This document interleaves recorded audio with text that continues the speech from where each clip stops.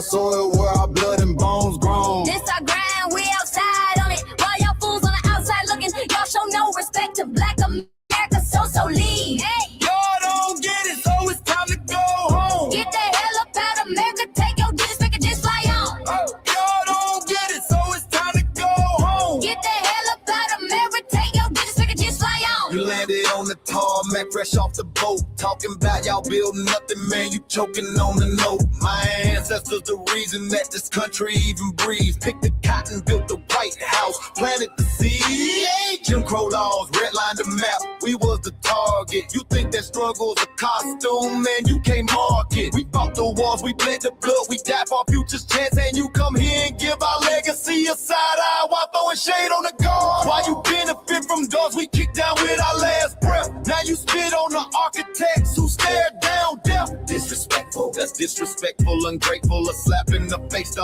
only people who gave a fuck. So let me show your ungrateful ass to the right place.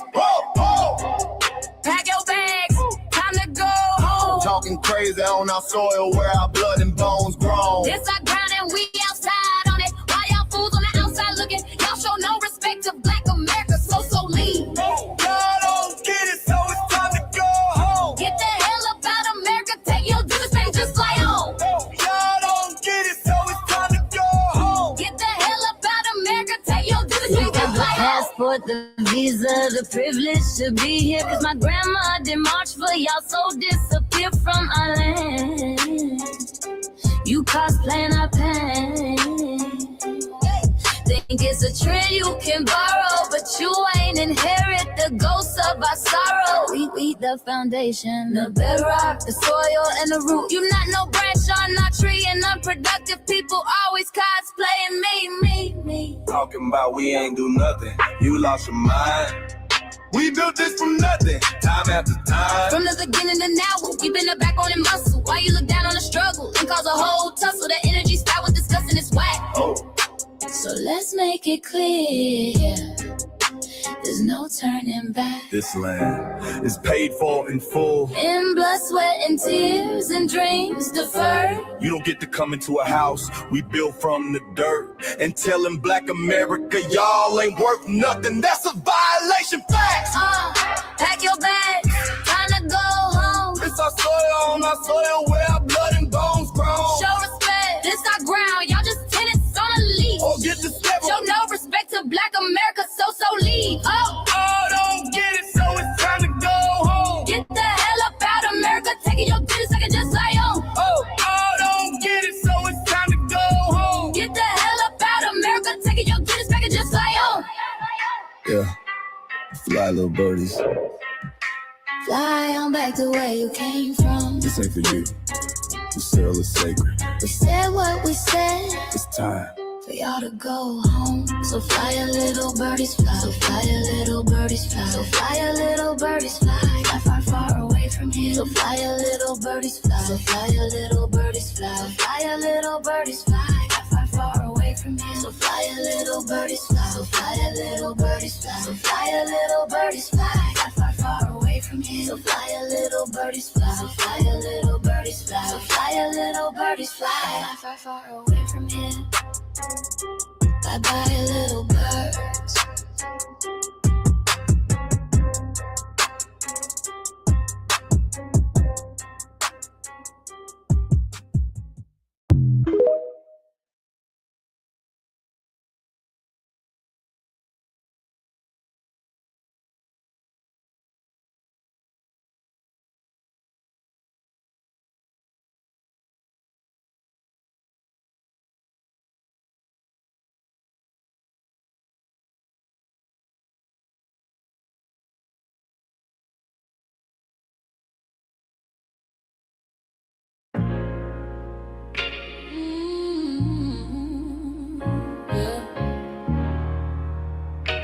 They thought we forgot, but we never forget.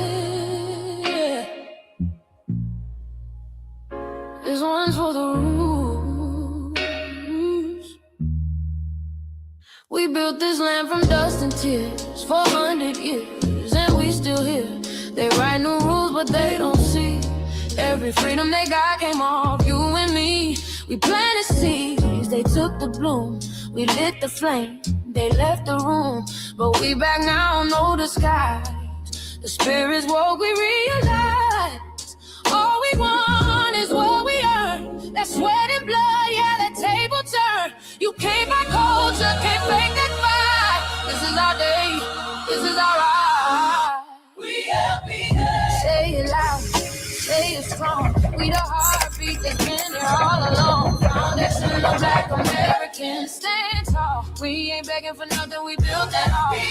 Born from pain and grace, you can see the truth written in our face. We the soul, the sound, to fight the flame. Foundational Black Americans, say our name. They love our rhythm, but they dodge our blues. Use our voice when it fits their news. They take our sound, but not our scars. We the backbone, we the stars. Now the veil is gone, the mask is clear. We see the game, we know it's here.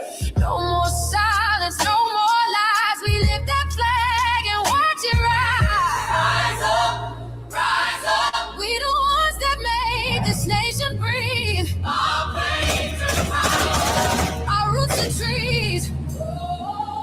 We know worlds. It's rhythm and grace, shout, and now we're reclaiming our rightful place. Can't copy courage, can't steal pain. You can't inherit soul by changing names. Our story ain't done, it's the revival. We guard the gate, it's about survival. We FBA, say it proud, say it loud. The world dances on what we vow. Foundational Black Americans, still we stand, still we fight, still we demand. Every block, every song, we've been right here all along. The soul of a people strong and free. Foundational Black Americans.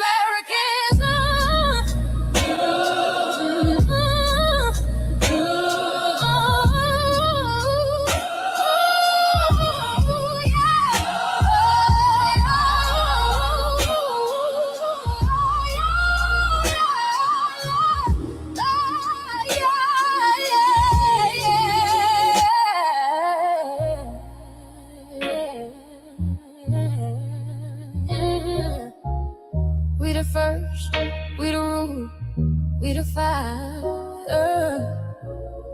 Still rising, still here. Foundational Black American. We set the tone and they copy the cadence. Dance to our drums and deny the foundation. Wear the style but don't honor the source. Smile in the crowd and you distance and force. Say you not us but you rap like we breathe.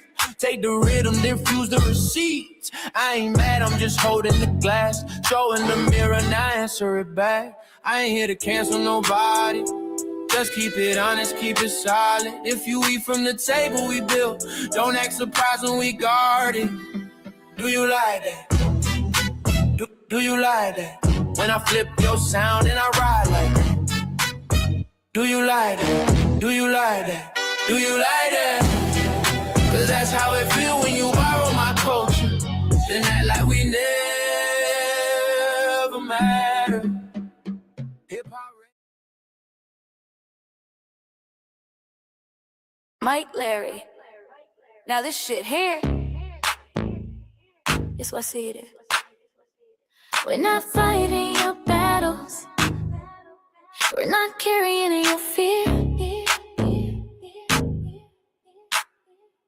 We're not lending our history to people who erased us while we were here. Just cause you're born here, don't make you FBA. That makes you a citizen, learn the difference today. This is lineage, not a look you can wear. Not a costume you borrow when it benefits you there. You used our culture like an access card, backstage pass, a straight facade, but now the mirror's in your face. No disguise, and you're uncomfortable looking truth in the eyes.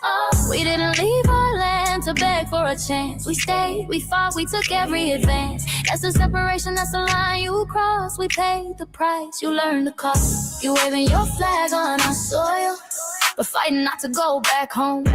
Waving your flag on our soil, building building comfort on a foundation you didn't know. We waving our flag, red, black, and gold. Stood our ground, never sold.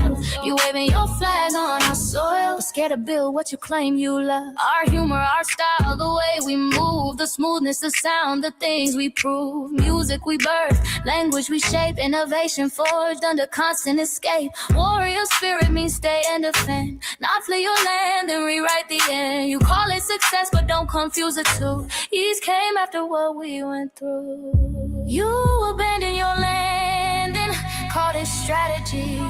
You wave that flag loud, but won't return to build your legacy. That contradiction tells the story for you.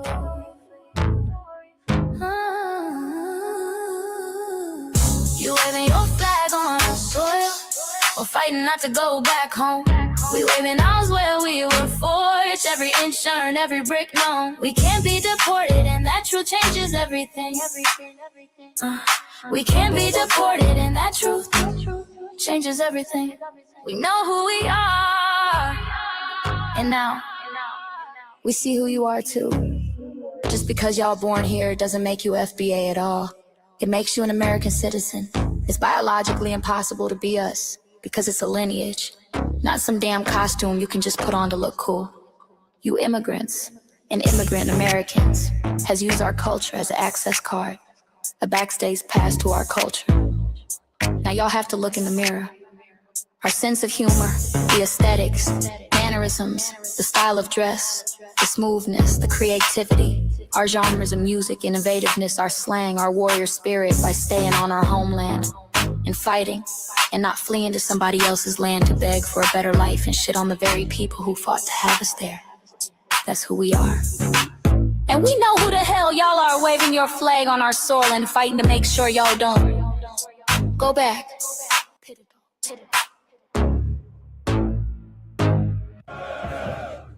You can't leech off our culture anymore. Beat it!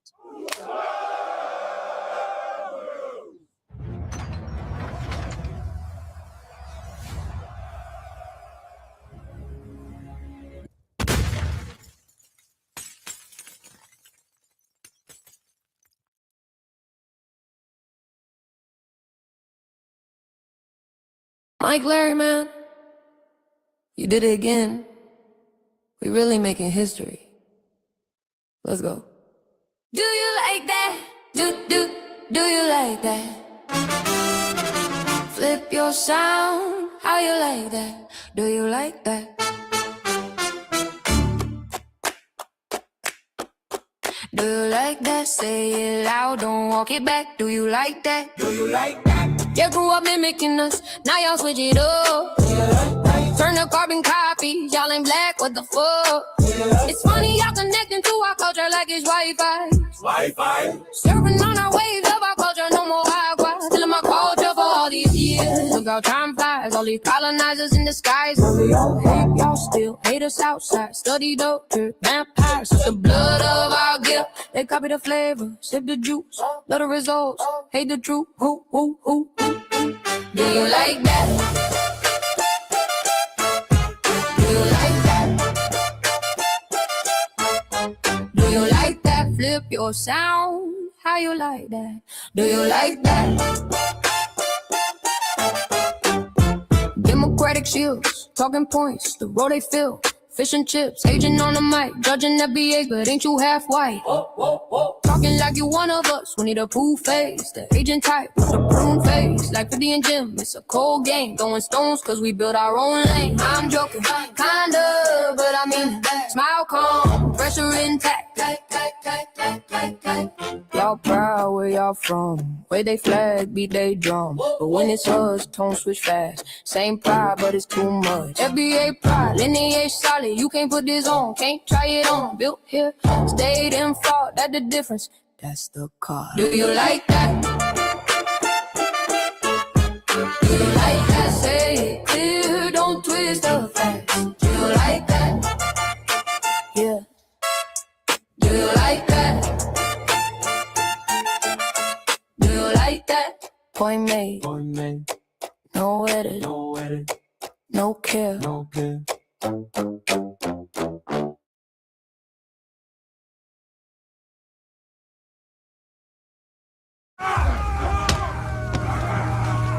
Erasing history is something that you have to do when it comes to conquest, domination, and destroying a people. If people knew who they were, and what they were capable of in the past, they will understand what they have a possibility or a likelihood of doing in the future.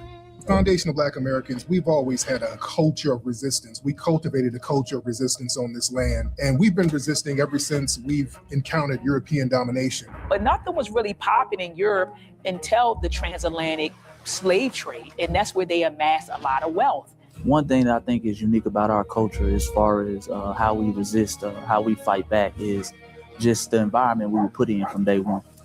Being only 13% of the population, the white supremacists were very meticulous about keeping that population at a certain amount. There was never a period when we did not resist the encroachment of the white man. They have a natural behavior of authority no matter where they go. That's why they'll step up in front of us in the line at the store. We're not important. They don't even see us. We've never been able to excel. We've never been able to relax.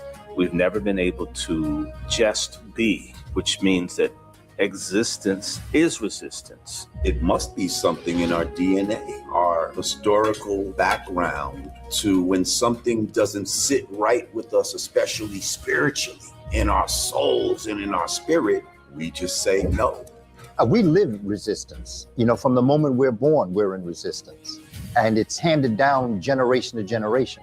And so I think that cultural resistance is actually in our DNA, in our epigenetics, and then it blossoms out into the culture. So there's almost nothing in America that we do, from song to dance to politics to the way we talk, the way we dress, having coded languages considered to be slang today. Everything about Black American culture is a form of resistance. Of course, they want to always downplay our contributions to the global tapestry because they continue to act like our number one export in this country is not Black innovation. Everyone understands that our resistance has been the cornerstone of what foundational Black Americans have always done. We are the life that breathes everything into this nation. The further back you go, the further Black you go. It's just simple like that, brother.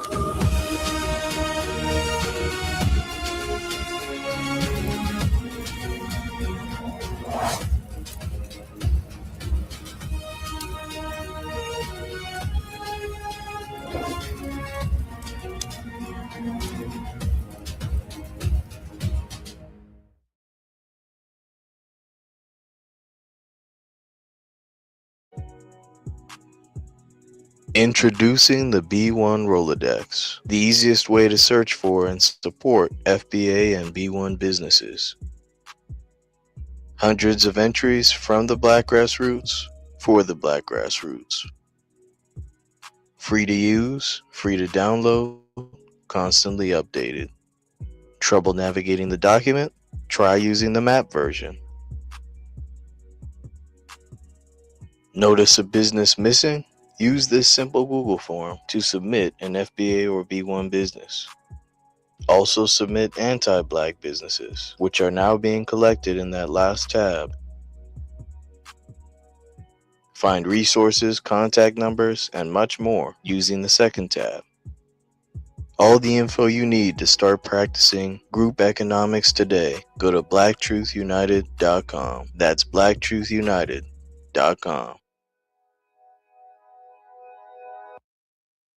Greetings, Black family, greetings, and thank y'all for tuning into another episode of the Frontline Black News. Family and fellow soldiers, I'm your host, Chan Crummer, and now my camera screen is all jacked up. And on this season 6, episode 26, part 3 of the Frontline Black News, we'll be discussing several topics that we didn't get to in part 2, and that is Democrats are only willing to fight for their jobs. The white media wants to persecute the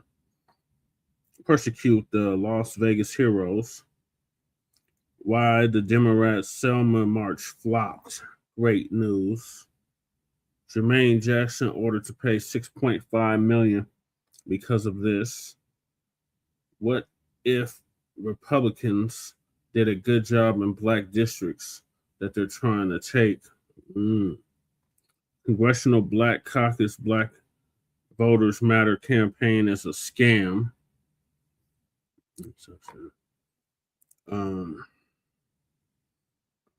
Where am I at? Scam. Where reparations still unpaid and people are tired of waiting. I know I am. California new leadership assembly with Carolyn, Essex, Andre Sandford, Billions, Godson. Then Tish Hyman is running for mayor of Los Angeles. Cascio is running for state assembly in California's 55th assembly district.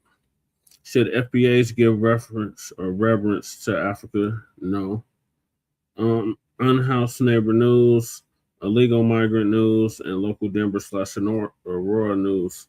And we are based out of East Denver, North Aurora, Colorado. Get the news from a frontline and Black first perspective.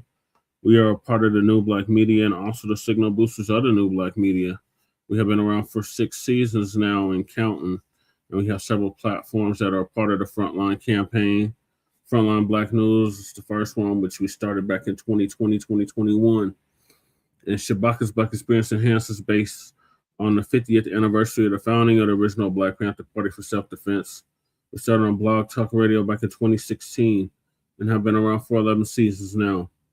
Shabaka's Black Experience Enhanced covers the Black experience from the beginning of time until 10 minutes ago. It is also a part of the Frontline campaign and has recently, within the last 2 to 3 years, moved from Blog Talk Radio to StreamYard. Please make sure y'all like and share the broadcast, family, and join us tomorrow for a brand new episode of Shabaka's Black Experience Enhanced, Malcolm X edition. After all, tomorrow is our elder, master teacher, revolutionary Black nationalist. His birthday is tomorrow, May 19th. And please join us on StreamYard, YouTube, Frontline Black News. The links to all of our channels are in the description, including Frontline Black News, Frontline Black News 2, our backup channel. Make sure y'all sub up to that. Then we got my personal page, Disappearance, aka Chan Kruma. Make sure y'all sub up to that as well, so y'all be abreast of the city council and Denver politics, Denver and Aurora politics, Denver, Aurora City Council, and community events here in Denver, Black events. And then we got Lady Chase Seduction Doll channel. Make sure y'all sub up to that. That's her backup channel, so she can start going live on that channel. Then we got her main channel, the RBA, the Revolutionary Agenda. Make sure y'all sub up to that as well. She should be dropping the RBA sometime this week, but she did drop her RBA last week, so make sure y'all check that out. She's been going extensively in on them data centers for over a year. So check her out. She usually gets the topics that we don't normally get to on Frontline Black News. Then we got Shabaka's YouTube channel, Jeanette One. Make sure y'all sub to that so Shabaka can start going live on YouTube. Then we got our cousin, our Lokester off the Bay Area, Jay Militant. Was cracking to me with Jay Militant. Make sure y'all sub to his channel as well. Then we got our brother out the Mile High, out Bellside, Montbello, Kukizi 5100. Make sure y'all sub to his channel as well. He drops some FBA culture reports every week, so make sure y'all check him out. And also, he is a music artist. He has several songs in regards to cutting a check. So make sure y'all check him out. And then we got our brother Breeze Omega, who's out of VA, Virginia, Leesburg, Virginia, and it's originally from Hempstead, Long Island, and just surpassed 1,000 subscribers. I was chopping it up with Breeze earlier. He's probably listening in now. Make sure y'all sub to his channel as well. He drops similar content to what we drop over here. Then we got our brother Church of Black Power, who's out of Watts, California, Jordan Downs, to see exact, and he is now in Houston, Texas, and he just surpassed 3,000 subscribers. So salute to Church of Black Power. He shows us love, so we show him love back. Then we got our brother Torian Rain Reloaded, who's sitting at about 77,000 subscribers. Make sure y'all check him out. He's heavy. He's been dropping content for over a decade, and he actually put Lisa Cabrera on. So salute to Torian Rain Reloaded. And he shows us love, so we show him love back. And then last but certainly not least, we got our brother Black Truth United, who's been on hiatus or was on hiatus. and came up with the B1 Rolodex, which is the modern day green book for FBA and B1 businesses. And I did show the commercial, the ad for that. So make sure y'all check that out. And yours truly is in there for my political work. As you can see, I am a candidate on the ballot, and I am in the Rolodex. And the link to submit your business to the Rolodex is in the description. The link to the Rolodex itself is in the description. Then we got Council the Congressional Black Caucus, long overdue, and create a foundational Black American Caucus. The petition link is also in the description for that. Then we got Sister Brooke out of New York's call to action. Submit those letters and those emails so they can get that Freedmansboro off the ground out there in New York State and get them lineage-based cash payment and reparations checks coming to the New York Freedmen. Then we got Lady Chay's GoFundMe. Make sure y'all donate to that if you haven't already. And then we got our brother Joshua, who's a hero, if you ask me, and several other FBAs. Standing with Josh and family after shooting from Dalton, a.k.a. Chud the Bussy. And the link to his GoFundMe, our brother Joshua, not Chud the Bussy, but the link to our brother Joshua's GoFundMe is in the description. Then we got support me for House of Representatives here in the state of Colorado. I am on the ballot here for the state of Colorado, Jesse Parrish for House District 8, Colorado State House District 8. And a link to my website is also in the description. And you can donate directly on the website. Then we got copyright disclaimer under Section 107 of the Copyright Act of 1976. Allowances are made for fair use for purposes such as criticism, comment, news reporting, teaching, scholarship, education, and research. And I do not own the rights to the music. And if you don't understand racism, white supremacy, what it is and how it works, everything else you think you understand will only confuse you in all 9 or 10 areas of human or people activity. And that is economics, that is education, that is entertainment, that is labor, that is law, that is politics, that is religion, that is sex, and that is war. And some say health and nutrition. In all 9 or 10 areas of human or people activity. And that was by Mr. Neely Fuller Jr., who transitioned exactly over a year ago. Now, at the age of 95, produced justice.com. And when you are a Black person or captured by any race soldier, you must never fuss, fight, or flee. Comply and defend yourself in court, also by Neely Fuller Jr., produced justice.com. And last but certainly not least, we got racism, white supremacy. The only racism there is conscious and subconscious behavior to maintain white genetic survival, to prevent white genetic annihilation. And that was by our late great master teacher, Dr. Francis Cress Wilson, who transitioned exactly 10 years ago at the age of 80 and would have been 90 as of a month ago. And shout out to our FBA brother Tariq Nasheed for paying for her funeral, along with several others. So those are the topics. Make sure y'all hit that like and subscribe button. All right, so I'm going to hop right into it with the Democrats are only willing to fight for their jobs. So they keep talking about, oh, we're losing our voting rights and all this nonsense. No, we're not losing our voting rights. All it means is that you Democrats are going to have to actually compete for the Black vote now in those districts. So our brother, Professor Black Truth, is going to give us an update on that. Shout out to Professor Black Truth. I've been listening to Professor Black Truth for over a decade, and everything that he has said has come to pass. I'm the professor, and this is the moment of truth. A lot of people are very much concerned about the redistricting that's taking place in these red state GOP hellholes, and there is justification for that concern, but family and fellow soldiers, I'm the professor, and this is the moment of truth. A lot of people are very much concerned about the redistricting that's taking place in these red state GOP hellholes, and there is justification for that concern, but the real question is, what were the Democrats ever going to do about it? The main slogan that the DNC and their bootlick sock puppets, especially the ones that they installed in office, love to tell Black folks for generations now is, why, if the Democrats didn't stand up for Black folks, who would stand up for us? But is that true? Do Democrats stand up for Black people? Hell, do Democrats even stand up for themselves? As the Black community, we've been conditioned by the white media to believe that those laws in the 1960s were what constituted progress. But when you have one half of the political dynamic in this country fighting for out-and-out white supremacy and the other half of the political dynamic who does nothing about it, that's not progress. Even if you got some black faces in high places, we've been taught that we should accept balance in American politics, when what we really should recognize is that we need a breakthrough. The 1960s was not the end of the fight for Black empowerment, but once there were some black faces in high places, that's what it became. It became the end of the fight.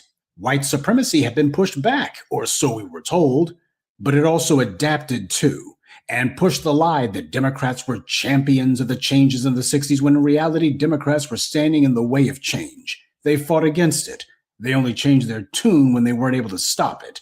The same way they fought against any measures to punish the police for murdering Black citizens. Most folks have completely forgotten about that fact, and that was just a few years ago.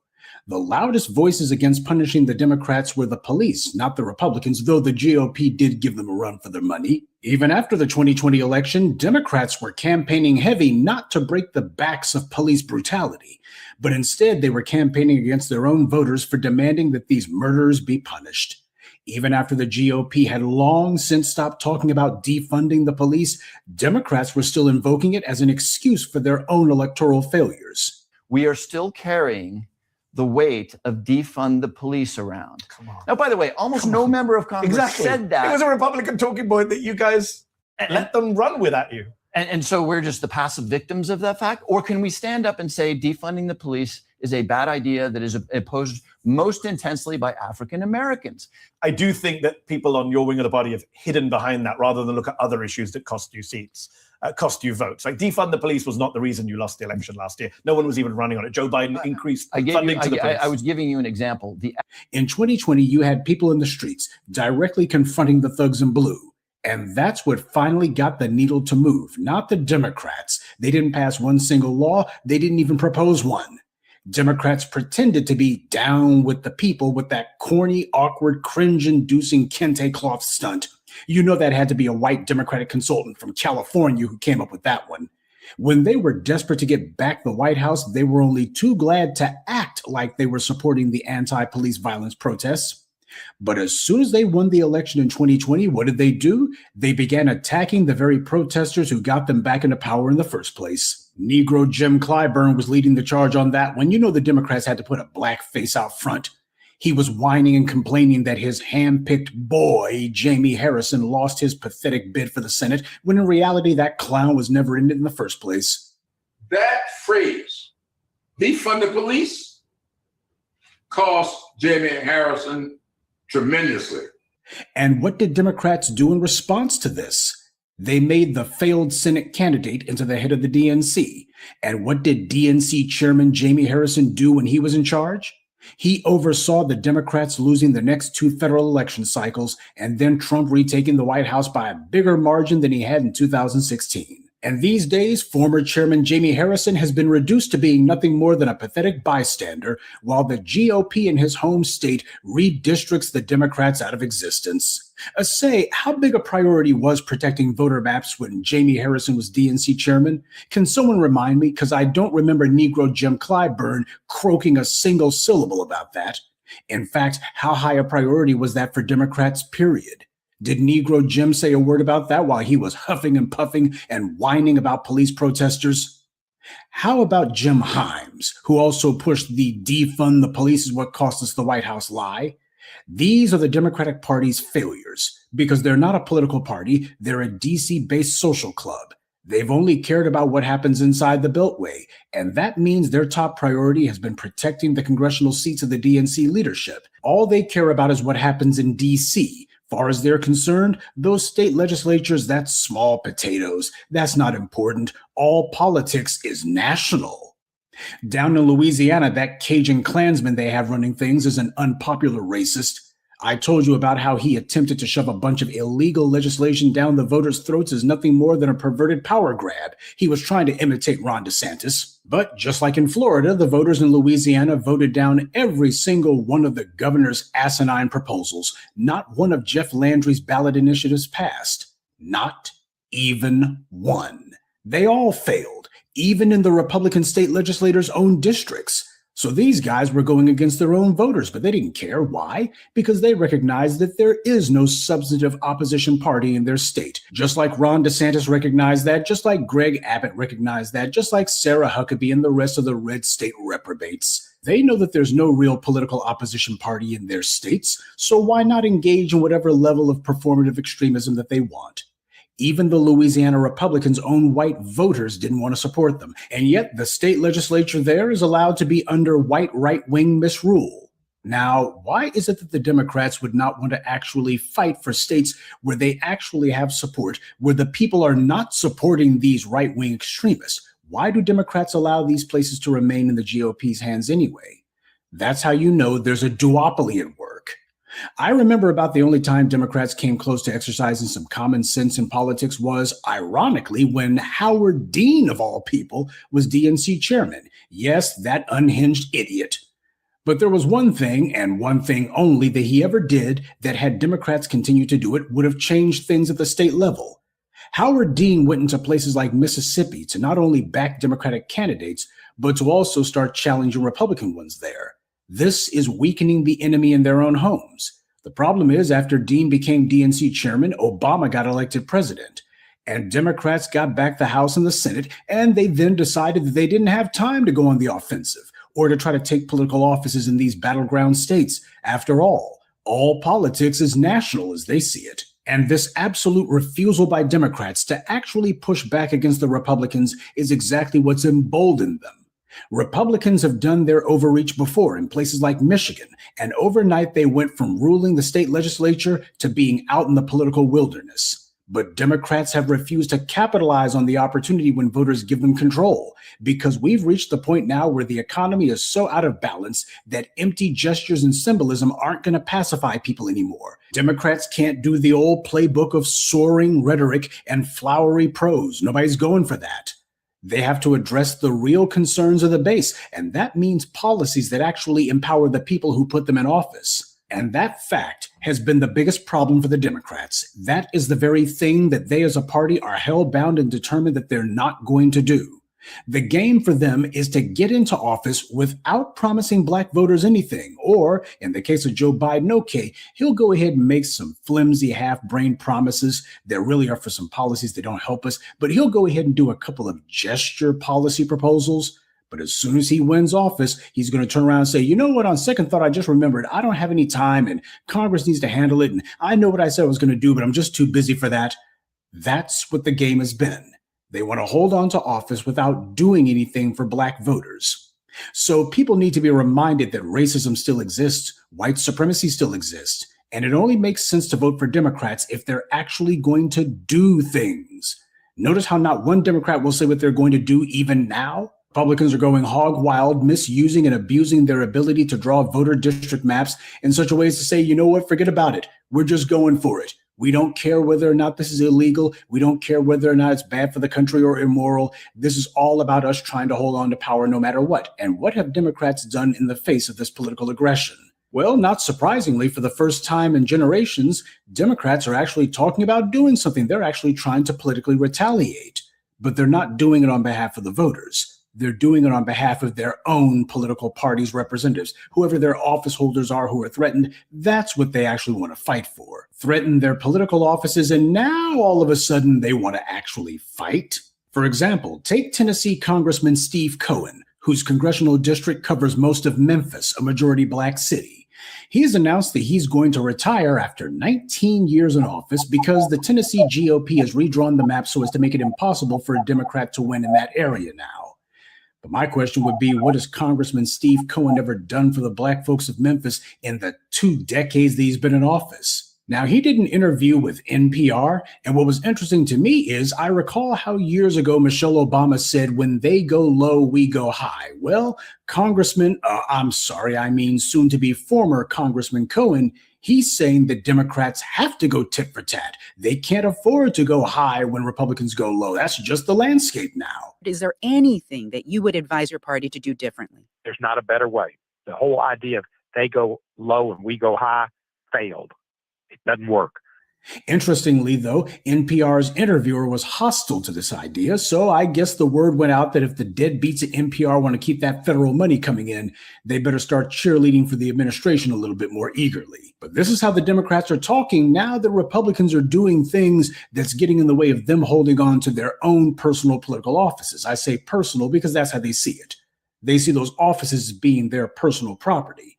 And if the voters turn against them, then they've been robbed. Or if the Republicans pull some sort of policy or legislative maneuver, well, then that's robbery too. The problem, of course, is they're far more interested in fighting against their own voters' distrust of them than they are the GOP's legislative treachery.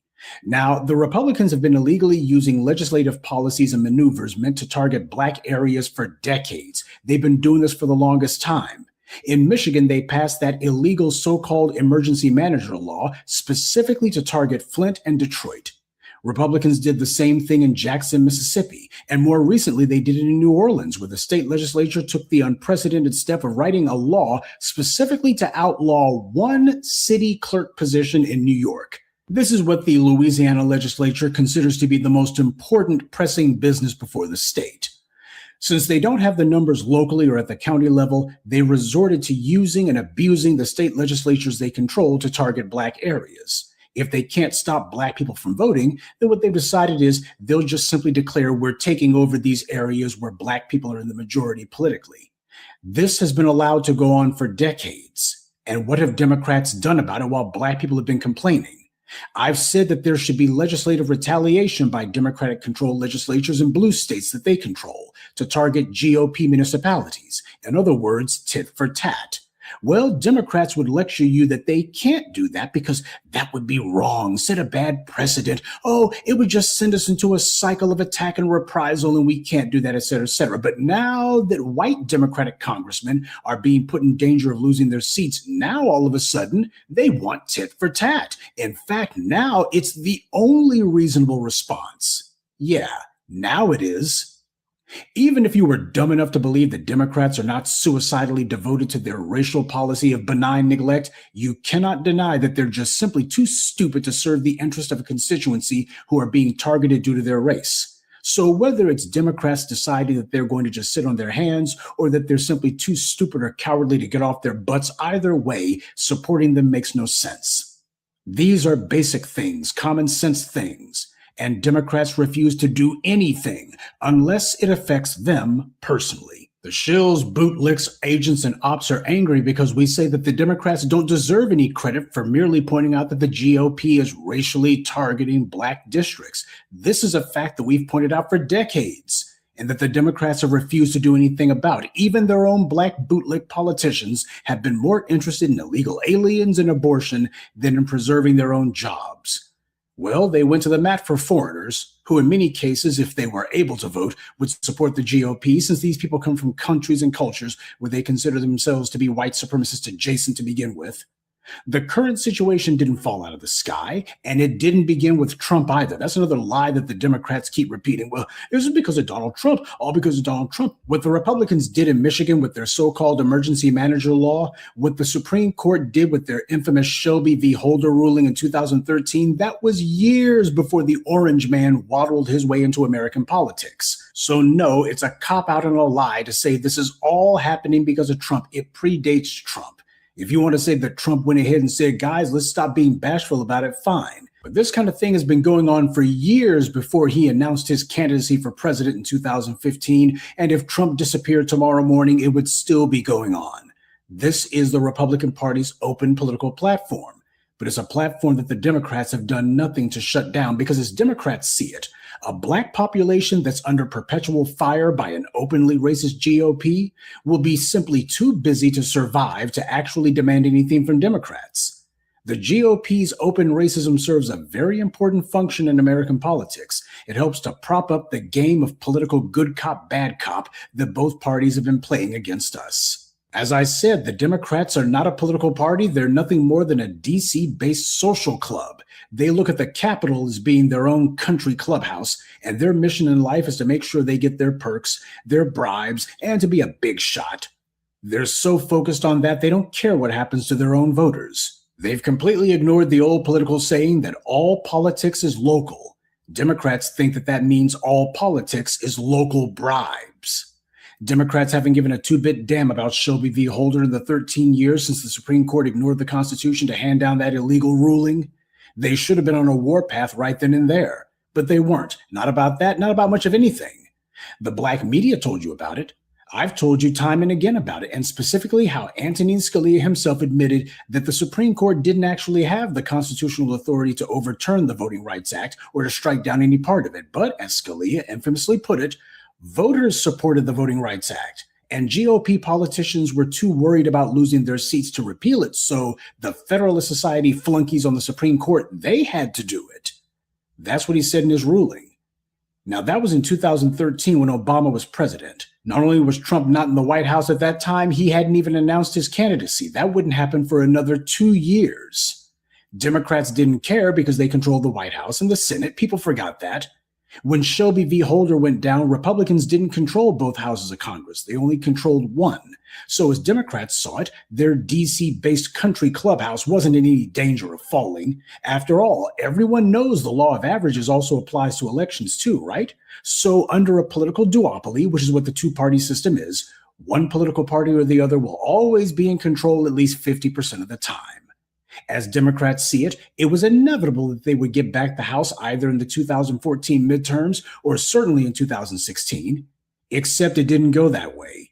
Republicans got the House and the Senate in the 2014 midterms, and they managed to hold on to both when the Orange Man was elected in 2016. Democrats are not serious about governing because they're not serious about seizing power. They're simply trying to keep the power out of the hands of Black people. They're not serious about attaining power, and they're certainly not serious about producing policies for the base.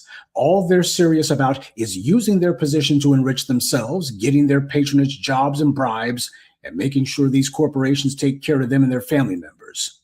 So why the hell should I fight for a political party that won't even fight for itself? Yes, the GOP is blatantly violating the Constitution, but Democrats don't really want to do anything about that. Who in the Democratic Party is making taking over the federal judiciary a priority issue, even now? Who is even saying that it needs to happen, even with all that's going on? The voters are saying that, the base are saying that, but the party leadership, they're not saying that at all. And don't let anyone tell you the problem is a lack of Democratic leadership. That's a lie. Democrats have spent decades now fighting for precisely this kind of a political party. But the political development that they simply refuse to face is Black voters have gotten tired of fighting for this party at all. Good day and be one. I'd like to take a moment to mention some of our contributors. Arden M., Owen M.E. Family Tree, Jerlene Harris, Cornell Sly, and Deep Eye 904. Salute to them and thank you to everyone for listening, liking, and sharing this message. Black empowerment only exists because of you. Yeah, so the Democrats don't give a damn about your voting rights. If you're not already... Just want you to vote blue no matter who so they can stay in office doing nothing specifically for you. That's what it boils down to. Shabaka, greetings. Hey, greetings to you, man. I'm mad as hell, man. Yeah, I am too. You remember when I called you earlier this evening, man? Yep. Yeah, do you know the motherfuckers didn't show up, man? And I ain't gonna say too much about it on the air, man, but I'll tell you about it, you know, in private. Okay. Out here on my end, okay, I went over the list. I'm not trying to get off topic. Okay, we're getting ready to have a major health scare. People is because the Ebola viruses broke out in the Congo and the in two parts of Africa, in the equatorial part. And then, as we all know, anything with the equator, man, you know, is a Garden of Eden, is because that's where the rays of the sun hit, you know. So anything that's living microscopically, you know, is getting at there as well, too. So I hate to say I'm willing to bet dollars to donuts is that you got this hantavirus, now you got the Ebola. And you know who they're going to target first on it, people? Melanated people. You know it. You know what I'm saying? So was this shit, you know, planted there deliberately? And if anybody ever saw the movie Outbreak, I think about in the 1990s, I think. Guess what? You're getting ready to see the shit for real, you know? So out here in Las Vegas, since motherfuckers travel here from all over the world, I'm going to be giving everybody extra distance. You know what I'm saying? Yeah, like we was during the pandemic. Yeah, exactly. But you see, but this shit is more dangerous, I believe, than the pandemic. You know what I mean?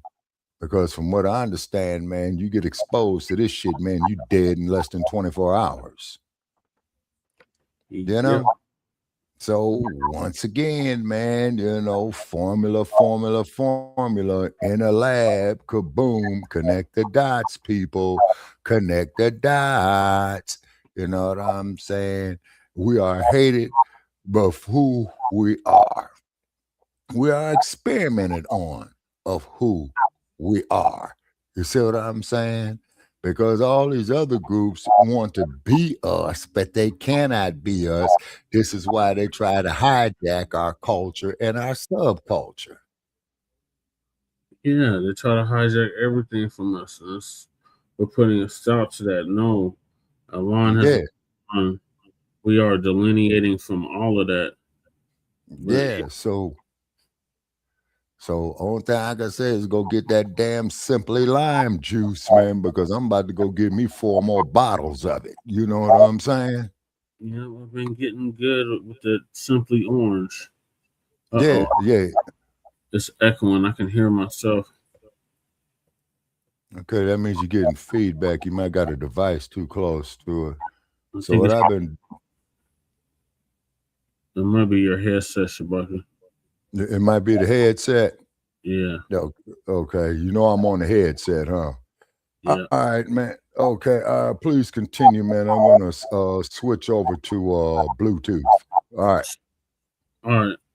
So moving along to where Shabaka's at, the white media wants to prosecute the Las Vegas heroes. So Professor gonna give us an update on that as well. Subscribe to this YouTube channel, go ahead and hit the subscribe button now, along with the bell icon so you can be notified whenever a new video is posted. And if you're already subscribed, check and make sure that YouTube hasn't unsubscribed you. And of course, be sure to give the video a like as well as share it on your social media. The white supremacists hate that. And now the Sunday address. By now, most of you probably have heard about the Las Vegas grocery store gunman. Last Tuesday, there was an active shooter incident at a grocery store in Las Vegas. 43-year-old Alejandro Estrada stalked his ex-girlfriend, Amanda Rosas. She was the mother of 2 of his children, but he didn't care about that. What he did care about was the child support payments he was behind on. Records from March show he owed more than $2,800 in child support. He was ordered to show up in court June 1st to explain. A police report said that Estrada told his roommate that Amanda was taking him to court for back payments and he feared going to jail for not paying. Well, apparently his plan was that it would be better to go to jail for a double murder instead. He also cared about her husband, Victor Rosas. Victor had 2 sons from a previous marriage. On last Tuesday, Estrada stalked them to the Smith's grocery store where Amanda and Victor worked. Estrada, armed with a handgun, an assault rifle, and lots of ammunition, went inside and opened fire on aisle 4, killing both Victor and Amanda. While everyone else was running away from the danger, there were 2 black men who were running toward it, Darius Alston and Marconi Clark. They subdued the shooter and put a little pressure on him to make sure he didn't go anywhere. By the time they were done, there was literally nothing for the thugs in blue to do except for cuff him. So how big a threat was this guy? Estrada had a Sig Sauer 1911 45 caliber handgun with 1 round in the chamber and a CZ Scorpion Evo 3 9mm semi-automatic carbine in his backpack, along with numerous loaded magazines for both firearms. So he wasn't just there to kill those 2 people. You wouldn't need numerous loaded magazines for 2 separate firearms if you just want to kill 2 unarmed people. He brought enough guns and ammunition to kill a lot of people, not just his ex-girlfriend and her husband. So this was most likely just the beginning of what was supposed to be a murder spree. So those 2 black men who are rightfully being called Good Samaritans, they did more than just catch a murderer. They stopped what would have been a mass murder rampage. How many lives did they save that day? We'll never know, but one thing's clear. A lot of people are making a big deal out of these two black men being unarmed. In fact, that's one word that got used pretty much more than any other. They were unarmed. And while that certainly does speak volumes about their courage and heroism and altruism, there's also a problem with the fact that people feel the need to point that out. Let's be honest here. If either of these two black men shot that guy to death, they would have most likely been killed by the first thug with a badge who showed up at the scene. They certainly would have been arrested and charged with something. You had that case of the alleged gunman in Cambridge. There was a white guy who was not a cop who joined in with the police to open fire on him. Now, if that had been a black man with a gun calling himself helping the police, they would have shot him dead on the spot. You see, they don't fire on black people because a black person is harming someone. They simply do it because they're black. That's the actual rule for these people. Black citizens are never regarded as auxiliaries of the police. The thugs in blue treated a racist punk like Kyle Rittenhouse like he was one of them because he was using violence in the name of maintaining racial superiority. When it comes to non-black individuals who are running around with a gun, as far as the thugs in blue are concerned, well, these are the irregular forces of white supremacy. These two black men subdued a man who had just murdered two people in cold blood and came loaded for bear. It's safe to say he was planning to go out in a blaze of glory, but not before he went ahead and took as many bodies as he could. You don't bring multiple handguns and an assault rifle with you with tons of ammunition unless you intend to kill a lot of people. Now, of course, the racist loudmouths on the white right who are always talking about the need to confront crime and always talking about what to do about these mass shootings, predictably, they're not heaping any sort of praise on these two black men because of the fact that they're black. That goes against the narrative. The narrative is supposed to be that black people are the ones who need to be stopped and black people are just a bunch of mindless criminals. Yeah, this story isn't the kind that they want to highlight. And while even the white authorities out there in Las Vegas are calling these men heroes, mainly because they have to due to the public support they received, the white media nonetheless couldn't resist the urge to ask, is there a way for these two heroes to be charged with a crime? Now, that shooter wasn't in court due to his injuries he suffered at the hands of those Good Samaritans. 8 News Now reporter Joshua Peguero looking into their actions and if they could face any legal issues. The shooter is currently at the hospital recovering from the blows he suffered. But could those Good Samaritans be charged for a crime? I asked an attorney. We asked District Attorney Steve Wolfson if the Good Samaritans would face any charges if Estrada ended up dying from the injuries he suffered at the hands of the Good Samaritans. They're heroes, so I can't imagine anything other than praise coming their way. Your ears were not deceiving you. That's what some idiots actually had the nerve to put on the airwaves. This just goes to show that they do this whenever they're talking about a black person, period. This is the white media template for reporting on black people. It doesn't matter if you stopped a mass shooting from taking place. Like, well, can't we charge them for that? They just went out of their way to be able to say, now, why are these black men being allowed to run around free? Isn't someone going to do something about them? You have never and would never see the white media say this about a non-black person. And the commenters on their own video went in on them. They understood exactly what these creeps were doing. What they were hoping to do is to set up somebody in some prosecutor's office somewhere. Well, shouldn't we be at least investigating these guys? We don't want this to become habit forming for the niggas. That's what's really going on here, because this wasn't just clickbait. This is the white media's typical psychopathic anti-black racism on full display. The principle is that a black person has no right to self-defense. And if a black person attempts to defend themselves, then that is the real crime. After all, can you imagine if this gunman had been a white Caucasian instead of a white Latino? Daniel Penny strangled an unarmed man to death even though Jordan Neely hadn't harmed anyone. And the white media got on code as a group, and none of them, not even one of them, dared to report Daniel Penny's name. They knew who he was, but they all decided amongst themselves that there was going to be a media blackout on actually identifying him. They didn't want him to be prosecuted, so hiding his name was part of making sure that the public wouldn't be able to bring pressure to bring a case. And they also made sure that when his name did leak, they didn't put out any reporting that would support him being prosecuted. Instead, it was just the same lies they tell when a white cop murders an unarmed black citizen. Why, it's so difficult to prove murder, you know. You never know what a jury will say. The bar is so high. Well, it's just a fact that basically the people of New York are going to be behind Daniel Penny. I mean, they're just so tired of unpleasantness on the subways. They were doing everything that they could to be an unabashed cheerleader for this creep. The white man who joined in with the police to open fire on the accused Cambridge gunman, No one in the white media was asking if that white man could be brought up on weapons charges. They didn't dare say anything like that. Same situation, an active shooter, people were shot, a civilian was involved in quote unquote taking down the gunman. But in Cambridge, the civilian used a firearm. And more importantly than that, he was white, which completely changed how the white media reported on that incident. Oh, we're not casting aspersions on this guy, because they understand the entire purpose of actually putting out a headline like that. Can these good Samaritans be charged with a crime? The entire reason for doing that is to float the idea. You want to get that idea percolating in some prosecutor's head. You want something to be done like that. That's the entire purpose of doing it. It serves no other purpose. This is about enforcing the principle that all Black people are never to fight back against anyone for any reason. If you're Black, well, you're supposed to hide somewhere and hope that some non-Black person does something.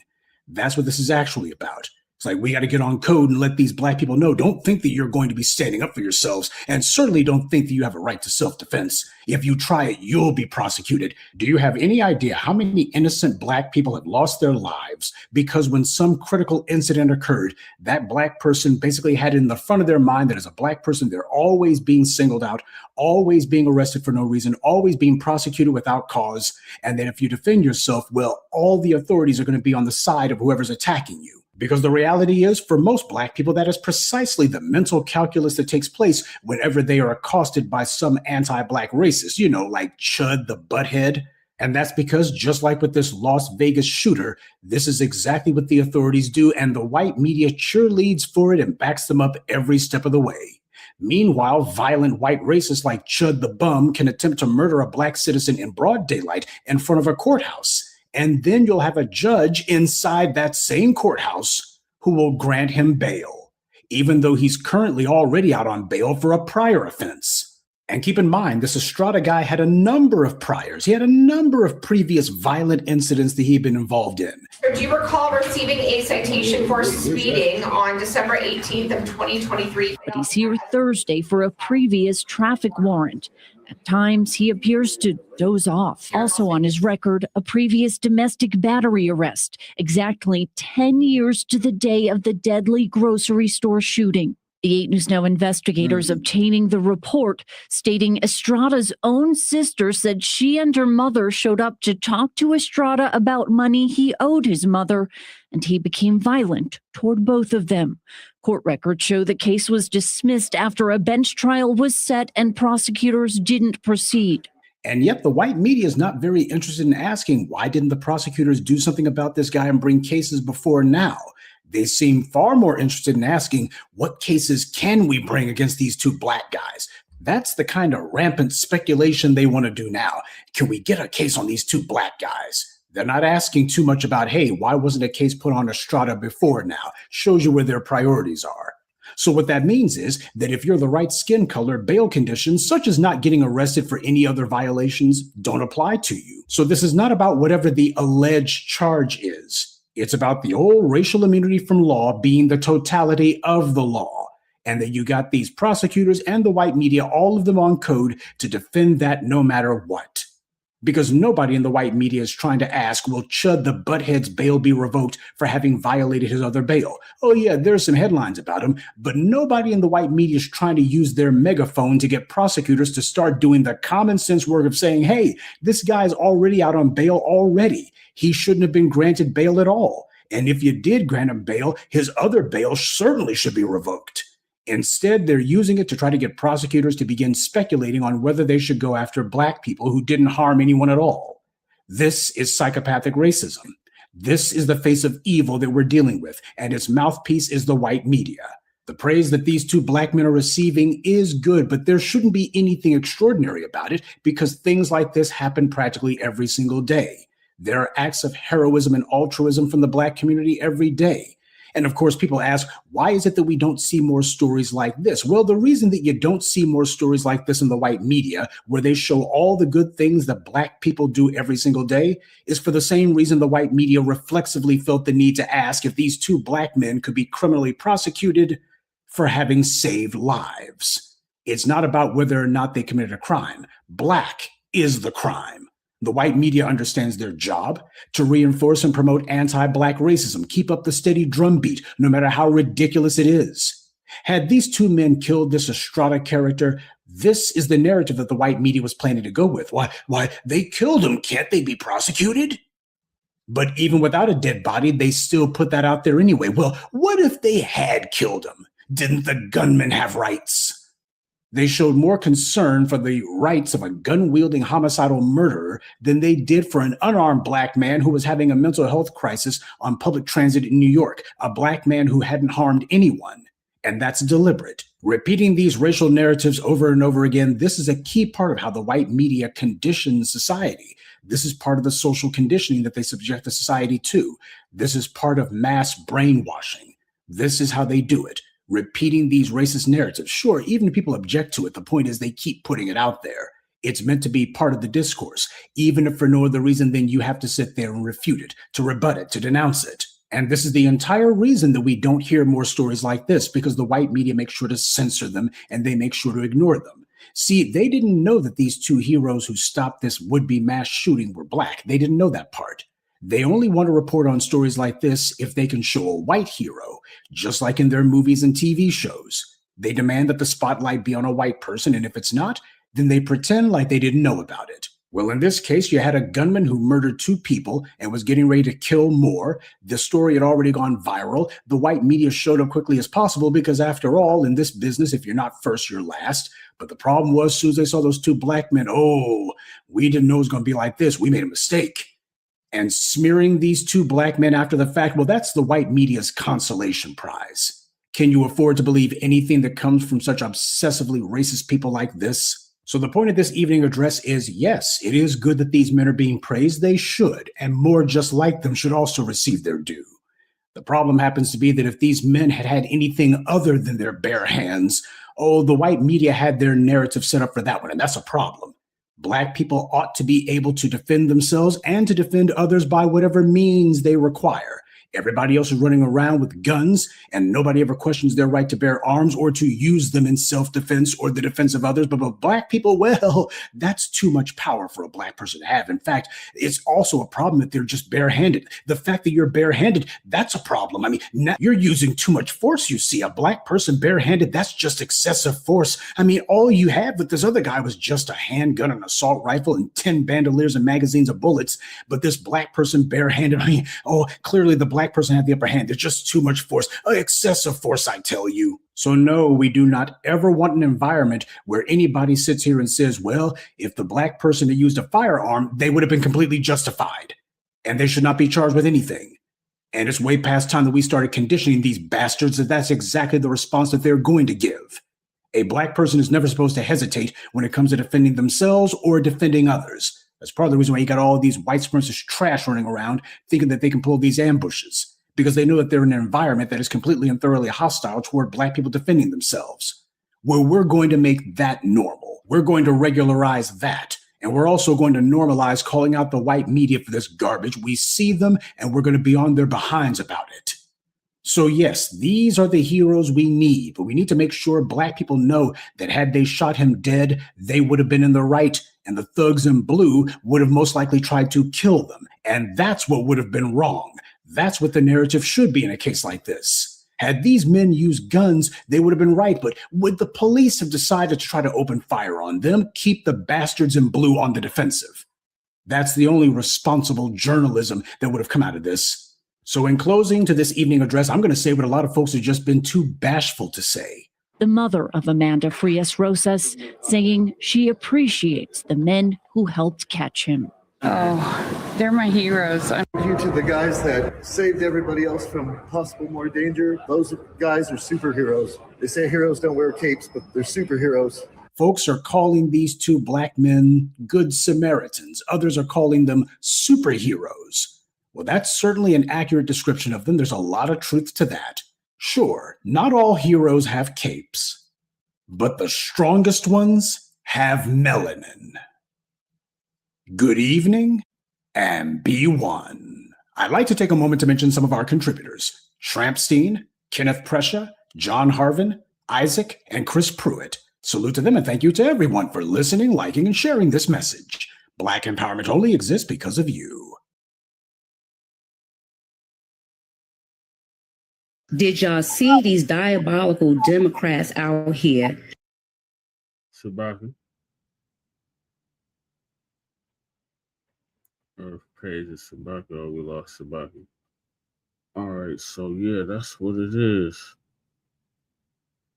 That's exactly what it is. I don't know what's happening to Sabaki. This is less than a little. But yeah, the professor laid it down like always. What it is with them Democrats. Like this, Sabaki. All right, go ahead, Sabaki. Welcome back. Difficulties here. Okay, so we're waiting on our Denver office to get back in. Okay, it appears that he's trying to right here.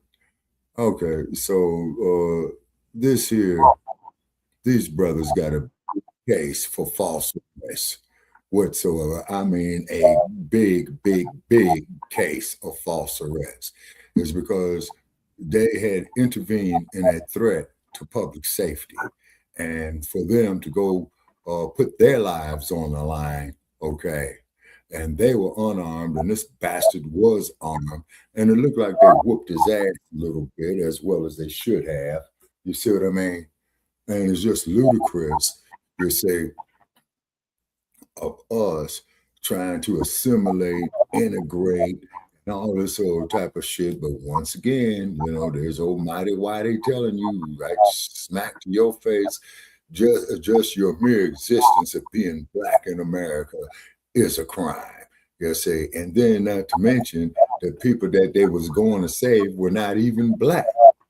So they're going to prosecute them for that. See how redundant this shit is? This shit is redundant. Yeah, they heroes. They're trying to demonize the heroes. Yeah, that's what I'm saying. That's the redundancy of it. Now, if this crazy bastard went in there and killed everybody, man, you know what I'm saying?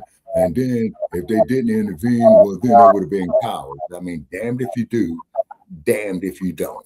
You say, so these men went and put their well-being on the line to prevent OTBs from getting killed by this dude. You see? Yep. You see what I'm saying? You know, and then we built the damn country, gave it all its innovation, gave it all its theorems for technology. Hey, got it. You say, so, and like I said, man, if that was me, Brother Che, right now, I'd be finding me a goddamn a civil attorney, man, to sue the shit out of them. The city of Las Vegas, the county of Clark, and okay, now did the people at the grocery store, did they file charges against these brothers now? No, they were looked up as his heroes. We got Lady Che in the building. Okay.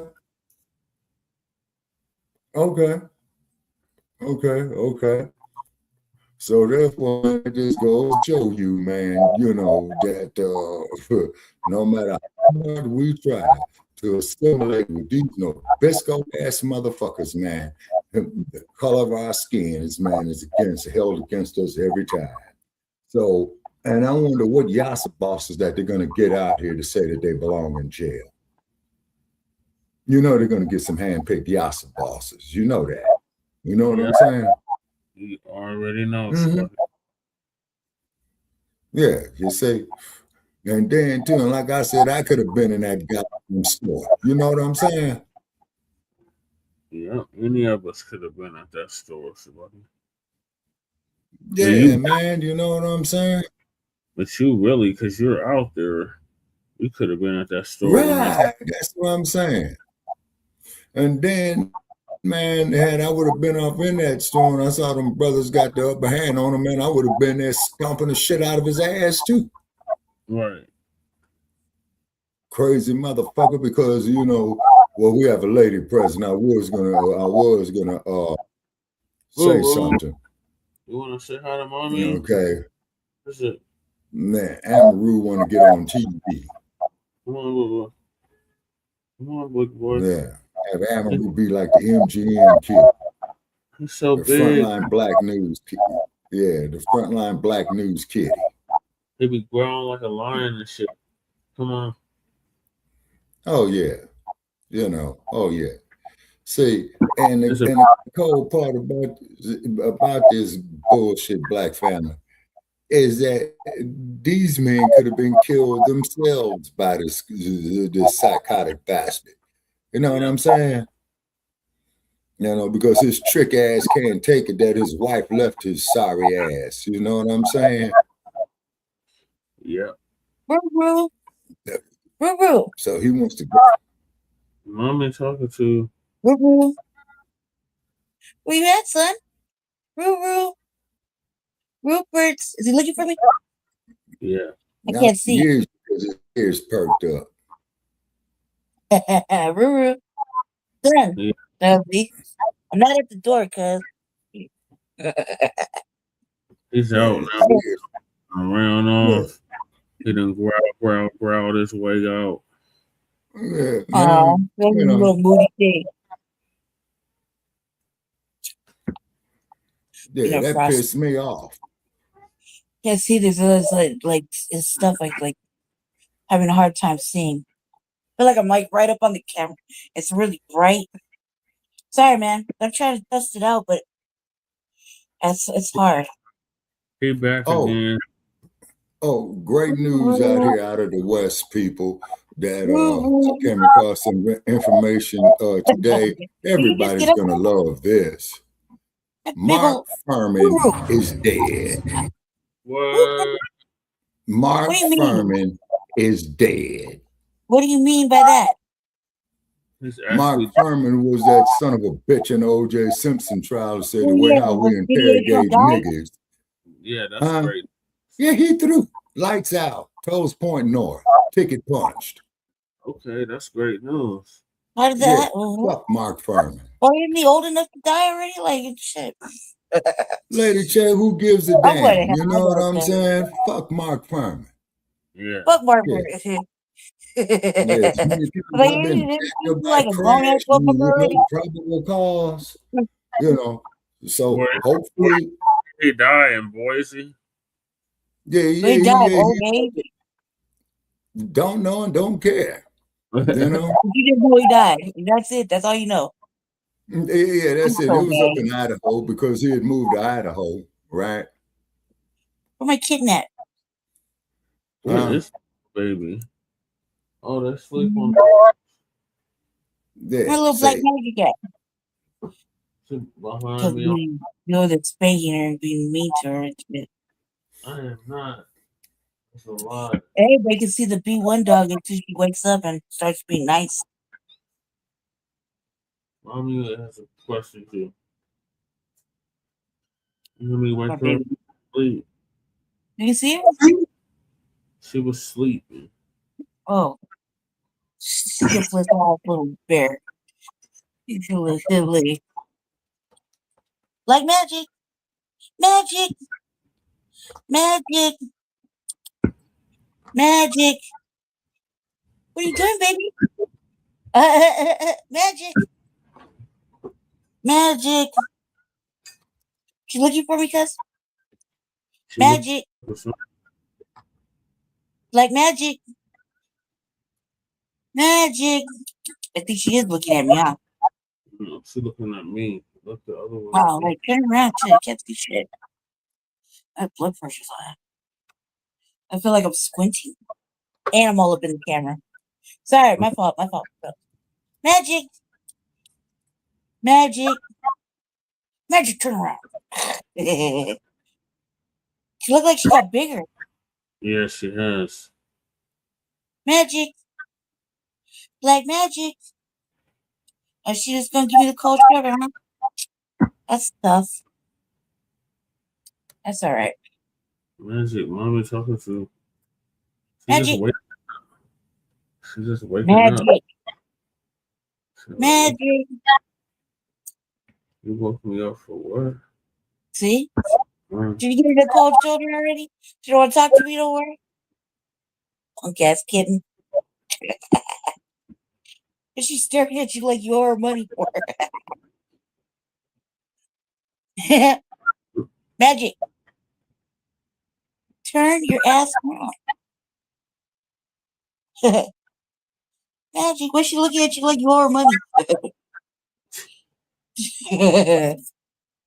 She's looking at you like you did or something. I just had to clean up after her. She got all kinds of juicy. Oh well. Put her down because she's looking at you like you owe her money or something. Yeah, because I cleaned up her mess. She got caught red-handed. Doing what? What was she carrying up? Shitting all over. She shit all Oh, over the. look at me. Well, where's her litter box at? Magic. It's underneath Magic. this. Sir. Mm. Nice stand. Come on, baby. Where's the my little bear? Where's my little bear? Oh, there she is. All up in the camera, all weird and shit. You see her? Yeah. I'm looking for you, little bear. Where's my little bear? Look at Magic. Magic. Magic. Okay, don't answer me, punk. Magic. What she got? What's she eating? Nothing. What's she doing on the desk then? Look at Magic. She has gotten bigger. Yeah. Her eyes still blue? Yeah. So let's let her jump off the counter. No, they're black. And she's bad. Do you see her in person? Like, she's bad. She always looks like she's up to something. Yeah. Black magic. Magic. She's out. Magic. She's out. Magic. She wants to go. Mm-hmm. You woke her up. Oh, well. Not today, huh? Yeah, I'm gonna put her back where she was at. She's like, Where was she at? look, my whole sleep up on the couch Where? With who? by herself. What happened to sleeping on the bed? She been She's sleeping moving on- around. Yeah, she been moving around a lot. I'm a Roost big ass in the window.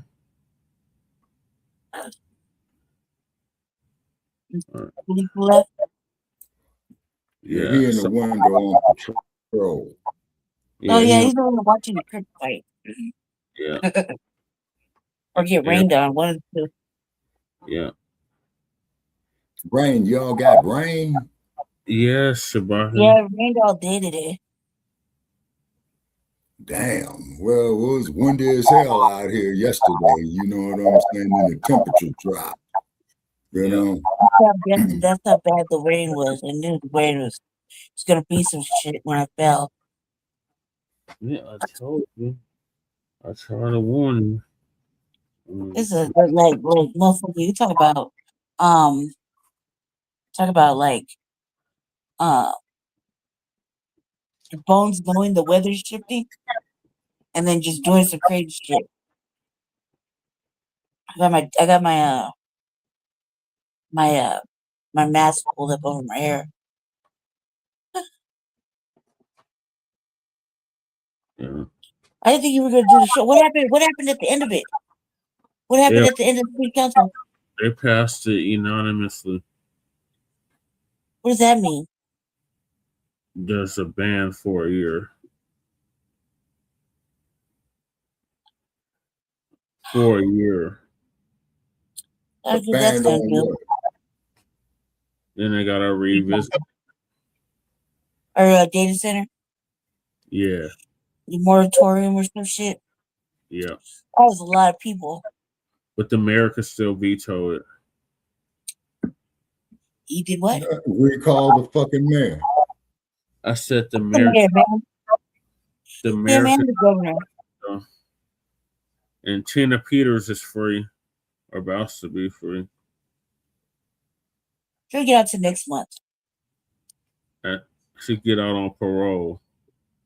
Yeah, But like, no, it's a Clement. I thought it was like the full pardon. a clemency. Yeah, clemency.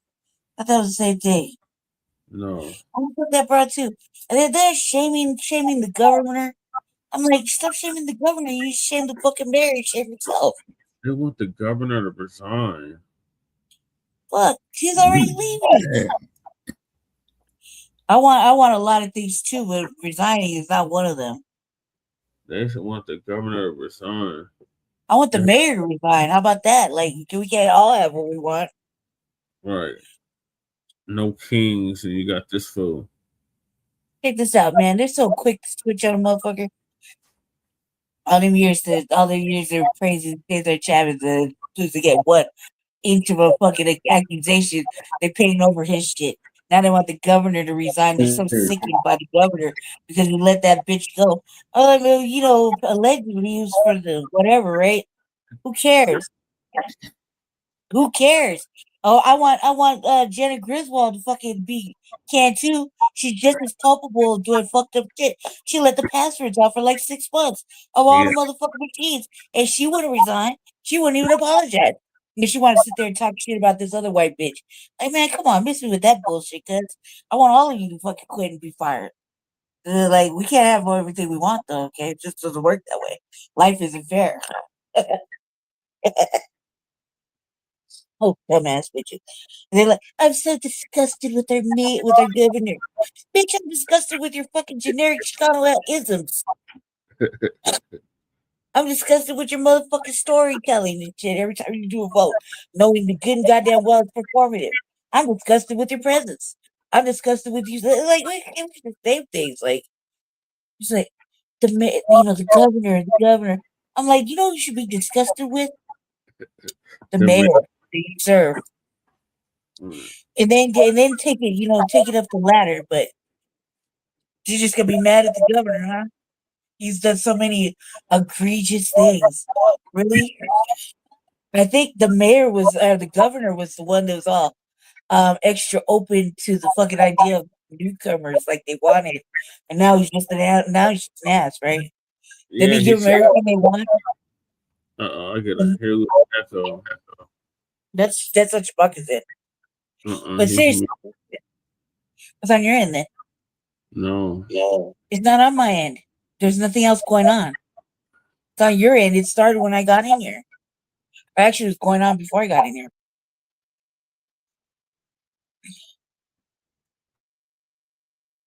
Yeah, man, it's sick. I just didn't think you were going to be on the show after that.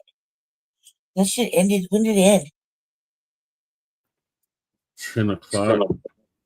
Jesus.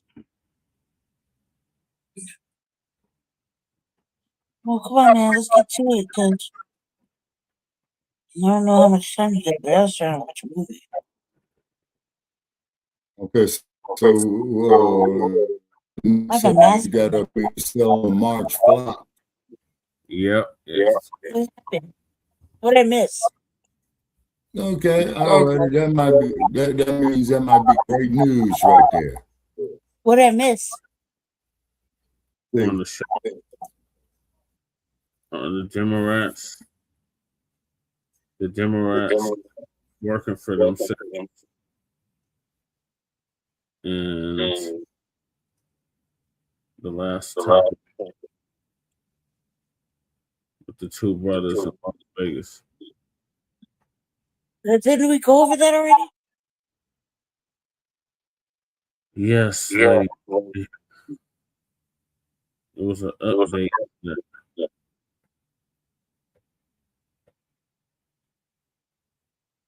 So that's yeah. All right, so that's ridiculous. to charge those men, from preventing a catastrophe that could have happened. You know what I'm saying? Yeah, I got it from you. I'm getting feedback. I'm getting major feedback.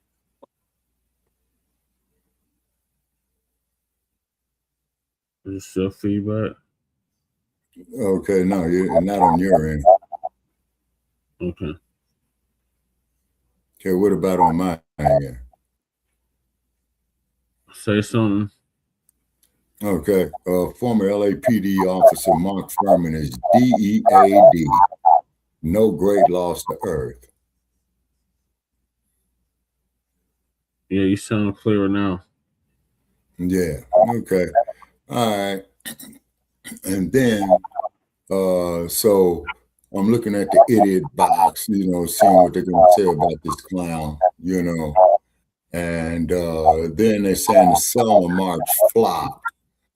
Okay, they did a Selma March, people, over 60 fucking years ago. Okay. So why are they going with a repeat of this shit? You see what I'm saying? That was 60 years ago. You see? And they repeating this march. You see? So what do they want us to still be stuck off in the 60s, still begging for a cup of coffee at a lunch counter? Apparently. How come we can't? Yeah, you see? So then you got these Democrats and all these people, using yesterday's tactics. You know what I'm saying? John Lewis got cracked in the head. He's dead. You know what I'm saying? Angela Davis just turned 82. So all this type of stuff that they're using right now, is wearing, it's a strip thread, man. You know what I'm saying? On a Bolton socket. It's a strip thread. You see? No innovation for taking it to the next phase. You see? This is all these other groups. This is to catch up to what the Somalis did. The Somalis did something similar like 2 months ago. Right. But now they got this get out the vote bullshit. Oh, man. I'm on the couch, man. I'm on the couch. I'm on the couch. So what I did was with my sample ballot yesterday, since I couldn't see Scan Brown on there, I went on and shredded the motherfucker, man. You know what I'm saying? Yeah. Because the only thing they got up there is for the sheriff and the judges and all that shit. Man, I ain't voting for no motherfucker, man, to put me in jail. You know what I mean? Right. And being black in America, you do not have to be guilty to go to jail. Just like what did happen with these gentlemen over here, man. That saved a bunch of people from getting killed. Right. But the city of Las Vegas wants to charge them. Clark County wants to charge them. What kind of miscarriage of justice is that? You see? Right. I mean, Brother Jay, it's ludicrous. You see what I'm saying? Why do they want to charge them? Why? They did a good thing. Talk about the two brothers in Las Vegas, right? Why? Yeah. They did a good thing. They're like heroes. Like why? No, I think what it is, Lady Che, when you look at dude's mug when he was in court, they shut his eye. You know what I'm saying? Is that he absorbs a lot of right hands. You know what I mean? That all South shit. That's what they do. All roads lead to the South, Shabaka. Yeah, all roads lead to the South. Yeah, that's what that's about. Oh, okay. Okay. So now, what are you gonna do with the two brothers that saved them lives? Well, see, that's just it though. Okay. They ain't looking at that. The echo's back.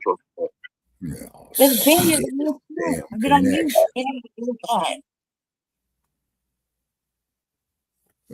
Let me see something. Yeah. So is that feedback coming off of my end? Nope. All right. Okay. So, but it's ludicrous to go put these men in the Clark County jail when they went up there and saved lives, right? You know, so it's kind of like, oh, he looked horrible within the past 2 years. Got us. Well, I hope his raggedy ass suffered. Fuck Mark Furman. You know? Yeah, no good bastard. Yeah. Well, I'm just looking at all the brothers on the other side, man, that he fucked over when he was with the LAPD. So hopefully they'll be beating his ass for eternity. You know what I'm saying? Right. Yeah. And you saw him on some crime TV show on cable. When was this, Goddess Navi? I saw him on Cascio. Mark Furman. Yeah, the hell with him. Yeah, and another motherfucker to say the hell with too is with the immigrants and the illegals talking about the second Selma walk in regards to redistricting. Yeah, they said the second Selma walk. So they out there fighting for, you know, these illegals and immigrants, some decisions affecting so-called voting rights. So these Democrats took another walk across the Edmund Pettus Bridge to fight for undocumented and illegal rights. They're not fighting for us. For those who are using our ancestors and our struggles to elevate these other groups, and y'all over here playing, snuggling up with these tethers. Tell my way, they buy ethnic. I seen them at a march. They be doing FBA content. Yes, because people think it's trendy, it's grifty to talk about FBA. That's all they doing. That's Africans. They don't talk about what Africans got going on. Every time you see their space, oh, why don't FBA want to be African? It's grifty to talk about us. I don't care if y'all hear them talk about us. Y'all got these bi-ethnics over here running FBA spaces, Africans all up in our mix, and the Dems over here are erasing us, and y'all over here playing and infighting and doxing people. So let me tell you who was all involved in the second Selma March, just so y'all know what's going on. So Cory Booker, Raphael Warnock, AOC, Terry Sewell, Martin Luther King III, and Andrea Waters King. Okay, they calling it Selma 2.0. And then they out here with a whole banner talking about defend the freedom to vote banner. And everybody in that picture is Asian, Hispanic. It ain't us. It ain't us. We got real life issues going on out here. This is something that Black Alpha and I definitely want to talk about. And I got a lot more for y'all. So I'm gonna let Black Alpha like really go down the rabbit hole and what's going on and what he's been observing with these Democrats. Go ahead, Alpha. Loud and clear. All right, I heard you loud and clear, man. You was dropping 200s, 300s, 400s, 500s. I thought you were talking about how old Al Sharpton was real quick. I had to check it out. You was talking about some Dusties. Okay, my bad. All right, right back to the game, though. Let's keep it rolling. Shout out to everybody, man. Hope everybody's doing good. All eyes on FBA. You already know that. You already know. But let's break down the real business, family. Let's get to some real certified work because, like we be saying, my sister Natty be saying all the time, we got some real serious work to do over here. These people may not understand it, but we understand that. So the game plan is laid out. The blueprint is laid out. And we got the platforms to do so. Family, my sister said it best, diabolical Democrats, dictator Democrats, hostile Democrats. These people are out here and we know it ain't no secret trying to erase and replace us. And they out here having wheelchairs on Washington, family. Yes, wheelchairs on Washington. I thought to march, you actually had to have usage of your legs. You know what I'm saying? I didn't know. I thought, march meant step, step, step. I didn't know that folks was out here trying to roll because their feet don't work. And if the feet don't work, I bet something else don't work. You know what I'm saying? They can't get it up. That's word on the curb, though. But that's another time. Family, we represent the new era and the new wave and the new generation, okay? And I'm talking about every brother and sister who's living and breathing right now who's on code. And what these individuals are trying to do is that they're trying to replace the grassroots. I made it clear when I checked Kamala Harris, family, and I'm going to make it clear to everybody today. We have to establish establish the foundational Black American grassroots as an independent base, not an organization, not a group, not some type of think tank. No, I'm talking about a base. And within that base, there may be difference of opinions, but we all represent the same source, because no longer can we allow the Democrats to run around here and pretend that they are our spokespeople. I said this before, and I'm going to say this again. Right now, you tell me, who is the spokesperson for the Puerto Ricans or Mexicans? Nobody. Who's the spokespeople for white folks? Nobody. Who's the spokespeople for Asians or Arabic people? Nobody. Then why in the hell is a Democratic political party running around this country pretending to be the spokespeople for us, even though they don't speak for the people? Family, now, I'm talking about right now, we got the momentum on our side. We are establishing that there is a split and a rift. These people do not represent us. They damn sure don't speak for us. Don't use my ancestors. Don't use the legacy of what we go through. Don't use unalive Black Americans so you can gain votes. I seen a Democrat today put out a statement, and this individual said, today is the marking of the anniversary of the Black Americans who were unalived in the racial massacre in Buffalo. And she said it's a stain on our democracy. Family, how is that a stain on a democracy? A stain on the democracy? No. That was an anti-Black massacre that had nothing to do with democracy. See how everything is about votes for these people, family? Okay, when Black Americans in Jacksonville been there, when Black Americans in Buffalo, when Black Americans in South Carolina are unalived by a supremacist, that has nothing to do with democracy. Notice how everything always go back to democracy. They're not pro-Black American. They are pro-Democrat. These are Democrats in disguise. They are really Democrats who are disguised as pro-Black. And that's what they're trying to do. They're trying to take the energy away from the FBA grassroots, because slandering us ain't been working. Nope. Trying to say we're xenophobic or hate group. Y'all notice that ain't worked. Family, if that would have worked, it'd be over by now. But the fact is that stuff ain't stuck. So now y'all notice all the Democrats is running around here talking about ancestors. Notice everybody talking about ancestors now, fam. Nobody was ever talking about ancestors before. Nobody was ever running around here talking about anti-Black. They didn't even utter the word anti-Black. But now they want to say it because they're trying to steal our language and trying to take our talking points, remove our names, and then put on specifically a Democratic stamp. That's what they want to do. And they want this era that we talk about now, what I call the reparations generation that's going on in an FBA renaissance. They want this era to go down as some type of Black Lives Matter era. That's what they really want to do. Remember this, family. Civil rights, that was in the 60s. The 70s was the Black empowerment era. But somehow we consider both of those as civil rights. Black Panthers were fighting for civil rights. Let's make this clear. Martin and Malcolm never made it to the 70s, and Malcolm damn sure wasn't talking about no civil rights. So that's what they're trying to do now. They're trying to make this look like it's the Black Lives Matter era, and Kamala Harris is Coretta Scott King, and Barack Obama was Martin Luther King, and they're trying to make Hakeem Jeffries like he's Malcolm X, and Black Lives Matter like they're the Black Panthers. We ain't going for none of that. None of that, family. So this is what they're doing, running around here singing, talking about we shall overcome. Who the hell singing that in 2020 anything? They don't represent us, fam. And right now, what we're going to do is we're going to separate this belief that the Democrats somehow are our spokespeople. Never in the history of the United States of America have you seen a political party be the spokespeople for a lineage. Once again, tell me where. I'll wait. 1, 2, 3, 4, 5, 6. Where? Nobody else has to run around and have a political party pretend, proclaim, or declare themselves as the spokespeople. Who gave them the right or the authority to act like they speak for us? You don't speak for Black Americans. Hell no. And when people wonder why we can't go anywhere, is because the sentiments and the expressions and the beliefs of the foundational Black American community is not represented in the Democratic community. They have Democratic policies, Democratic beliefs, Democratic agendas because they're Democratic fanatics. Okay. And they run around here and make it look like they're speaking on behalf of us. No, the hell you don't. This is why when I check Kamala Harris, family, notice what I said. I said on behalf of foundational Black Americans. That was the first time in American history where the FBA grassroots was on the same stage with the Democratic establishment. I'm talking about going all the way up to the person who used to be in the White House. And now people are looking and saying, they can't act like they represent Black Americans no more. Why? Because that Black American man right there stood up and he let it be known. They don't. Shout out to the people in New York. They did the same exact thing with Al Sharpton and the Ghanaians.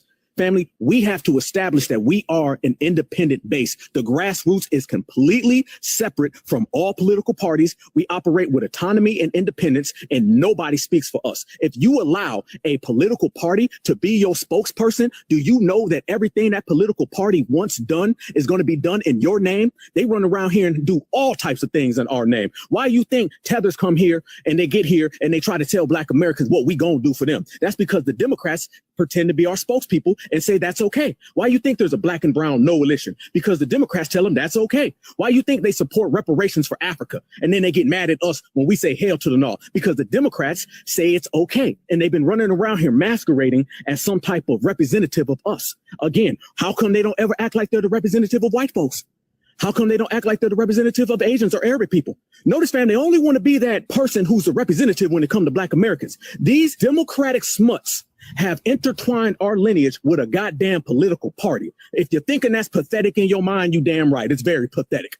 They don't vote blue no matter who, to the point where they think being Black is being Democrat. Why the hell we got to tell people we're born Black, not Democrat? That shouldn't even have to be said.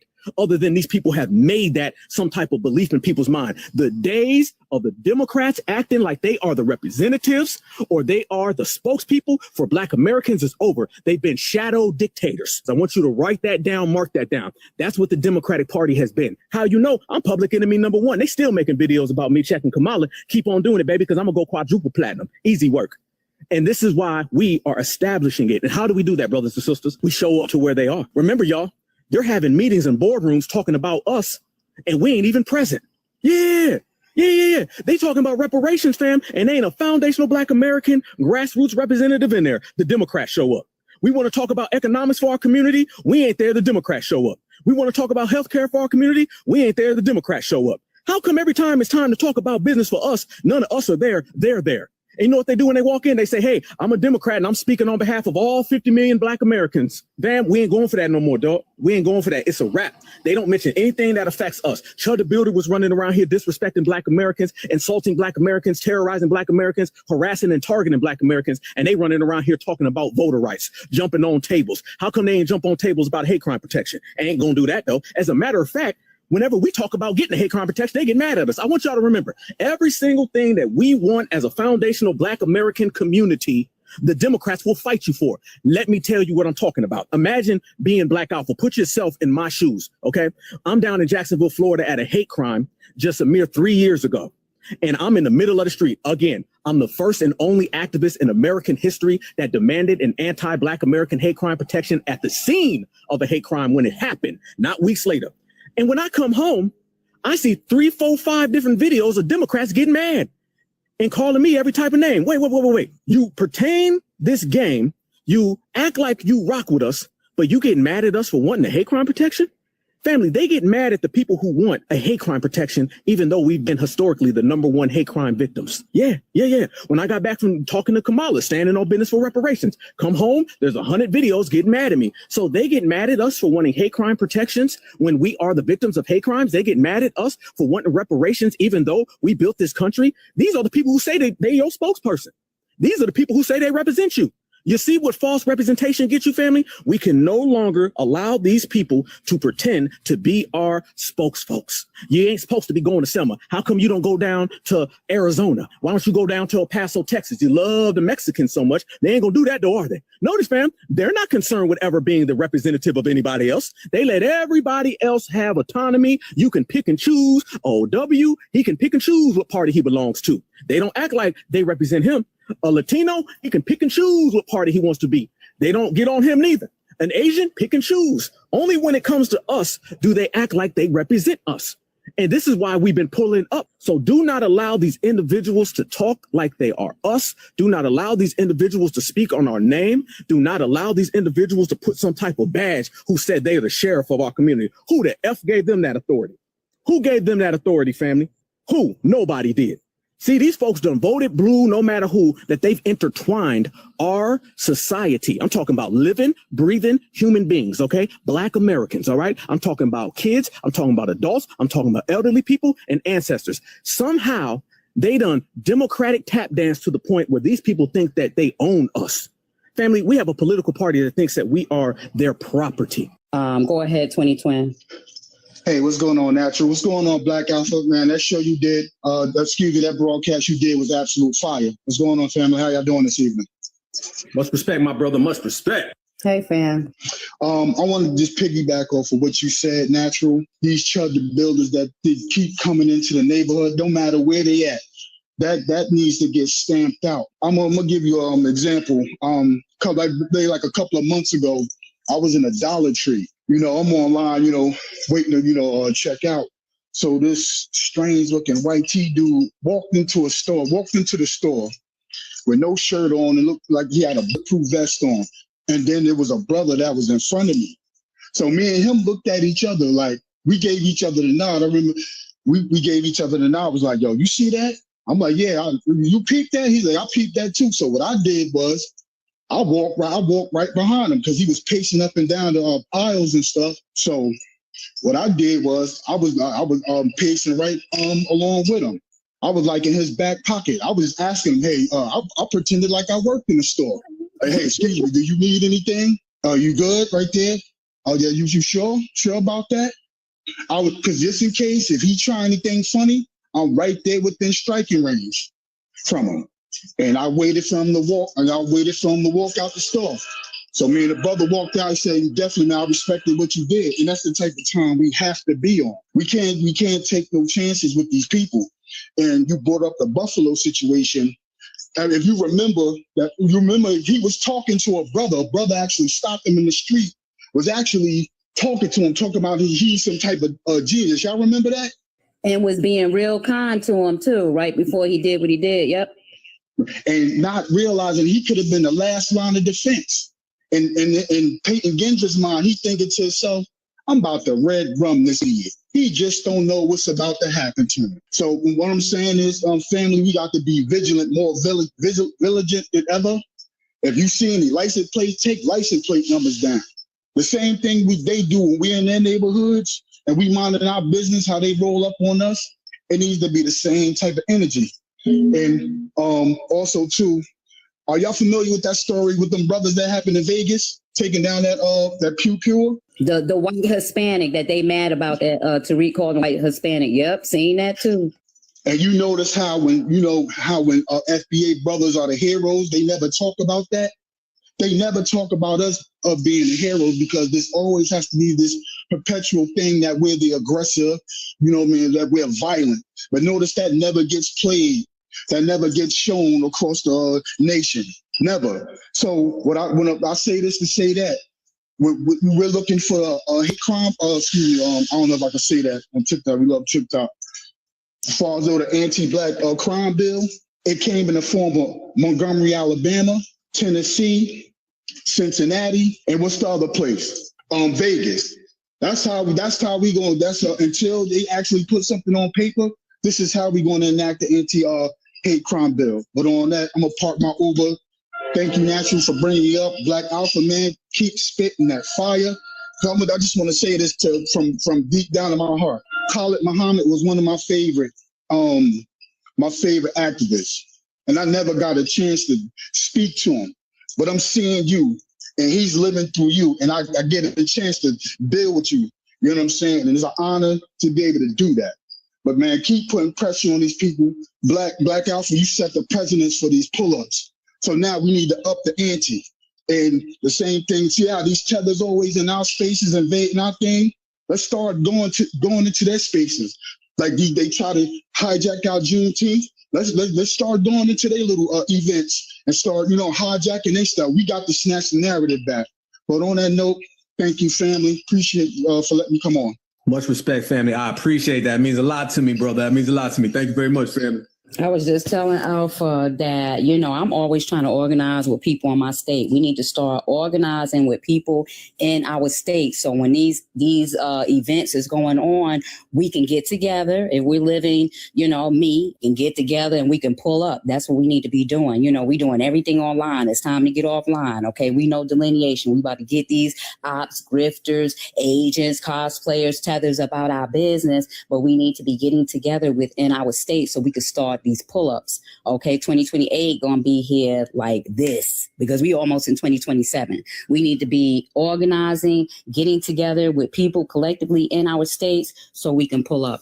Oh no, definitely, fam. We can keep it rolling. Let me say this real fast. I like the way my brother just laid it down, I like the way you just laid it down. You know, for the last 2 or 3 years, family, we've been showing everybody that these folks have been coming to our events and they've been hijacking what we're doing. And as I always say, these people are ancestral kidnappers. And you know, what happens, y'all, when we pull up to them then?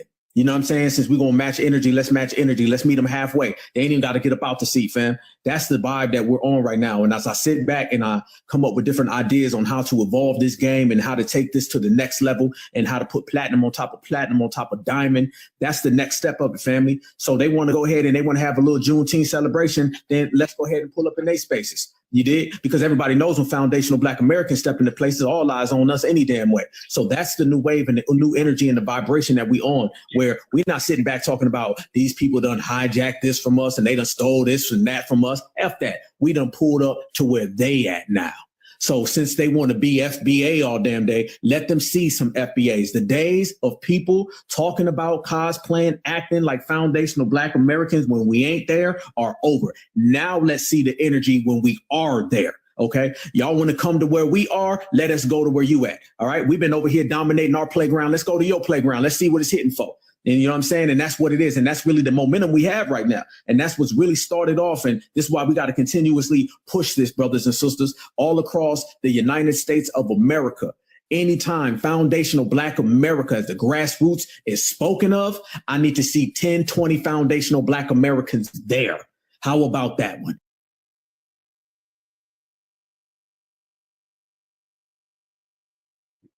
Been saying that for the longest. Yeah, well, like I said, you got them damn culture vultures out here, man. You know, to quote you, Brother Che, they want our rhythm, but they don't want our blues. Yeah, that's what it boils down to, Shabbat. Yeah, no, that's the crux of it right there. These motherfuckers want our rhythms, but they don't want our blues. Me personally, I don't think they could handle our blues, you know? Yeah, someone play Tariq, what he said about this same topic that failed to Selma. Yeah.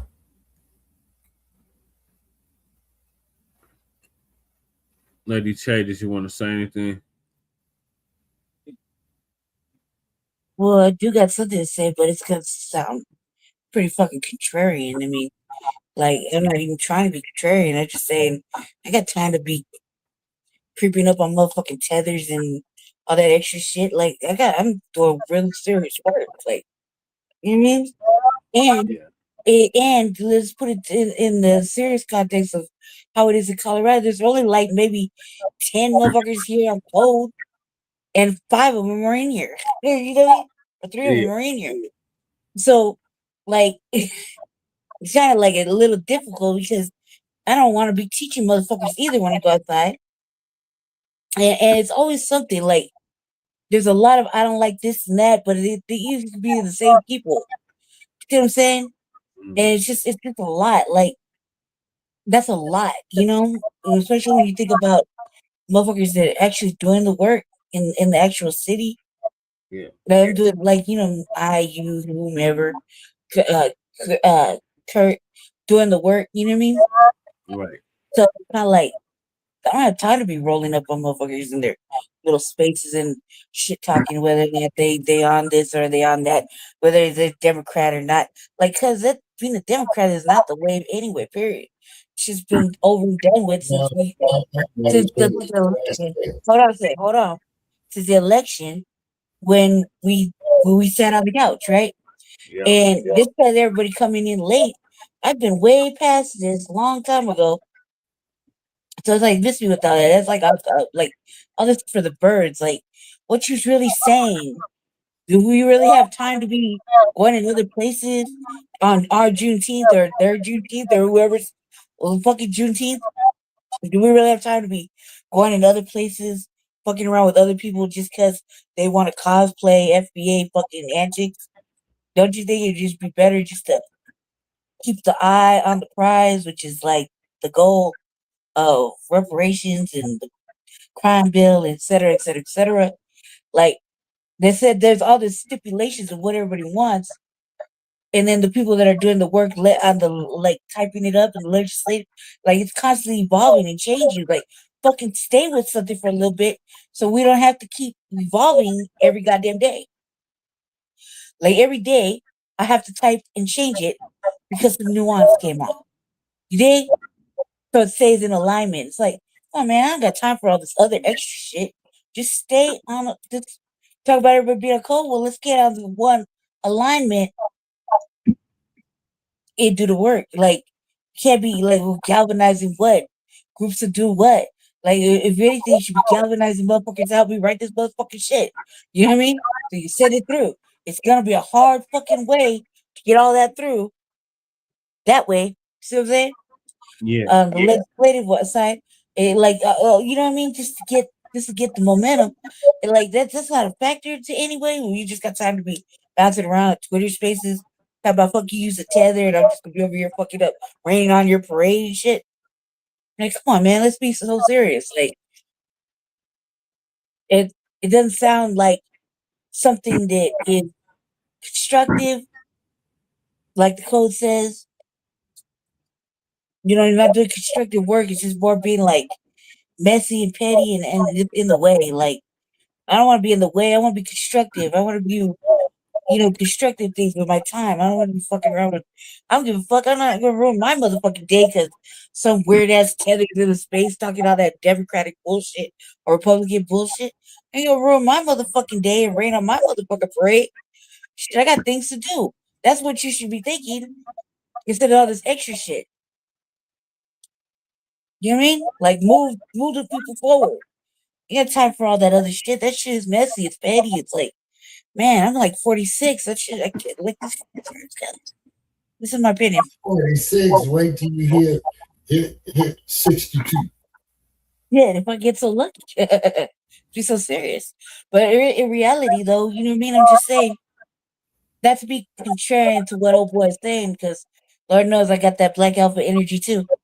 I'm just saying that I have to do constructive things with who I am. You know what I mean?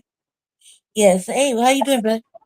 I want to be constructive. I want to be doing something with my time instead of just fucking around on the internet playing games with motherfuckers on a day I could be outside in the sunlight. You know what I mean? Doing whatever. Like constructive, productive shit versus being messy and petty and like, you know, man, I don't give a fuck about what other people are thinking or doing. I'm on a mission. Are we at war? Like, mission? Tunnel vision? Like, I'm the only one that's still here. The war? Like, all that other shit don't mean nothing. If everybody live in 50 states, like I said, everybody in all these states, right? And there's only a handful of motherfuckers each state doing the actual legislative shit for that state. Yeah. And we don't have enough of a black enclave anymore because everybody done left the neighborhood and went up to the the nice neighborhood, right? So they done got a little bread and went up somewhere, right? Okay, fine. So who is here is what you would consider where the people are, right? Yeah.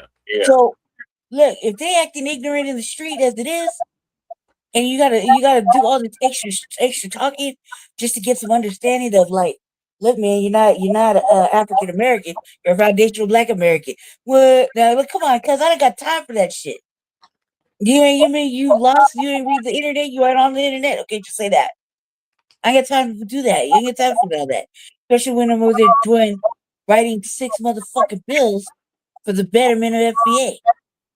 So I'm saying I got time to be playing around in Juneteenth and fucking around with tethers and whoever else because they're over there cosplaying FBA antics or doing whatever, throwing out whatever Democratic quips they're, trying to vote blue no matter who and get you to go march for Selma. Yeah, like motherfucker, do the march again and we shall overcome and this little light of mine and whatever. Fuck, come on, man, I ain't got time for all that, cuz. And they didn't have time for it either. They're just performative. This isn't performative. This is work. So playing around in Twitter spaces and shit is not like something a grown motherfucker want to do when they're fighting racism and white supremacy all motherfucking day long. Don't let the shit deflect the message. See what I'm saying? Yeah. It's like, which one do you want to be? Is it on code to be over there fucking off in Twitter spaces and shit, just, following the bandwagon? Or is it more on code, like the book said, to do constructive, productive shit? To do Right. All that areas, human activity. What the fuck am I doing with my time? Because if we were supposed to go over there and play around and fucking do Twitter spaces and dialogue, and then all of a sudden we're supposed to galvanize. Galvanize who in Colorado? Galvanize who in Denver? All these motherfuckers here are off brands, except for Kurt and Ricky Dillard. Okay? That's us. Us and them. That's 4 people. Oh, okay, let me take it back. Okay, maybe like 10 people. I count on my hand. 10 people. They're on code. Out of You see the problem there? You see the problem there? We go to these little events. You see what we're having to talk to? And you see how they're not with it? And we've seen them every day for like 4 or 5 years and said the same shit every day to them, like 4 or 5 years. And what they do? They went there out there. Right? Stop the motion. So what would I be doing if I carried on with that nonsense and didn't move forward with the agenda? See what I'm saying? Yeah. That's all I'm saying. That's just me. I don't have time like that. Like especially if you want the work done on the legislative side, as in like a bill or all that extra shit like we talking about. Yeah. Motherfucker like this don't got time for all that. Because that's just that. You can be the activist outside if you want to, but somebody got to be doing the work on the inside. Right. So they ain't got time for all that other shit because it's just that's mess. It's like that's a lot of mess. You dig? We got killed dog. Yeah. Hey, Keldo. On camera, I know I'm gonna kill all of the camera because you see what I'm saying though? That, you understand what I'm saying? So it's not like I'm trying to be contrarian and be like, oh boy, saying the right shit. No, I'm just saying that for me, that's doing the shit, I can't waste my time doing that other stuff. Right. That other stuff is just that's not for me. I ain't got time like that because you see how long it takes me just to write up, just to do what I'm supposed to do for you, do for them. See what I'm saying? Do for the whole that's a lot of people. These bills gotta cover. Right. You see what I'm saying? And they gotta go in the way they gotta go in, like separately. And I can't, you know what I mean? There's all this other shit that goes into it. And it's a lot. So for me to take focus off just go gangbanging Twitter spaces of motherfucking tethers all day, it's just like Democrats, I don't give a fuck about anybody right now. We at war. In case anybody forgot, we are at war. You activate all you want to, but we at war. Yeah. That's how it's been. I didn't lose the memo. I think everybody got lost in the homework, but I didn't. We at war, and somebody got to do the work for the big house while everybody over there just chopping it up. Unfortunately, it's got to be the most light-skinnedest motherfucker in the free world. It's got to do it because nobody else is going to do it. We had plenty of time to do it. Now you can't wait to do it anymore. Now somebody got to take the fucking reins and lead the charge. Do you think I wanted to? No, but nobody else is going to do it. So I got time for all that other stuff. That stuff is like, that's why you got to think about it in the sense of, I'm grown. And it wouldn't behoove me anyway. I only do shit that's going to benefit me. This kind of benefits me a little bit. You know what I mean? It makes me feel good about myself. What the fuck am I going to do over there in the motherfucking gang banging in Twitter spaces all motherfucking Democrats? Cuz. You know what I mean? Telling them this some old bitch ass mammies and shit. Fucking. No, cuz, like, what does that go and gain me? You know what I'm saying? Let's see, Keldo. Did I lose you? Did I lose everybody? Just chop it up. Okay, my bad. Sorry. What it is, it's not, it's really down to playing chess now, particularly with this Ebola shit and this virus shit. Okay. So, and I'm not surprised this shit reemerges because, hey, Welcome to the slave theater. That's for fucking Dr. Khalid Muhammad right there. I'm a rebellion slave. I dream about conflict. Yeah, That's let me. just to tell you.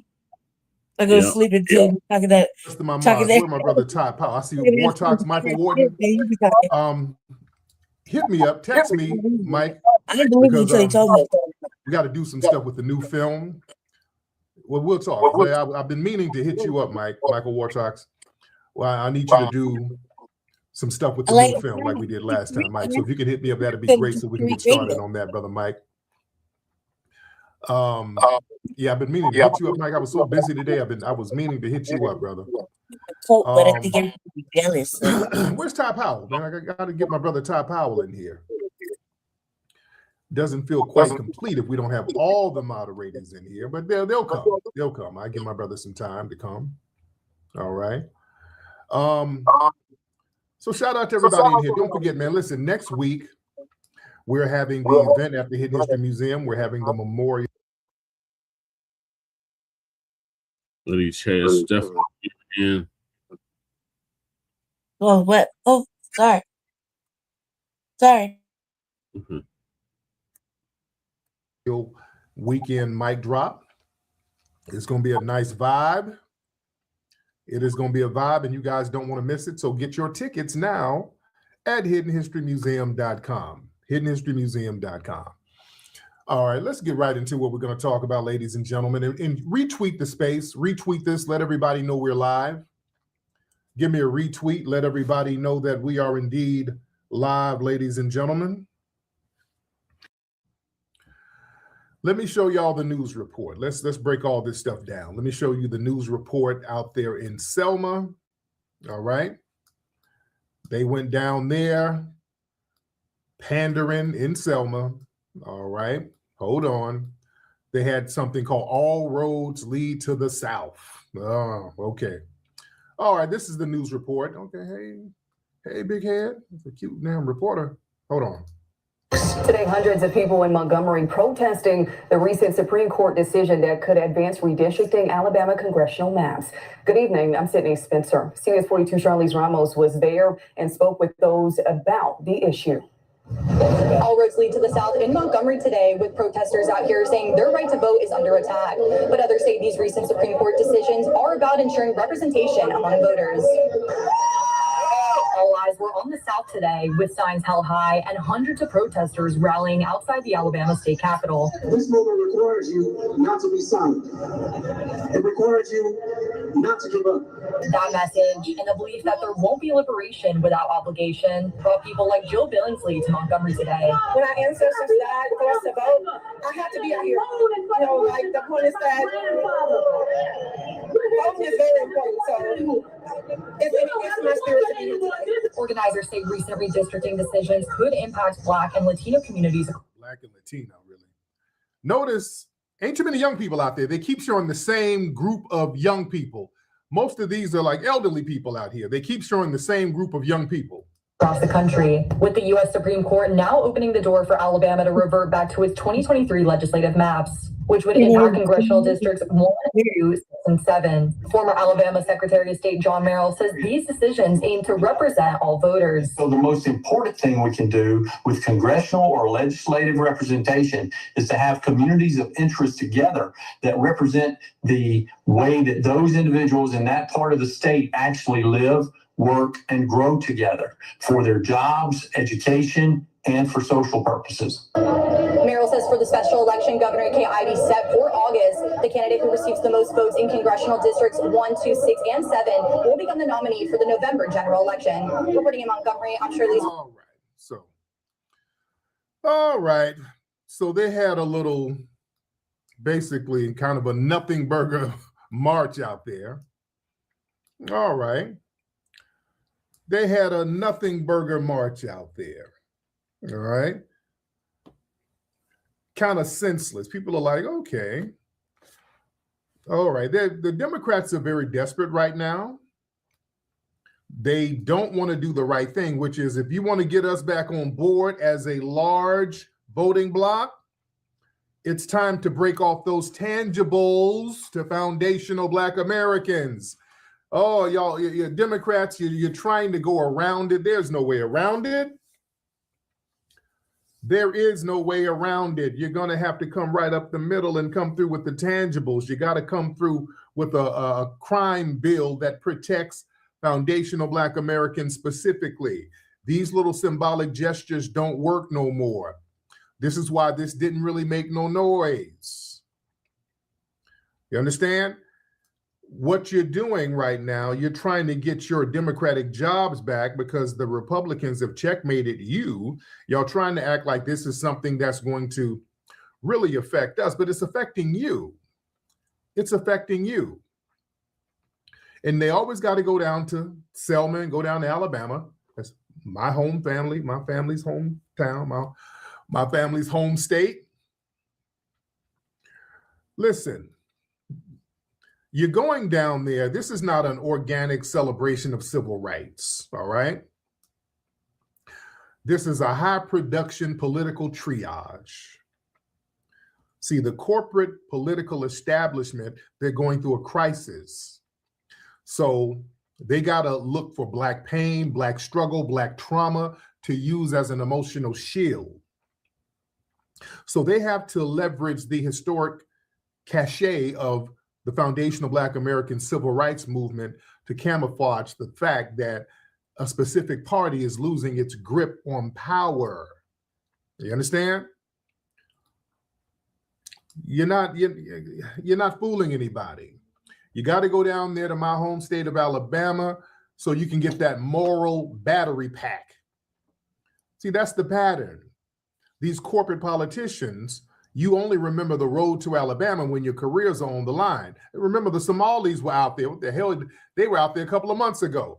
When your block is hot, y'all want to run down there to our folks. You want to run down there and get some of that spiritual energy to try to cloak yourself because we were the real riders and we've always been that. Yeah? And y'all want to go down there and do this whole performative symbolic nonsense that we're just not going for. You know, you treat Selma and the Edmund Pettus Bridge like a spiritual charging station. You go down there and you stand on the ground where our ancestors bled. You hope that residue of genuine sacrifice will magically rub off on you and grant you legitimacy. Oh, no. But you only visit the heart of the civil rights movement because that area is the heart of the civil rights movement. You need that when you have to do a photo op or jumpstart your failing campaign. You understand? See, it's different with folks like me and some of us on the grassroots. Some of us who you guys attack all the time. See, the family, the DNC is always attacking me all the time. You notice that? If you go through social media, there's all of these funded attacks on me specifically. I want y'all to understand where that comes from. Roland, all these people constantly attacking me, and they get big money to do this. Because, see, I have the lineage and the bloodline of the ancestors from down there. My people are buried down in that area. So I don't have to go out there and do no photo ops and all that shit. It's in me. It ain't on me. It's in me. It's in me. My great-grandparents are buried down there in Selma. It's in me. You understand? So spiritually, I'm always going to stand up for what's right for them because it's in me. I'm a part of that bloodline. So it's real when it's somebody like me speaking on it. You're not going to go out there and exploit that lineage. See, y'all go down there and exploit it. The tethers go down there who sit up here and denigrate us all the time. When shit gets hot, y'all run down there to Selma. Big forehead and everything. We shall overcome. We will overcome, nigga. We will overcome, nigga. having secret disdain for the same people that you need moral legitimacy from. Yeah? Because see, I know the people. Those are my family members. I know what they felt and what they thought. I'm telling you, they weren't on some shit, we just gonna vote just to vote. They didn't go out there and get whooped on just to vote. They wanted something for their damn vote. These are my family members. Some of us in the South, you know, our people, we wanted something. We weren't just out here bullshitting. We didn't want benign neglect. We wanted something for our vote.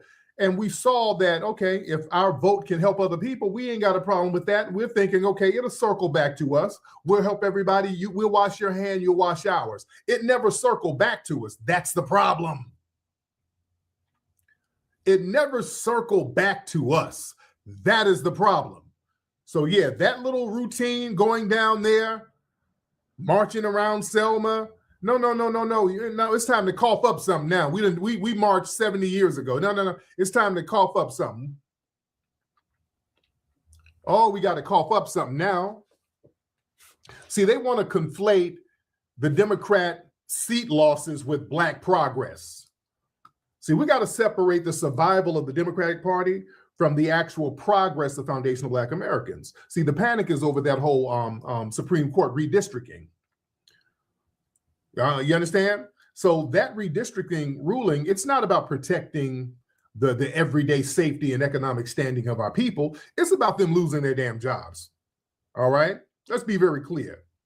When these maps get redrawn and these corporate politicians lose their seats, they want to frame it as a tragedy for the entire Black race. Ooh, Black folks are under attack. Ooh, we under attack. Black power. No. Your job is under attack. So y'all being very parasitic towards us. You're trying to fleece the legitimacy of the struggle. And we see what it is. You're not slick. We see it. So we're demanding tangibles. We don't want just theatrics. That era of us accepting theatrical performances in the place of concrete policy, that's over. That's over. That march across the bridge, that ain't paying bills no more. It's not securing land. It's not protecting families. So you're trying to use our history to secure your own office so that y'all can funnel resources in for all these other damn groups. No. If you get on that bridge, all I want to hear is what you going to do for the community while you standing on that bridge. You tell us what you going to do for the people. We need a dedicated crime bill for foundational Black Americans. If y'all politicians, DNC, if you're listening, and I know you're listening because you monitor everything I say and do, and we're going to have to go on a hardcore campaign about getting a crime bill, just like with this whole stuff going on with Chud the Builder. That right there shows how desperate we need a very specific, and I ain't talking about no slash bill, no crime bill for Black folks and somebody else. Y'all do that, that waters it down. None of that James Byrd / Matthew Shepard shit. No. We need something specifically for us, and that's it. Because when you mix it up, you water it down. Understand, if you want to prove the value of our lives and not just votes, address the real-time vulnerability of our communities. We need targeted legislation. We got to get specific protection. Foundational Black Americans should be a specific protected class. We need federal protection bills passed right now. Because other groups get it. You understand? I don't want to hear about the Republican when we ain't got no power. When you were in power, you didn't do nothing. Y'all did it for everybody else. You didn't do it for us. Y'all not going to blame Republicans for every damn thing. Get out there and make a promise. Go out there and do something. Y'all can do that. There's nothing stopping you from doing that. Yeah, you're not going to latch on to the legitimacy of our lineage. You understand? Because see, they do a couple of things when they go out there to sell them. I want y'all to understand there's a couple of things when they go out there and do the whole march on Selma. What they also want to do is keep reiterating a false narrative of nonviolence, of nonviolent resistance. They love to show people peacefully marching on Selma.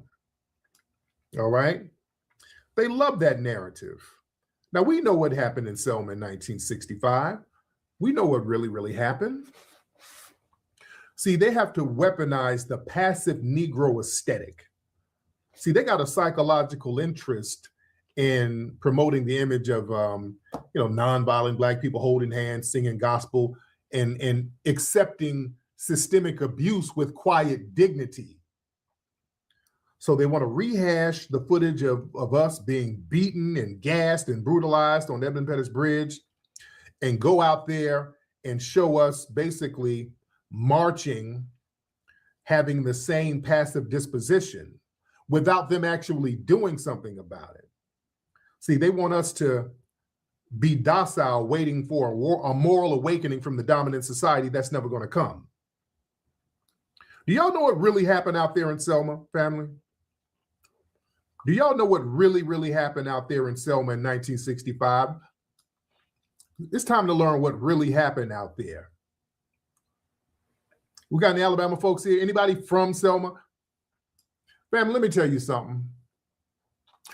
When those race soldiers were out there brutalizing those unarmed marchers and protesters and beating them down and all that,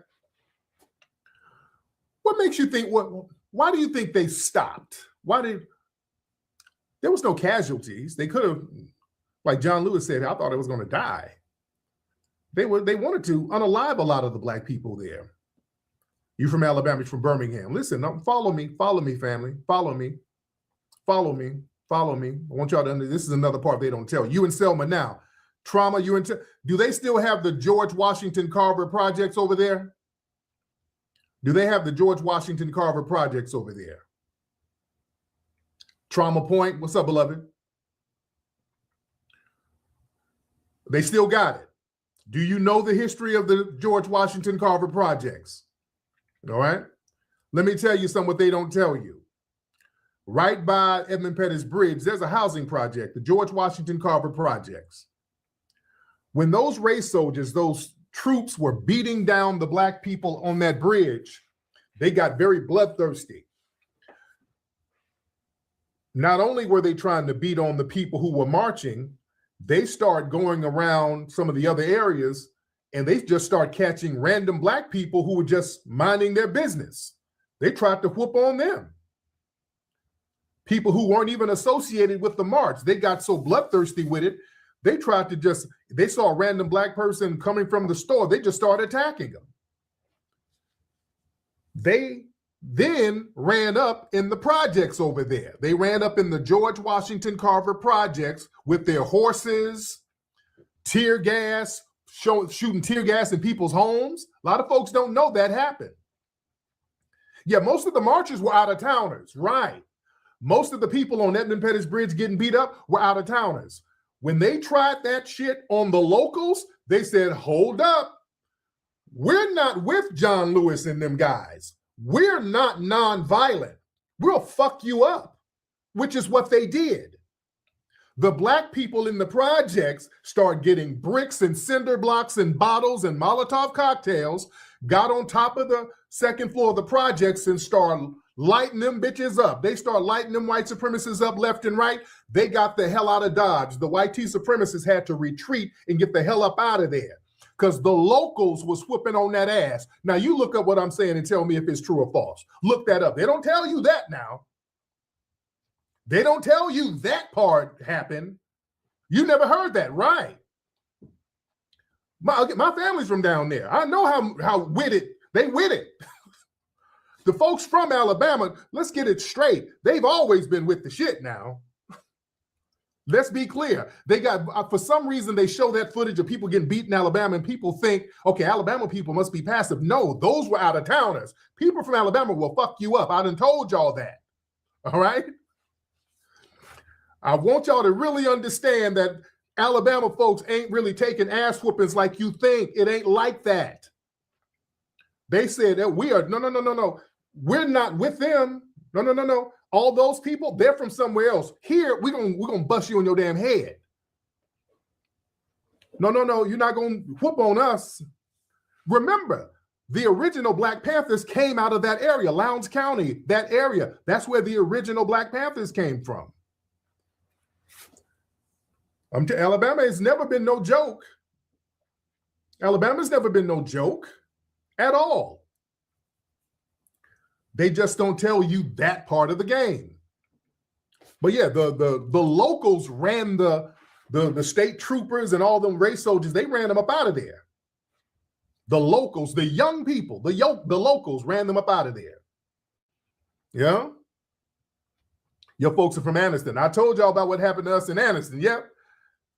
I told y'all how we had to fight our way up out of Anniston, Alabama. Yeah. I done told you about that. Shout out to Anniston. Shout out to Anniston. But the symbolic nonsense that they're doing, we're just not with it. We're not going for that. We're not going to co-sign that. That ain't it. Another thing that they're doing, speaking of Alabama, you from Birmingham, Roebuck? Yeah, shout out to Birmingham and Roebuck. Speaking of Alabama, did y'all see this? They got an event happening in Montgomery. Oh, Lord, look at this. This is what they got going on. They got this in Montgomery next month. Juneteenth, a taste of Pan-African. Chef Abazi of Curry Up Pan-African Soul. So down in Montgomery, they got some egusi, jollof, fufu, okra soup. Okay. Somebody says that 2 Chainz. It kind of does look like 2 Chainz. Listen, people. This ain't it. A lot of us, a lot of foundational Black Americans feel a certain way about this, as they should. This is not it, ladies and gentlemen. This is not it, not even a little bit. This ain't it. This ain't it. And also what I heard, the NAACP and the Congressional Black Caucus, I think they're putting together some kind of Juneteenth event in Ghana. I think they're doing that. Family, why are they trying to Africanize Juneteenth so damn much? Y'all notice this? These people keep trying to Africanize Juneteenth. They're just trying to crowbar an African aesthetic onto Juneteenth, which Juneteenth has nothing to do with continental African culture whatsoever. And we keep saying this, and they keep trying. Yeah, $50. Yeah, it's $50. Yeah, y'all saw some of those Juneteenth events they're having in Ghana. They got a whole bunch of them. It's like $4,000 and $5,000. They're making big money, or trying to make big money. They're doing all of these high money trips over there for a Juneteenth celebration. Listen, they're trying to Africanize Juneteenth because, see, that's a specific dilution of our lineage claims. See, when you try to expand Juneteenth to encompass the entire global diaspora, that intentionally blurs the lines of lineage. By trying to make it a holiday about general Blackness and global Blackness, that waters down the specific unique history of the foundational Black American population that endured and survived United States chattel slavery. You see, they're not honoring it by trying to Africanize it. That's a con game. And it's a money grab. You see? These people want to focus on symbolisms for us instead of fighting for reparative justice for us. In these Pan-African Juneteenth celebrations, that allows these politicians and these organizations to basically celebrate without committing to tangible deliverables or specific policies owed directly to us, the foundation. You see? And also what that is, man, it's an attempt to deflect from accountability for the United States. See, if you keep moving the focal point of emancipation to the African continent, you try to frame it as a generalized diaspora event, that takes pressure off the US government. You know what I'm saying? That takes pressure off them. No, we want to tell you exactly what it is. It's us getting up out of slavery, which we were held in bondage by the damn government here. We want people to remember that. I don't know, don't bring Africa in it. Because hell, we need to ask them why you were selling people too. You don't get to spin the block. So we got questions for them, but that's later. We're dealing with the government right now. Don't Africanize us. Don't Africanize the celebration. Because Africa wasn't involved when we were getting out of slavery. We didn't get no help from Africa. We had to get it out the mud on our own. Yeah? We had to survive on our own. We didn't get no help from no damn body. You understand? Don't spin the block now that we survived and start thriving in spite of the atrocities. Now you want to come African? No. No, that's the way to shift geographical accountability. Hell no. Damn that. Listen, and that erases a lot of the infrastructure and the contributions that we did. See, a generic Pan-African narrative, that bypasses the pivotal role of foundational Black American populations in the infrastructure and the development of the United States. See, that distracts from the specific building and the agriculture and the engineering contributions that was made by this lineage. We constructed the nation from the ground up. And again, this is a tourism finesse because they keep Africanizing it. Oh, our brothers, Juneteenth, come over to Nigeria for a Juneteenth celebration. Come over to Ghana. It's a money grab. Yeah? And we're saying no. And I heard a conversation where some people were talking about the food, because a lot of people have been complaining about this flyer. This flyer has been going viral, and some of the tethers been trying to explain. We're like, hey, man, all that foo-foo and Jollof and all that ain't got nothing. Hey, man, knock yourself out, but that ain't got nothing to do with our shit. That has nothing to do with our food and our culture. It just doesn't. And their argument, well, listen, nigga, a lot of soul food by you FBAs, you got the ingredients from Africa, nigga. You got the spices. You got all of your ingredients from Africa.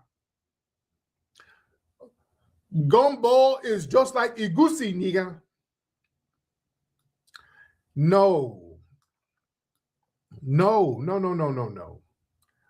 Those, look, fufu igusi, knock yourself out. Those are traditional West African dishes. Juneteenth has a very specific, historic, culinary tradition created by our ancestors. Barbecue, authentic soul food, all that stuff.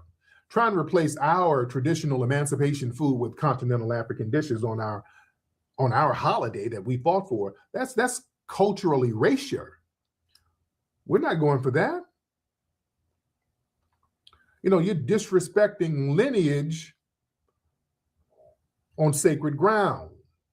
Even taking this going down in Montgomery and all that. Come on, no. They know what they're doing. They tried the same shit with the Essence Festival in New Orleans. That wasn't to honor. That was to kind of colonize and take over. That's a colonized move right there. Yeah? Man. And all that taste of Pan-African. The hell are you talking about? Juneteenth that's us. That commemorates the emancipation of enslaved foundational Black Americans in Galveston, Texas. And y'all need to visit Galveston, beautiful city. Absolutely fell in love with Galveston. So y'all they try to open source our specific history so that people outside the lineage can use our holiday as a marketing vehicle for their own phenomena. You see? Listen, our food is anchored in foundational Black American agriculture. You see? You ignore the land we're standing on. We didn't have a boat getting spices and herbs and stuff going back from Africa. We had to get it up out of this mud. The corn, the sweet potatoes, the pecans, the tomatoes, the squash, the indigenous peppers. We had to get it here. We didn't have a trade agreement with Africa. I don't know where y'all getting this bullshit where we got all the spices from Africa. We had to get it from here. We had these crops here. You understand? There was flora and fauna that was here that we had to utilize. Our flavor profile comes from foundational Black American survival. It didn't come from West African spice markets. Don't let these people come around and lie. A lot of West African cuisines, they rely on red palm oil, locust beans, the grains of paradise, these fermented seeds and all that. We don't use that.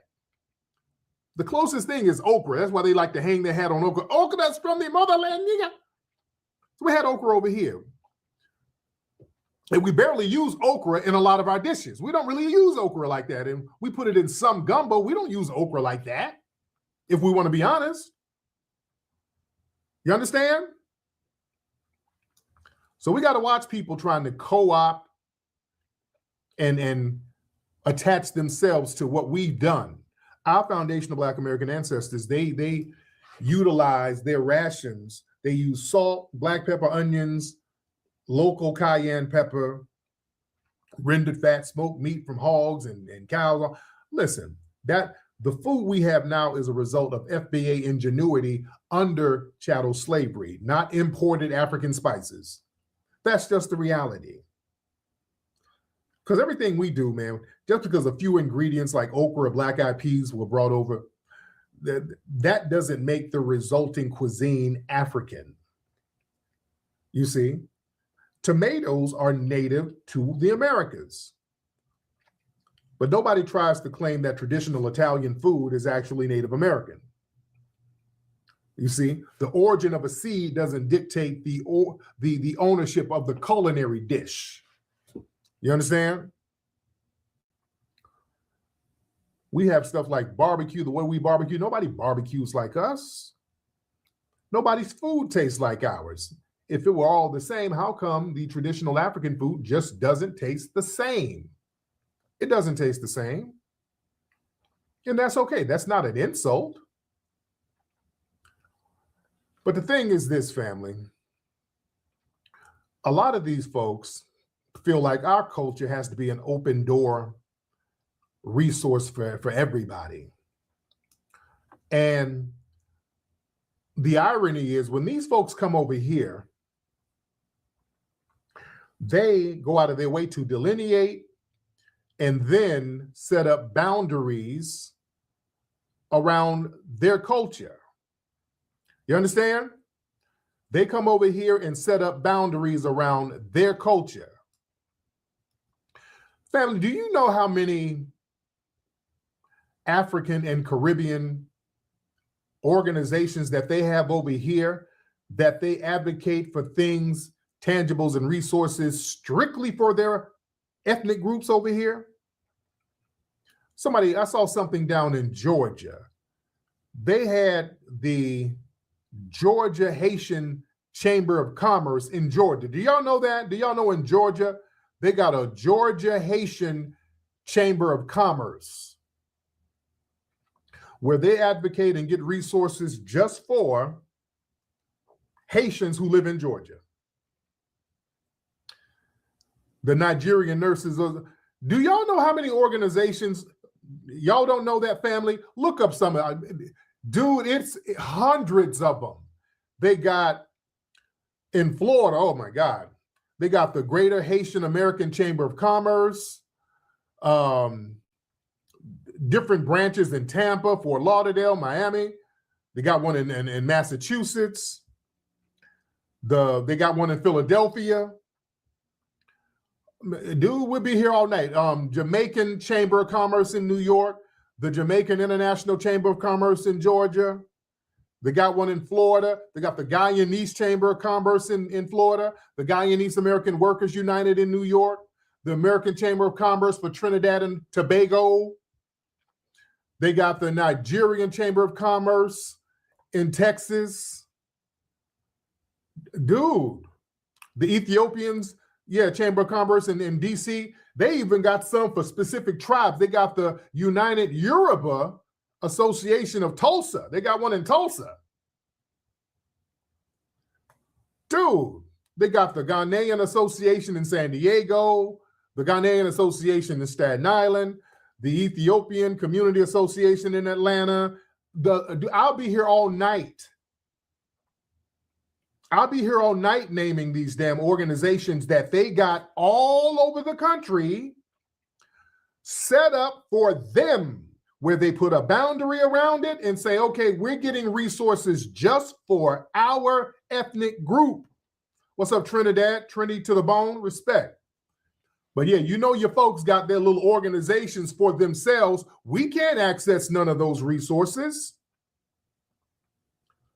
We can't access none of those resources. Okay, you got your organization. You want to advocate for yourself because you're delineated. Okay. Now, the minute we say FBA, we want to get some resources for us. Hey, xenophobic. Nigga, what is this xenophobic sheet? What is this sheet, nigga? Xenophobia? We're all black, nigga. If the police pull me over, they're not going to ask if I am Ghanaian or FBA. Don't let nobody play that game. That's a con game. That's a damn con game and a double standard. We recognize and we can respect your boundaries. If you got boundaries, we respect it. You're going to respect ours. When we say, hey, we are a unique ethnic group and we have boundaries, we don't want you coming over here trying to misrepresent us. You're not of the lineage. Then y'all want to act dumb and the FBA is a cult, it's a head group. Nigga. Shut your ass up. Don't let nobody say nothing. They cannot call us xenophobic. They got a gazillion organizations over here for them that we can't access. Don't let them sit up here and shame us. It's perfectly fine for us to get some things and resources specifically for foundational Black Americans. Damn that. That's why they're so mad. Because they like to double dip. They like to have their own little shit for them that we can't touch, and then come over here and get up all our shit. We can't touch none of your stuff. Remember Jorvay? We can't even use the name. We can't even say the name. Jorvay, no, that's Trinidadian. You can't say that, Michael B. Jordan. You get away from our culture now. Go on now. But when we have a Juneteenth celebration, you show up with a damn dashiki and some foo-foo and bushmeat. Hello. It all comes from the motherland, nigga. Juneteenth, Pan-African. No, get your ass and sit down somewhere. Stay away from Juneteenth and respect the foundational Black American culture that it is. Oh, we know Minnesota, Lord, Minnesota, that's all. They had so many organizations where they were running scam money through, you know? We saw what was happening in Minnesota, all the scamming money they were running through with all them damn organizations over there. Getting our tax dollars, scamming them up. And when we say we got to get us some damn resources for our lineage, they want to sit here and try to shame us. That's why you better stand 10 toes down. I ain't letting you shame us. We're going to do what you doing. Delineate and get resources for our ethnic group. Damn that. Yeah, listen. These ethnic groups, they like to utilize the civil rights infrastructure and the affirmative action policies that was built by our blood, sweat, and tears over here. So they get minority grants, corporate diversity funds, SBA loans, all that shit. Then you want to operate under generic blackness to get the funding from some of the stuff that was meant for us. Yeah. And when they get that money, boy, they start putting boundaries, boy, they get real tribal about it. But we are supposed to uphold the banner of Pan-Africanism. They don't hold it up for nothing. Not even on the continent, they don't hold it up. And they want us to hold it up over here so that we can hold the bag open for them so they can just get all the goodies and treats out of it. And we're saying, hell no. We're not doing that. Everybody's going to have to hold their own nuts and pull their own weight. Y'all not going to gaslight us with all that xenophobic nonsense. That's a manipulation tactic. When a Somalian is proud of being a specific lineage, they're celebrated. When a Jamaican protects their cultural boundaries, okay, we'll respect it. When foundational Black Americans demand that same respect, that autonomy, boundaries for our culture, y'all want to try to shame us. You sound like the white man. No, y'all not doing them shaming tactics on us. Y'all want us to keep the door open so y'all can just keep eating. And we ain't doing that. It's a whole new day. And that's what it is.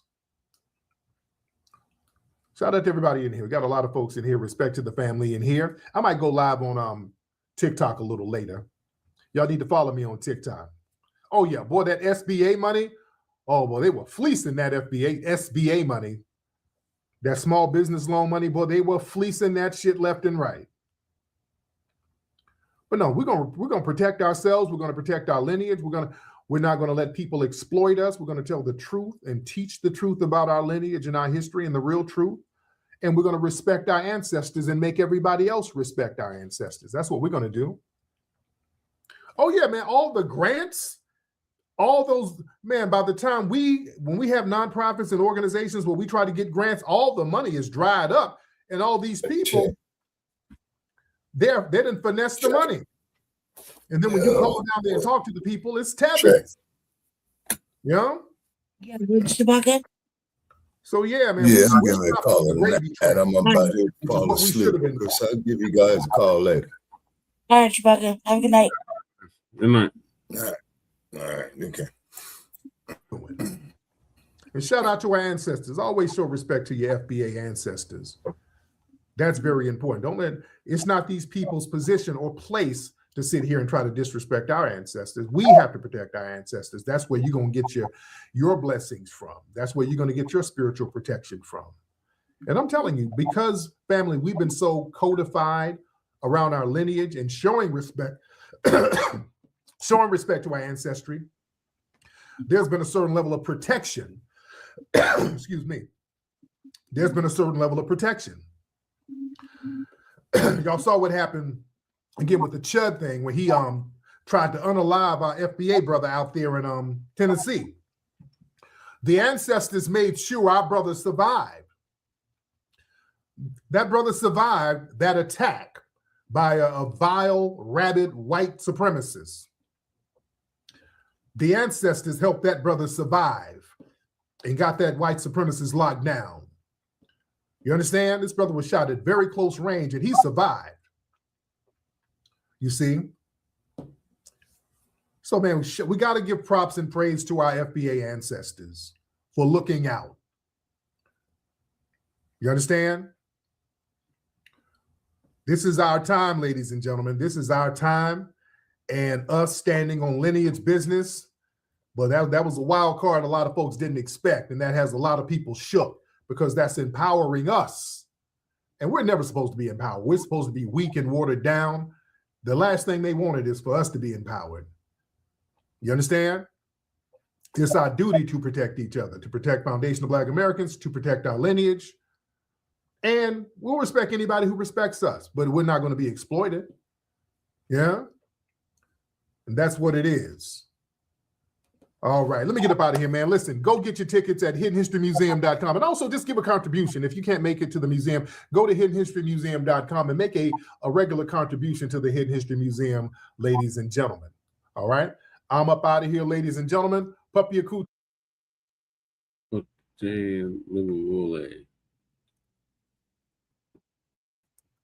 Let's just be clear. All right, Lady Chair, what's your thoughts on that, Marsha Selma? Did you unmute or did you unmute me? You unmuted yourself. Jeez, my fault. What's my thoughts on it? Yeah. It's performative arts, performative theater. That was my thoughts. I didn't even watch the whole thing. I watched like 2 minutes of it. And as soon as I heard him singing old spirituals, I was like, man, no. That's all I said. No. Right. Because it's what it was. It's all it is. I mean, I think I've been thoroughly disgusted, really. If you think about it, sorry, my hair is all over my face. I think I've been thoroughly disgusted ever since I saw Justin Peterson. That's the one with the afro, right? That's his name? Justin Pearson. Pearson, yeah, whatever cousin's name is, right? Ever since I seen him chopping it up every like I'm watching little shorts, and every third one is him chopping it up about some Democratic bullshit or him talking to Amala about some shit. I as soon as I saw that, I just clicked. I don't even know what the fuck it said. I think I heard like 3 words and I was out. You know, that's enough for me. But when I saw that, I stayed for like literally 3 Mississippi, 1 Mississippi, 2 Mississippi, 3 Mississippi. I was out. It's enough for me to get enough to see them walking and singing, and I was like, no, because it's there. It's just like how been saying. This is only about their seats. It's not about the people. They don't give a fuck about the constituents. They never have. There's nothing saying that we can't vote. I mean, just think about it like this. All the shit that's been happening, it's still like that. It's still like that in everybody's state. Either you can or you can't. Or they're gonna let you or they won't. Either you can because you can, or you can't because you're a felon. Or some shit. But it's just it's gonna be the same way. Now, when did we ever really pick anybody we wanted? This is a selection. So them saying, well, you're not gonna have the representation that you want. Well, that was a lie in the first place. They weren't gonna let you pick who you wanted. You know what I mean? It's an illusion to think that you're actually picking somebody that's worth a shit. You did? In reality, it's not even like that. In reality, they give you only 2 options. You know what I mean? And they gaslight you to think which one is better. So you think it's this one, you pick that one, and either way, you're still getting the same result because they both serve racist or white supremacy. You know what I mean? And at this point, all them old ass motherfuckers just standing on desks and shit. You don't have that energy for your constituents. Nowhere. From here to there, from there to here. They could stand on all the motherfucking desks they want. But there is no such thing as democracy in a constitutional republic. Basically, like just think about it like I said. Your parents say, this ain't a democracy. What that mean? That means do what the fuck I say to do. That's it. There's no vote. You don't get to ask no questions. It's what I said. Right? Did we grow up all like that? This isn't a democracy. You don't get a vote. You don't get it. You see what I'm saying? That's how a constitutional republic is. This illusion of democracy doesn't belong even in the same sentence. It's an illusion. It's not real. They're basically the same fucking, like we've been saying, the same dirty bird, same results, different times. They're playing the long game both times, right? And they want you to get out there and go throw your vote away for what? The loving arms of motherfucking Democrats ain't just shit for anybody in God knows how long. They're the Republicans. Nobody give a fuck about. They don't give a fuck about their people. Look, if anybody was real serious about caring about the constituents, the people, we wouldn't be so in distraught right now. Everywhere. You see what I'm saying? So what they gonna do? They're not even pandering and telling us a plan or some sort of policy or anything like that. They're not pandering to they're gonna make shit better or they're gonna stop this or stop that or they're gonna do this or do that. You know what I mean? To make the lives of their Black constituents better. They don't give a goddamn. So in that aspect, keep that same energy. I don't give a fuck if you keep your seat. In fact, I think political musical chairs is in order. Hold out there. Get the fuck about your seat. You know what I mean? And not necessarily guaranteed to put somebody good in there either. See what I'm saying? Not necessarily guaranteed that. It's kind of like just playing craps and like whatever. But some of these legacy motherfuckers, some of these old ass individuals that have been in these seats for like 3-4 terms, they gotta come out. Just on general principle, because they haven't done nothing and they're wasting our time talking about civil rights and this and that, and we're losing this and Black people, this might be the last time you get to vote. Man, so what? It's not like it mattered the first time. It's an illusion to think your vote mattered, right? Am I wrong? Think about it. Are you asleep? No, I'm right here. So Answer. Am I wrong? Am I wrong? What I'm saying? No, you're right. Right and exact. Sound like you sleeping. No. I have a question. What is the difference between a woman filing fake charges, and a woman brings up a charge? Those charges bring up. What do you mean? There's a difference between. We got time. Well, one is fake, and the other one, who brings up a charge since 1988, was those charges bring up in 1988. I think that 1988 was a long motherfucking time ago. Those charges don't count. Right. Okay, let's talk about really relevant charges that happened relevant this decade. That's a long time. 1988, Jesus Christ. Yeah. Let Speaking you of live. the Jacksons, I would just tell you, let you live, man. Damn, hopefully you were, hopefully you're reformed by now, cuz. Her bringing it up is real petty. You guys gotta ask yourself, do I really need this person around? 88, we're 26. Yeah. You see what I'm saying? Tell her that shit's old news, man. Everybody and their mama know about it. Come with something better, shit. That's what I would say. That's what I always say, right? Yeah. Old news. Everybody and their motherfucking mama know about that. 88, we're in 2026. Those charges count for Bill Cosby. Cosby went to prison on accusations that something that more than 10 years of Stephon Diggs is just in a case where yeah, just stay away from women, man, if they gonna be lying on your dick, cuz. Real shit. Obviously, this is a bad sign. I would just creep back into the bushes like Homer Simpson and just let that go. Cause that's kind of it's real messy. Bring up some shit from 88 that may or may not have happened. How does she know it happened? How do you know? You know what I mean? The crazy part is that the age of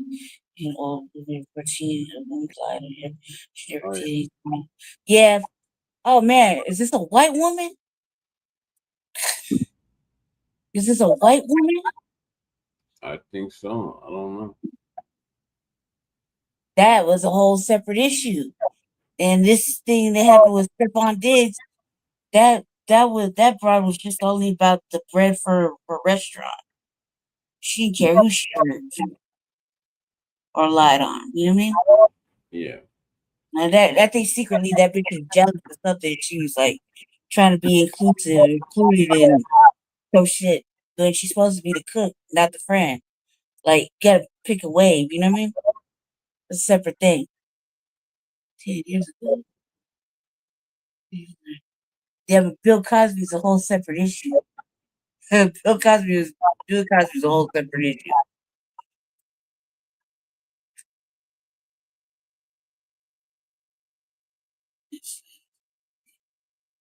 Did not want to think that. What do you make? Yeah, I would try not to think about that. I hope not either, man. But sometimes I would like to say this. I don't want to think that way either because I would like to think that sometimes the music that's real ratchet can, instead of us having a feel good moment, with it, you might take it too far. You know what I mean? And really think it's like that. So I pray that you don't run into some situation like that. I don't think that because I know I have a lot of sisters that are my friends, and they don't think like that at all, at all. So I don't think that they're focused on work, saving money, building a life. You see what I'm saying? And I have a lot of sisters that are friends, all really more melanated than me, and they don't think like that. So I think that shit is just for the videos and the streams. I don't know any. I don't. I would say this though: Black women are probably the most loneliest women out there, and misunderstood. And they don't. I would say that. So I would say that I don't think that they on some ratchet shit. I just think that a lot of women are misunderstood. and lonely and all by themselves because it's shit's just too rough out there, man. Too rough out there. There's like too many games, too much bullshit. Nothing serious, nothing straight.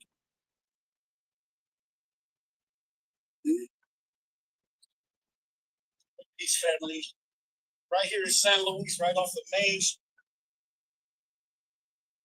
It's my fault. That's what I would think. I think they don't get enough. Carolyn Bryant. She is very good. Yeah, that bitch was a whole white lady. And that bitch was just trying to save her ass. She know what she did was wrong. And the fact that nobody would give her up and she just had to, you know what I mean? Nobody would give her up and she just got to go to wherever the fuck hell she went to by herself. I felt like there was no justice right there. Like somebody should have went in there and grabbed her like TMZ. You know what I'm saying? I think that was totally messed up. Leave me, men have to trust women because they don't have best interest of ours. Can make money off.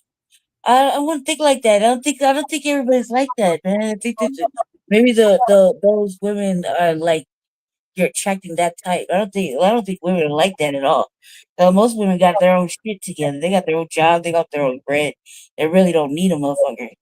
You know what I mean? They entertaining you this because they want to, not because they need to. Every sister I know, she got her own job, her own bread. She don't need no dude to give her nothing. If anything, she just likes to spend quality time and get to know a motherfucker. Not like that. It's not like that. But I was put it also too this way.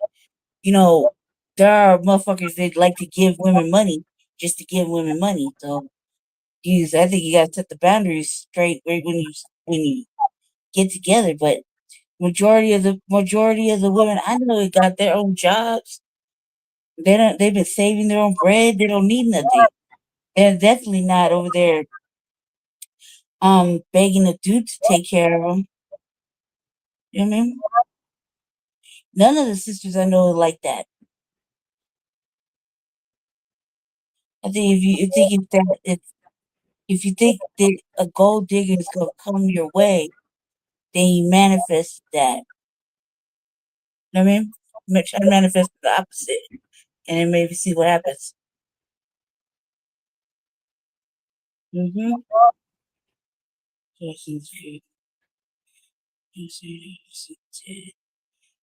Yeah, that's good. That's movie. What's the next thing, Jesse? Mm-hmm.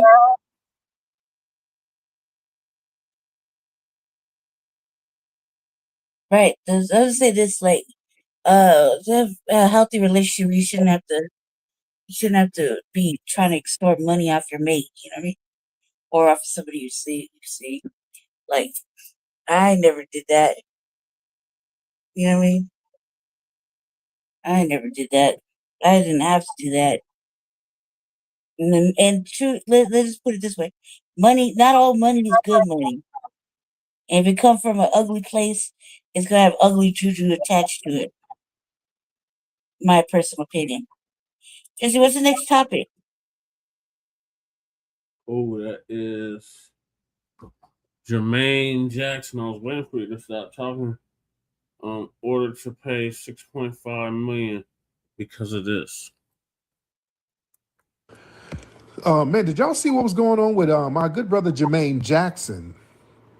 And I talked about this before. There was a case where this woman, I think she was a YT woman, tried to say that she was flexually assaulted by Jermaine Jackson back in 1988, damn near 40 years ago.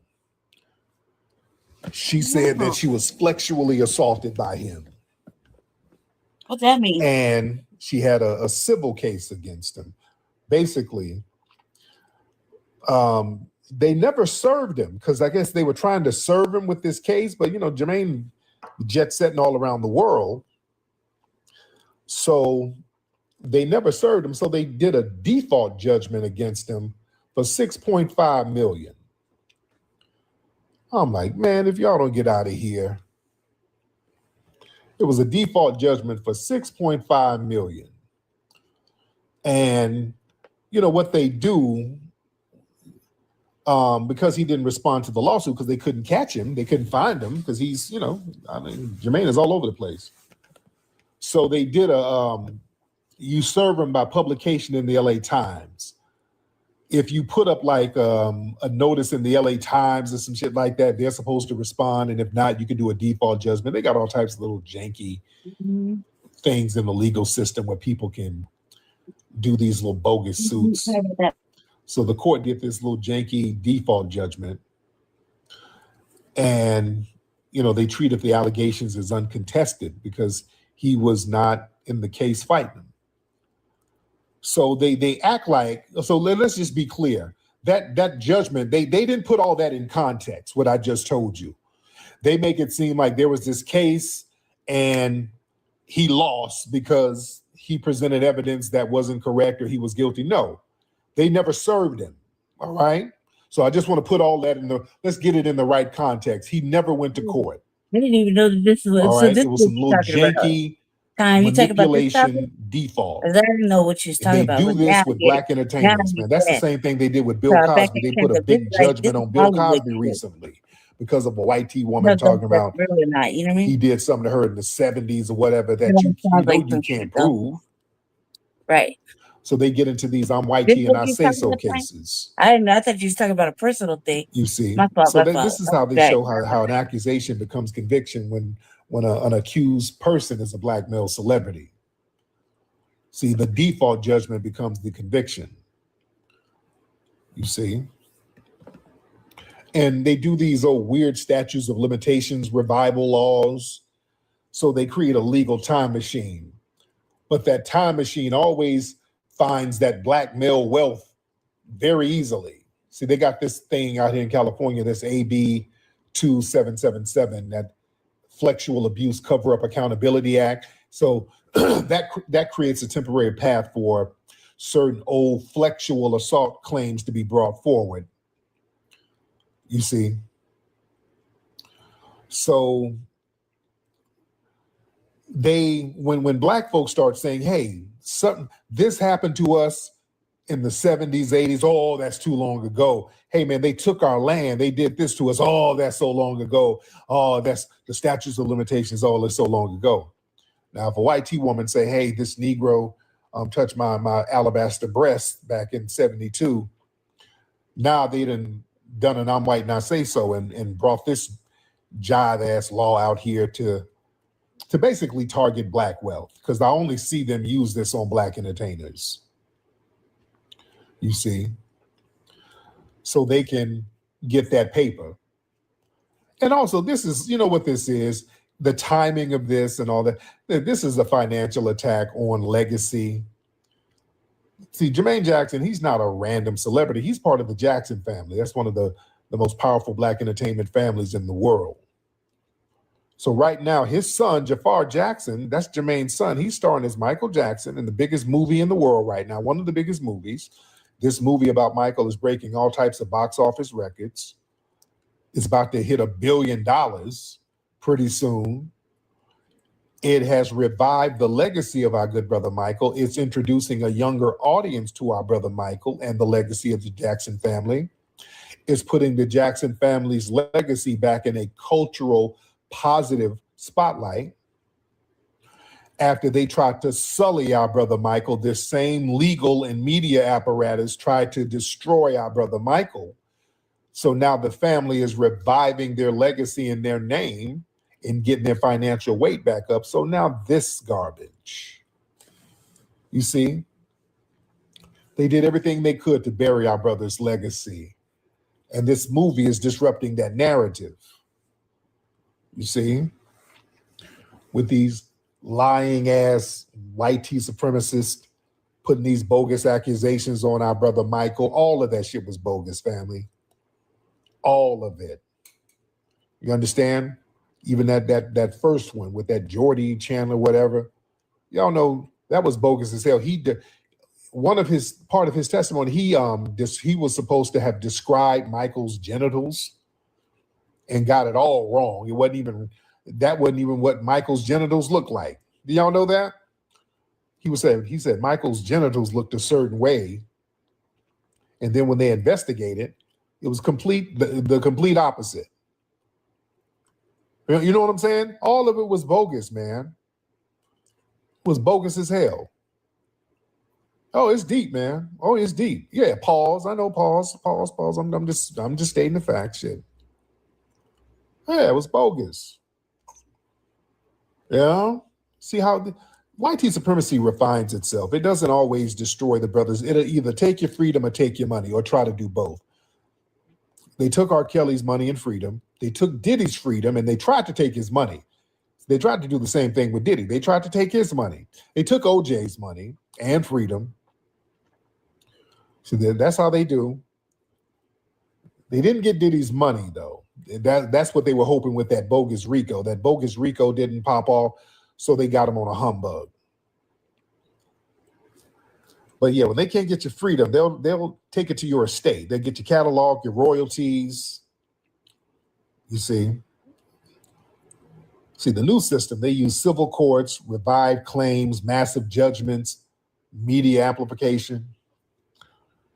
So they know that these civil judgments, that can attack your assets, that'll mess with your royalties, that'll create liens, that will financially drain your family when you're gone. So they know.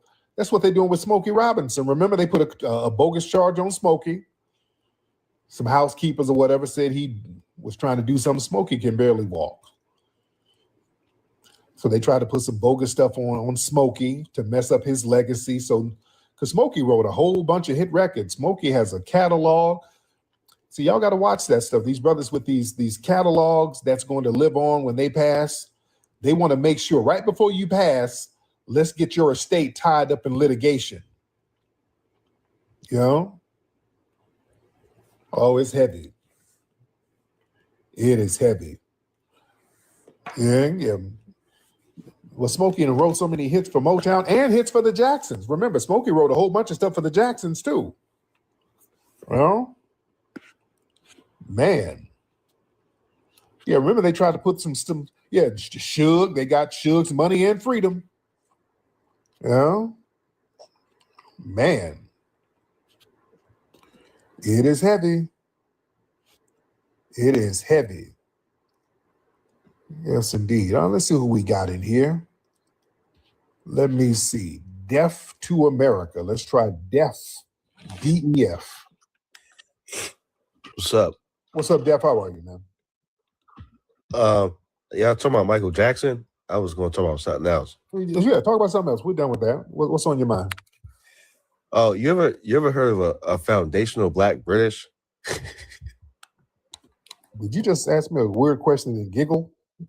No, I'm dead. I heard somebody talking about that earlier. They was making the same argument and saying that like they've been in the UK just as long as we've been in America and stuff. And they were saying like they built the culture over there.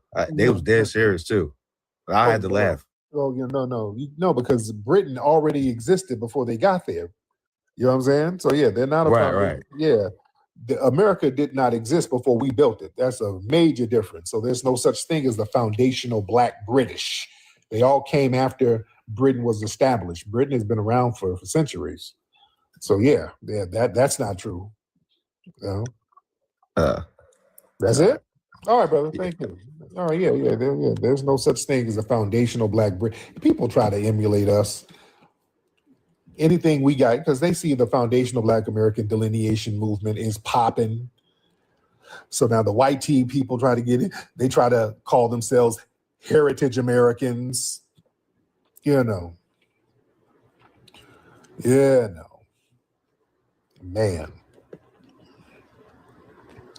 Let me see. All right. I ain't like how he started giggling. I ain't like that. Brother got ticklish. All right. Yeah, everybody copy what we do. Oh, man. All right, let me see. Is this Reverend Tether New? What's Tether New doing in here? What's up, Tariq? What's up, Tether New? Yeah, somebody sent me a live and they say, yo, Tariq is talking crazy about Marcus Garvey. I said, nah, Tariq can't be talking crazy about Marcus Garvey. They're like, why wouldn't I he's be? saying that Marcus Garvey's a failure. He's a fed and all this crazy. I didn't say he like, was a fed. I said he was a fat tether. I didn't say he was a fed. See, your fellow tethers be lying. I said he was a fat, failed tether. okay, what made Marcus Garvey a failure? What did he achieve?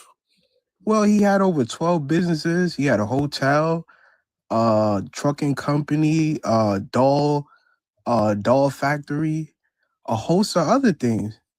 I'm like, Marcus Garvey did more for Black Americans than Tariq ever did. Not really. Okay, so give me the hotel that you own, Tariq. Give me the companies that you own. Give me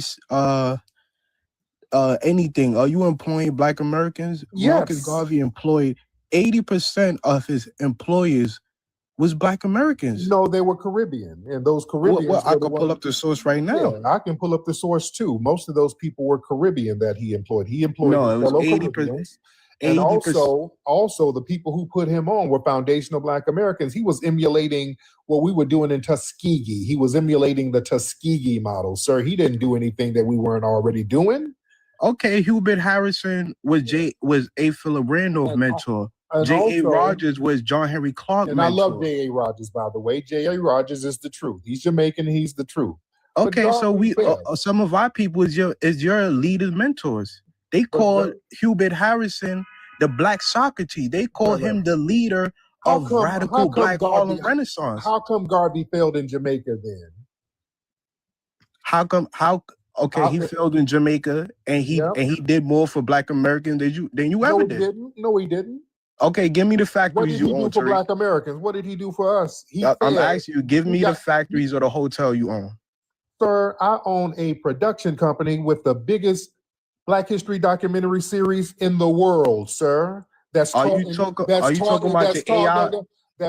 in universities around the world. Sir, now, my films are taught in universities all around the world, sir. I have more influence than Garvey. Yes, I do. No, you don't, Tariq. Yes, I do. Yes, I do. Garvey was a failed tether who died in squalor in Britain. He had to flee to Britain and died in squalor. Okay, give me the leaders you influenced, Tariq. Everybody who really? Yeah, give me some leaders. I'm not talking about TikTokers and YouTubers. Colin Kaepernick, Nipsey Hussle, many people. Nipsey Hussle. He never talked about. Well, who? Who? Nipsey Hussle never talked about you. Colin Kaepernick never. Are you out of your mind? Are you out of your damn mind? Nipsey tweeted about me and talked about me all the time, sir. What are you talking about? Nipsey was always talking about how he was influenced by me. Are you insane? Go look up some of Nipsey's tweets, sir. Okay, let's do one for one. No. Let's do one for one. Go look up some of Nipsey's tweets, sir. Don't just say stuff. You're just throwing stuff out there. Okay, let's compare you to Marcus Garvey. Let's compare your business to Marcus Garvey. Right. Let's compare who Marcus Garvey influenced versus you. He influenced Malcolm X. He influenced Malcolm X was influenced by the Honorable Elijah Muhammad. He was influenced by Elijah Muhammad. All right? Influenced Elijah Muhammad. He influenced John Henry Clark. He influenced all your... But the thing is, Elijah Muhammad wasn't a Pan-African. Elijah Muhammad, no. How you gonna say he influenced Elijah Muhammad? Elijah Muhammad was anti-Pan-African, sir. You don't have to be a Pan-African. Oh, no. If you influence somebody and you're a Pan-African, then the people you influence should be Pan-African. Marcus Garvey was Pan-African. That was his whole thing. Elijah Muhammad. Kaepernick ain't no FBA. Colin Kaepernick is FBA. When did he say he had FBA, Tariq? You don't have to say it. It's not a group, sir. He's born into the lineage. So why are you trying to superimpose your ideology on everything? There is no ideology, sir. Yes, it is. We're talking about a lineage. No, it ain't, sir. Okay, give me the progenitor. No. You said it's a lineage. No. There's no ideology. Okay, so lineage. What's the ideology? Who said there's an ideology? Well, you the one that coined it. You just because you coin a lineage or give a proper name to a lineage That doesn't mean there's an ideology. What's the ideology that somebody said? Okay, you said it's a lineage. Now What's give me the ideology? No, you said there's an ideology. If I coined it and there's an ideology, when did I say there was an ideology? You said it's a code. You said it's a code. It's an ideology. No.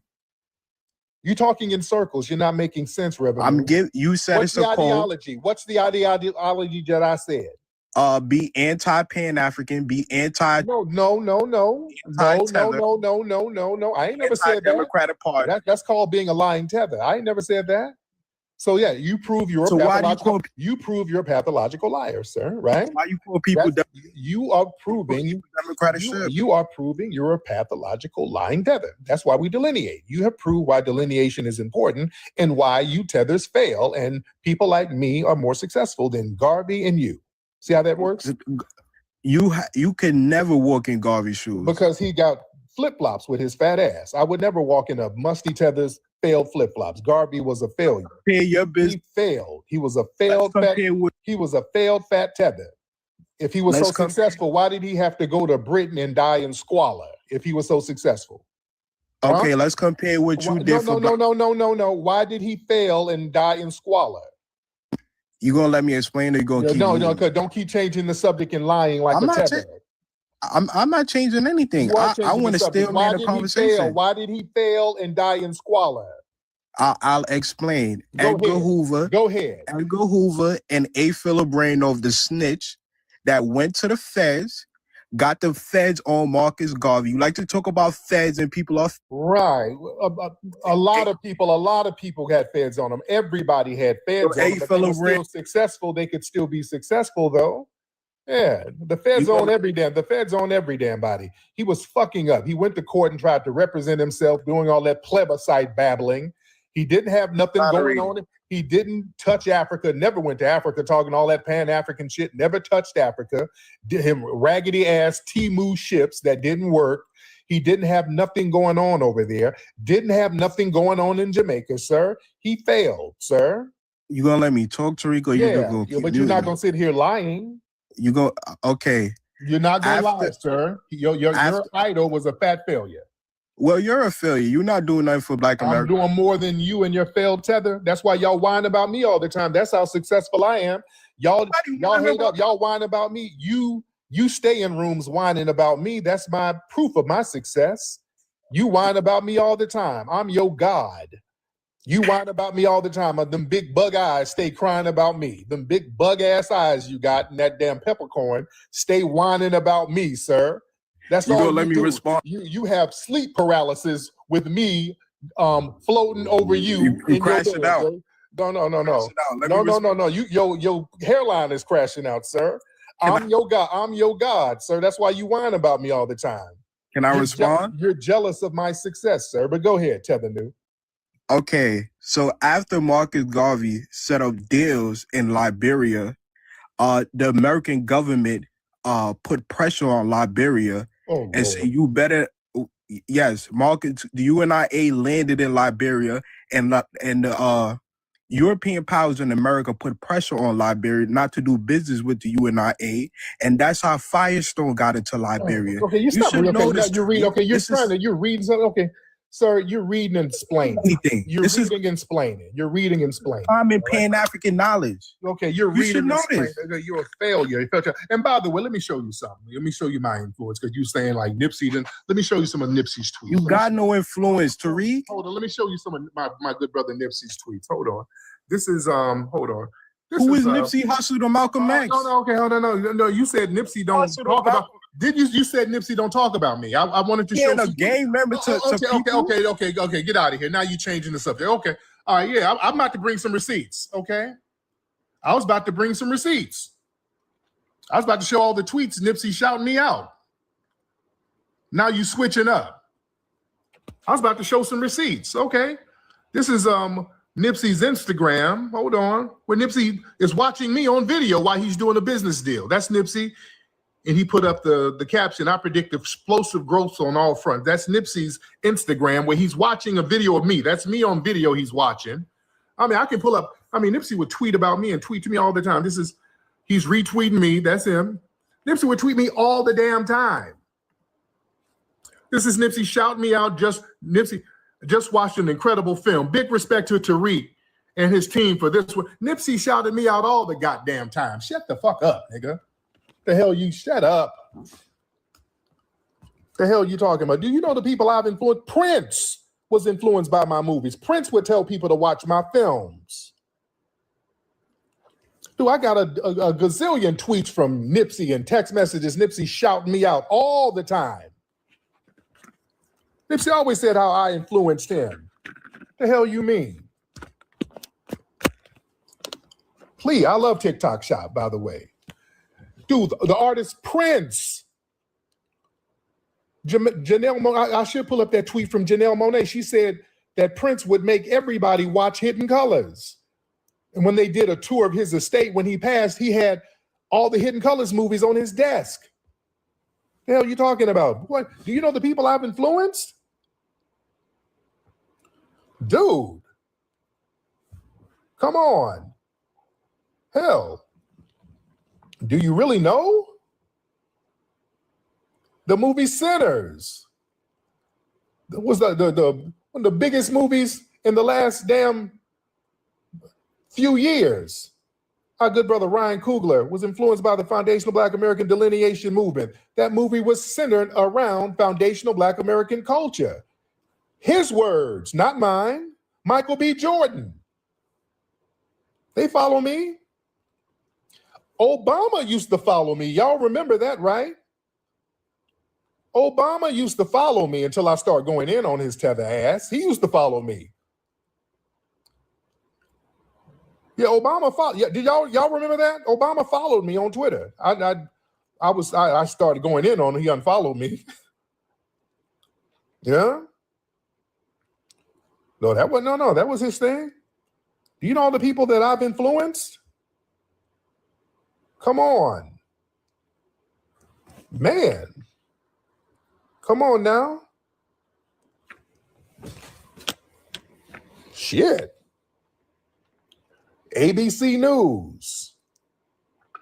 Dude, I've influenced whole continents where whole continents had to ban me.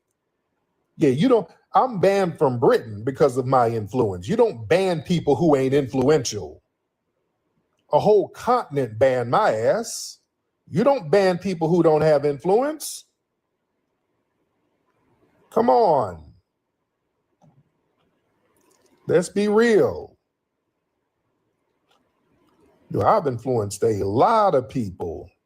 Yeah, these tethers know this. ASAP Rocky shouts me out all the time. That's my guy. ASAP. That's my dude. He's influenced by me. He said it. He did an interview, I think, with Questlove shouting me out. Come on now. I just don't brag about that type of shit. I don't really brag about it. Well, man. Come on now. Let's be real. I've influenced a lot of people by standing on business. Real work for you. Nah, then else will do. I got that real work for you. And reservations for two. Real work for you. Nothing else would do. I got that real work for you. And reservations for two. I got that real work for you. Nothing else would do. I got that real work for you. And reservations for two. Stepped out clean, I'm fresh out the door. Natural sin, but it's hitting like more. Confidence high, got me walking real slow. Every move got a vibe, let it flow. Cut your eyes from across the room. You smile back, yeah, you felt it too. Ain't no pressure, just energy speaking. But you leaning in like you been seeking. I ain't gotta say much, you can feel that glow. It's deeper than the surface, it's something in my soul. From the roots to the skin, yeah, it's all aligned. Now you right here vibing in my time. Oh shit, we did it, Lady Che. We made it to 500 subscribers. Congratulations. Go to bed. Hmm. Should we go to sleep now? Can we go to? Of course, by now y'all have heard all about the freak now because you made it all the way there. Shit. It's 2:15. We got a couple more topics for the chain, and yeah. Jesus fucking Christ. All right, so what if the Republicans did a good job in black districts that they're trying to take? So this is Demetria Case. Gonna give us a quick update on that. the redistricting efforts that's taking place all over the South, where the Republicans have, in a sense, stolen districts from majority Black districts, right? And Black representation may be in danger. But think about this. Let's say the Republicans did get, control of these Black districts and all this, that, and the other. What if they did a good job? Now, this is really to the Republicans, right? If for whatever reason y'all did get elected to those districts, if you did a good job, you might have another loyal voter base. Now, what do I mean by that? We know that Black voters predominantly give our support to the Democrats, right? Yes. But imagine if y'all came in and y'all wasn't with the foolishness, right? And y'all actually did things like brought some resources to those communities and, tamped down the crime, whatever way you know how to do it, right? Respectfully, okay? And just made it a great place to live for those Black residents. Unlike the Democrats, they would vote for you. I'm telling you, I would, right? I'm an independent. I don't, predominantly support the Democrats or the Republicans, right? But if the Republicans got in control and you actually did great things, Black people would say, well, it is possible. Because oftentimes in our communities, we're told what? Well, we're going to wait and see. We don't know if that's possible. Well, we going to try. Just vote us in and we'll, all of that, right? But the thing is this, to me, it's just logic. How is it that the Republicans district seem to run a little bit better? They seem to be, right? Like, let's say the better part of town, okay? And even with the Democrats, they have their whole district, let's say, is not just Black or maybe run down. Not that it's Black and run down, but they often have a part of the district that's very nice and pristine. So what are they doing differently on that side of town that they're not doing on the Black side of town? It's benign neglect. Of course, we know that from the Democrats and Republicans. But I'm just saying, if Republicans, y'all going to steal the district, are you going to steal the district to improve it? Or are you just stealing it to just be racist? Because yes, let's concede that. It is a lot of racism going on with the Republicans wanting to steal the districts, but that you're going to steal it, at least benefit from it.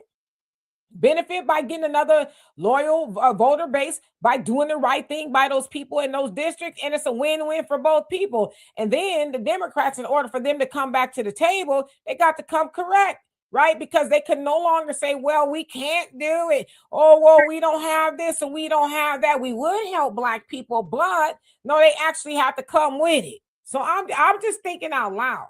What do y'all think? So for more insightful commentary, please subscribe to this channel and my channel, The Demetria K Show, here on YouTube. Peace.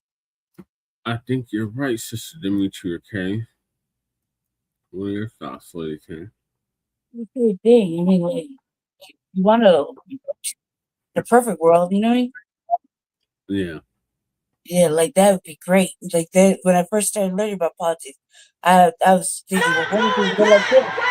And it's set up for failure. So I understand. Right. All right. So in other news, the Congressional Black Caucus Black Voters Matter campaign is a scam.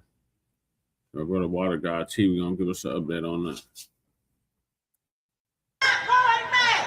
2 weeks ago was a tense environment because this is something where a lot of people, particularly Black Alabamians, are hurting and feel that they are not being treated fairly. And I agree with that. Might have to drop a dime on this. For sure. You know what I'm saying? Stop. I don't like that shit. For sure, bro. I don't like that shit.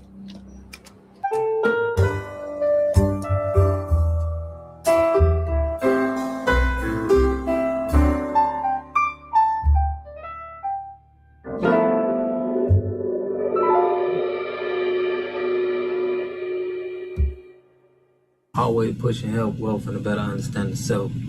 So y'all know they done got everybody, grandma, aunties, out here for this voters' right protest. Now y'all know how the Democrats work. They know this is all a nothing burger. You know, doing all of this protesting and we finna boycott Target. All of this stuff that they doing, we already are sending out the messages and what we want people to do with what we feel that's gonna be effective. But we always gotta look at the news and see groups of Democrat-ran people telling us the plays that we gotta make, like they're trying to fight society. I'm gonna show y'all some clips. Make sure y'all subscribe to the channel, hit that like button, push on the algorithm. I greatly appreciate that. We got another play that they running with this voters' rights. You would think that, you know, certain people can't vote or what's going on. And this is what they do with us. Instead of talking to us on what they gonna give to us, what are they gonna do, it's always like we got a war to go up against. While everybody else get peaches and cream bills. Okay. I wonder if Chud the Builder would have been doing that to them little hats. I wonder what they would have been, you know, how they would have responded to this. But neither here nor there. Y'all check out these clips, man. I'm gonna give y'all my commentary. Let's get it. Now, just looking at this, I'm like, I see some snow bunnies in the building. I ain't gonna say I see a lot. We just starting, but just to start, to check the temperature, we know it's some liberals in the building, but check this out, y'all. I want to know what y'all think. Let's get it. Hearing from protesters is that the fight for voting rights is far from over, saying changes to voting laws and district maps will have a major impact on Black voters this upcoming election, adding they don't want to go backwards. We're not going back! We're not going back! We're not! People packing the streets in front of the Capitol building in downtown. I'm still confused on what are they even talking about. What, do they feel like Black people not gonna be able to vote? Like, we got all of these Black people out there, and they making it seem like I'm thinking that they can't vote. Let's hear. Montgomery, some driving in from other states, saying they felt called to show up for what they see as a critical moment for voting rights. Dang, they got different states and all going there. Why don't we just reparations? Why wouldn't we be saying it? It's like they always talking about these rights and this and that. Why don't we just get what's owed? They don't want to be a part of that plan. I'm a registered voter since I was 18 and going to the polls with my grandparents and parents since before I can even remember, probably like 5 or 4. So this is my duty. I have to do this. National organization Black Women. Dang, y'all heard that? She said this is her duty. She has to do this. Same Democratic talking point. Same. It's like they got their news coverage team out there saying exactly what they need them to say. On a mission is using the moment to push its 25,000 voter initiative aimed at registering 25,000 new voters across the South before the midterms. Founder Camille McCallum says greater voter turnout means greater political power. Texas actually already redistricted last year prior to the Louisiana versus Calais decision. They redistricted in an effort to basically gain 2 new seats, which they were able to accomplish. Mississippi called a special session. They've now canceled it, I think, because of some of the pressure we're putting on. And we want to see more of that across the South. Alabama Representative Philip Ensler also spoke about what he called a tense atmosphere during the state's special session earlier this month, as lawmakers debated the future of congressional districts. 2 weeks ago was a tense environment because this is something where a lot of people, particularly Black Alabamians, are hurting and feel that they are not being treated fairly. And I agree with that. So we're gonna fight for political seats. This don't make no sense. They ain't treated unfairly. They still feel a way. I mean, if you're from Alabama, you should know about the Alabama water spill that they had. They still feel like they was robbed from that. And they're still wanting to go to court. So it's just crazy to say that they got us They got black people out here stepping for something that's not even worth protesting about. We protesting about reparations right now. They're not. So it was a tense environment. Former U.S. Senator and gubernatorial candidate Doug Jones was also among those in the crowd. When I prosecuted the 16th Street Baptist Church bombing case, so many people kind of pushed back a little bit and said, you know, we don't want to go, we don't want to see that again. We're beyond it. We're better than that. Well, now we're jumping back. Earlier, gubernatorial candidate Dr. Will Boyd crossed the Edmund Pettis. Y'all remember what Malcolm X said about them damn liberals? He said, now we jumping back. He got all the benefits in the world telling us how bad it is. Bridge in Selma at a Commer event before heading to the larger rally in Montgomery. There's a bridge we all have to cross together. There's a fight we're all part of. This is not just a war on the backs of black and brown people. It's a war. Man, y'all stop all that black and brown, man. Y'all had white people out there, man. Come on, man. Y'all always trying to include us with somebody else. This is getting out of hand. That black and brown and that African American, you suspects. That's what I hear. On all people. And we need to make sure we stand together. White, black, brown, all of us together in this fight. We're not going anywhere. We're going to continue to fight for fair, just democracy. We are not going away, and we will stand together. In Montgomery, I'm Valentina Chal. Talk about how Black Americans are the blueprint globally.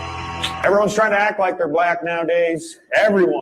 Why do you think a lot of Mexicans are leaning more towards Black American culture? Because black people, they're cool.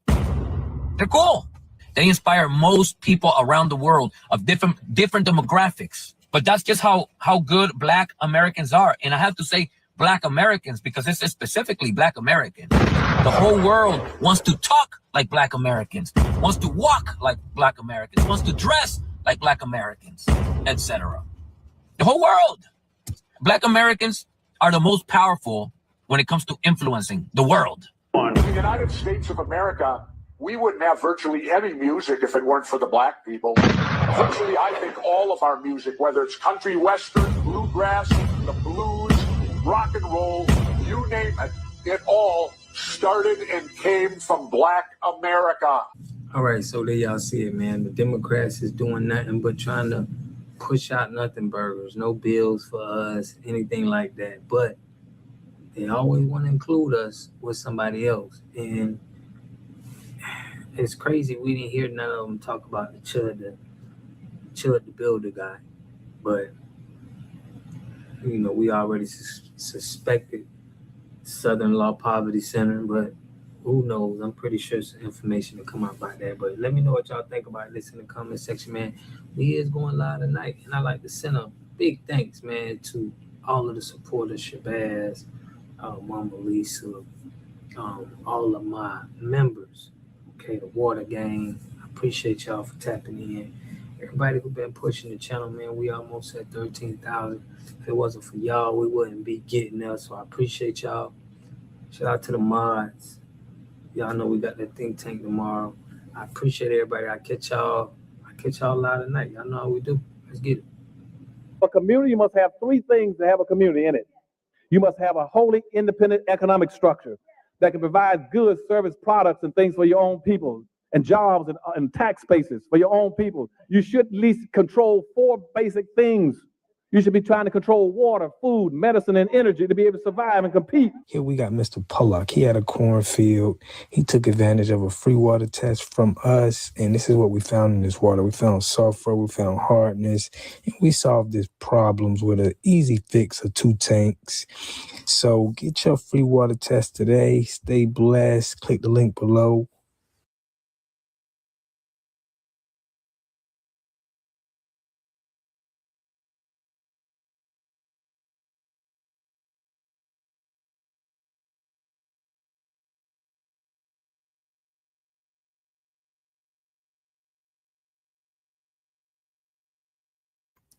What are your thoughts on that, Lady Che?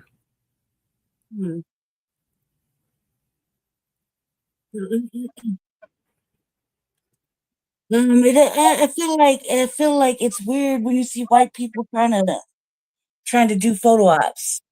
Mm-hmm. That's what I think that's about.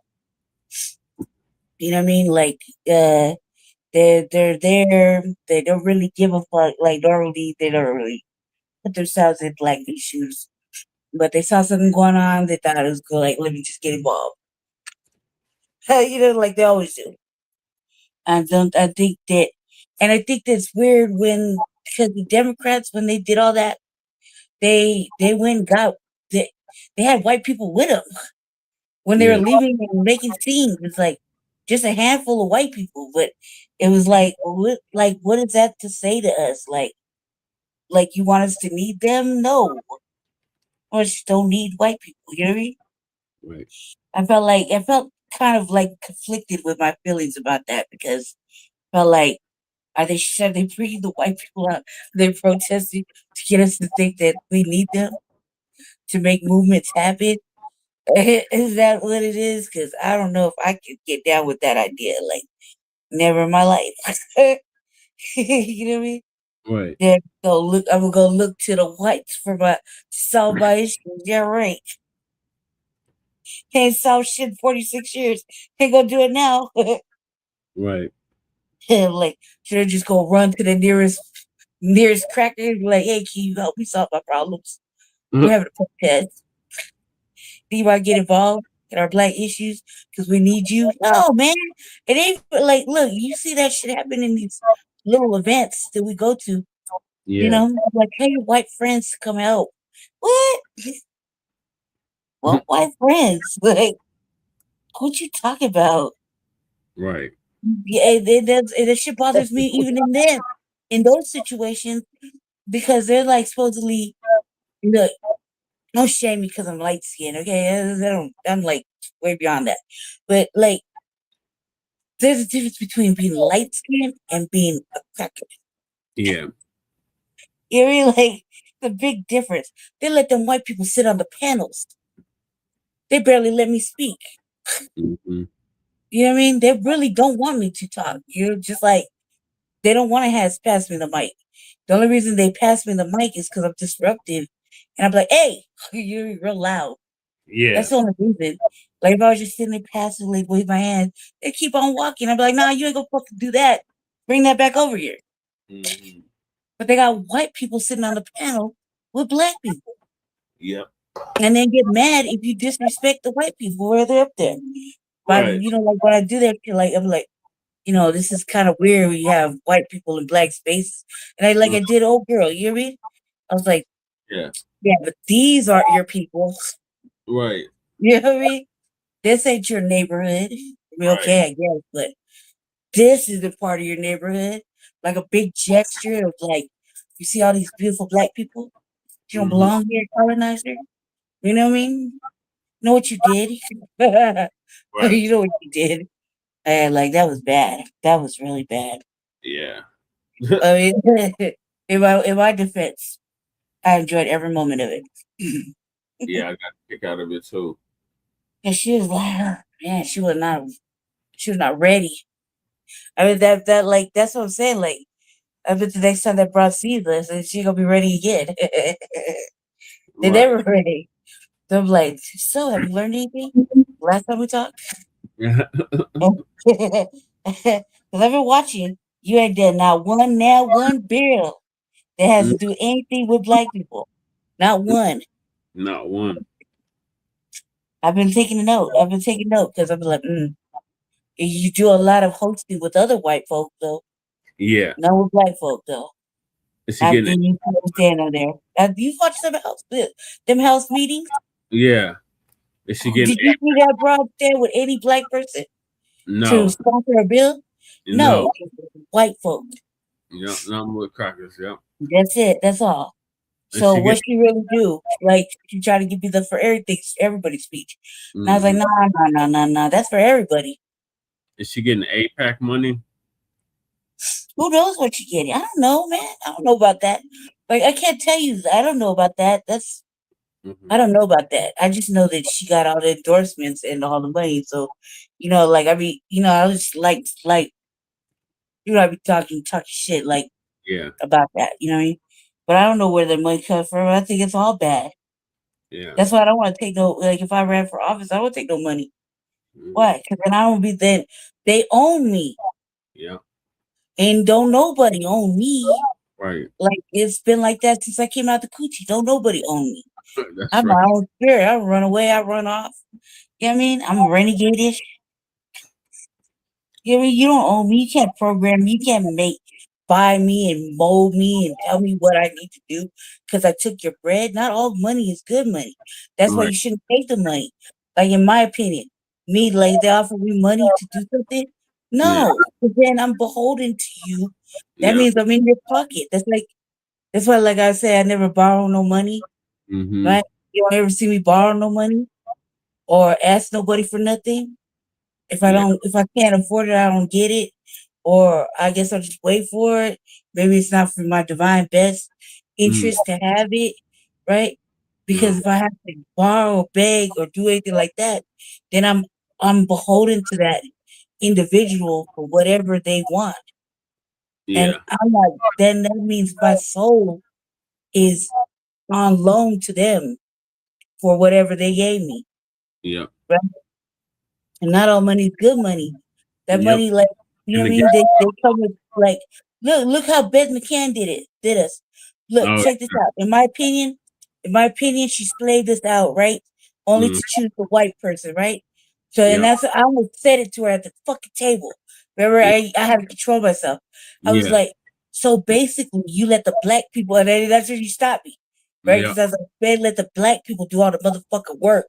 Yep. But you can't write a letter the Mm. work you saw and benefited from for like 3 motherfucking years, and you Yeah. gonna choose this fraud that nobody knows? Yeah. Like, the fuck have we been doing every month? You know what I mean? And I was like, so you mean to say that you was like, no? Because I was like, no, because you slaved us out. Mm-hmm. That's what you did. That's what she did. Yep. That's what we did. We're the only ones that were doing the work for fucking to make sure black people could get out of jail, stay out of fucking jail. Right? And they Yep. got a fair looking, fair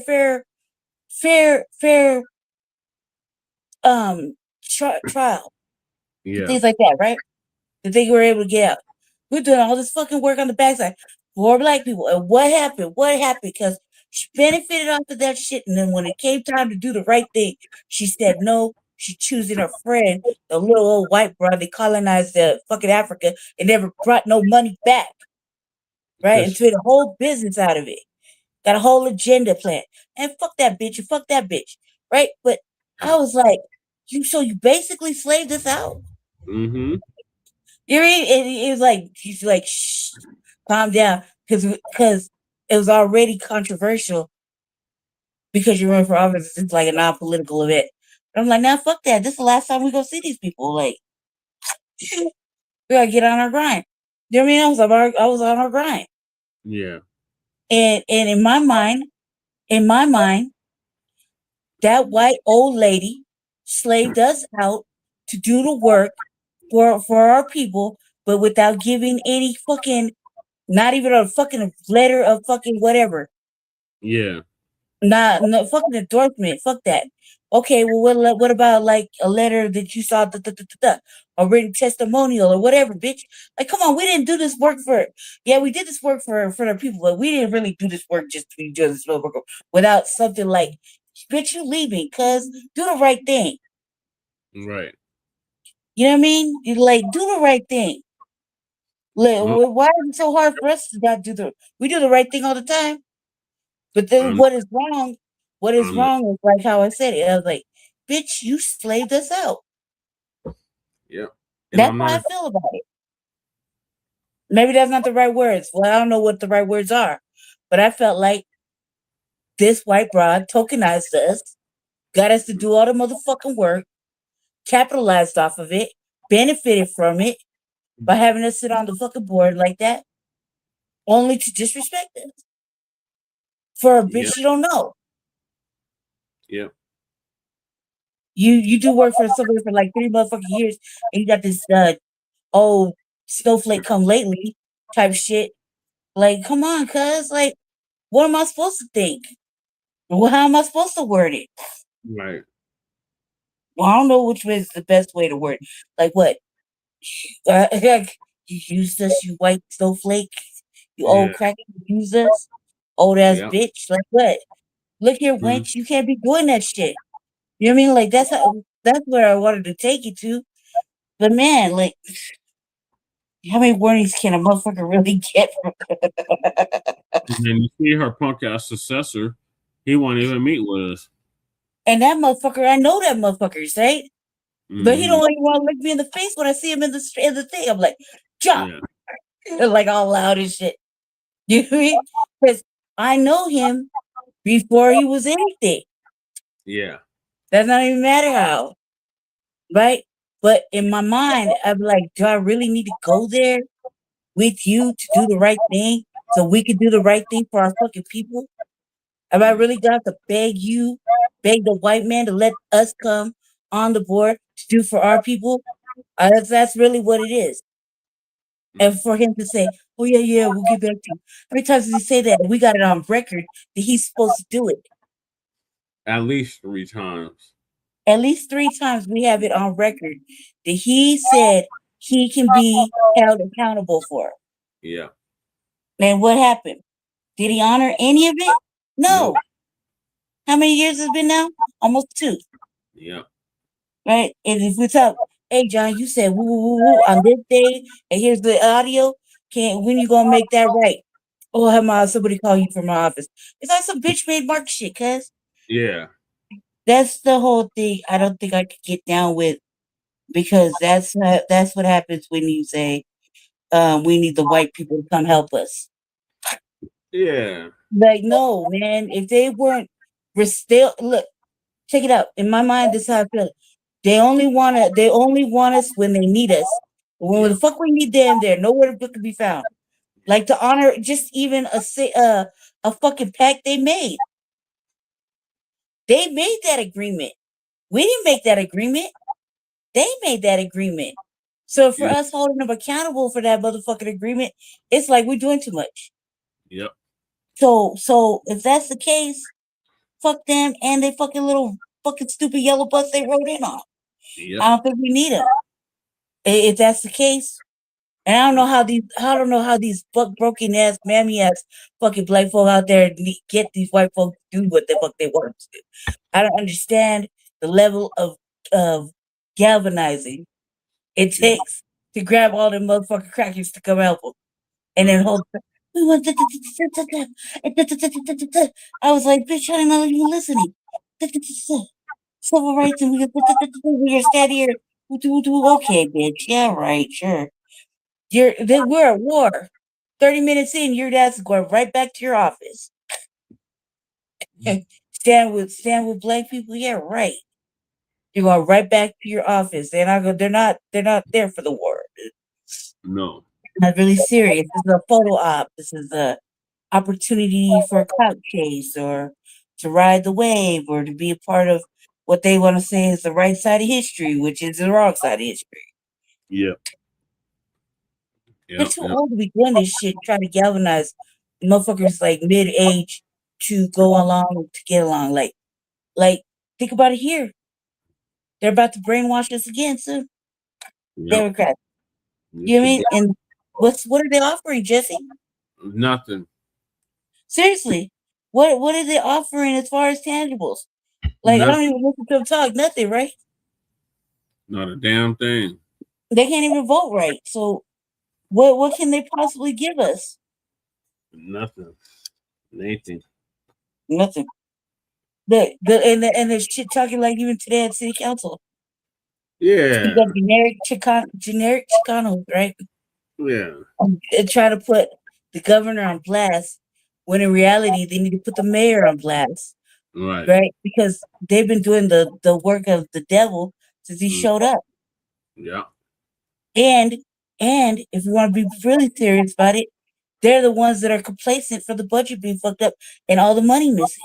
Yeah. Because they're the ones that issued it. Yeah. So while we're sitting there blaming the mayor for him overspending, him putting the money this way or that, Really, you need to look at city council because they're the ones that dish out the money for every motherfucking contract that goes right through there. So the places to blame on the wrong motherfucker. He's complicit, yeah. He's hella guilty. He dirty as fuck. Yeah. But they're the ones that did it. Right. They're the ones that approved every fucking 6-7 figure contract. That's all they do every day is fucking approve money. Yeah. So they say we're at like there's 20 million missing or some shit. The auditors, you looking in the wrong place, bro. Go hit up city council. Follow that train that way. You know what I mean? That way. Right. Why is that flip? Nobody even said that though. You see how much sense that made? Mm-hmm. They ain't say none of that. They're like, the mayor said in his office, and we do, you know what? You're talking to the wrong motherfuckers. Right. You talking to city council. They're the ones that did it. Yeah. They're the ones that fucking lit his little fire and they helped him do it. Mm-hmm. So if anybody go to prison, it's all the city council, the whole mayor's administration. You know what I mean? They're all culpable. They're all guilty, not by association, just guilt. They all did it. Yeah. Look, if they're the ones that hold the purse and they're the ones that are approving contracts for like 7-8 digits, and they're the ones that vote on the this and that, who gets what and where, like alchemy. What is it? Alchemy, whatever it's called. Urban Alchemy, right? Yeah. They approved that contract. There's a big ass contract, right? And they had a little controversial fucking public comment, right? And then they sat and had some meaningful little dialogue about how, this is a bad look for these people and they're like this, they're salacious and they had all these problems elsewhere. Woo, woo. And then what happened? They approved the money and they let them go and run that motherfucking hotel. Yeah. Right. So they just do the political, the fucking performance and the boo-hooing and care about the people. But there you go. Write that check, cuz. And what happened? Them people was up in there good. Solid. Right? Say they doing God's work. Okay, cool with it. Right? All the housing projects, like hosts and all that shit.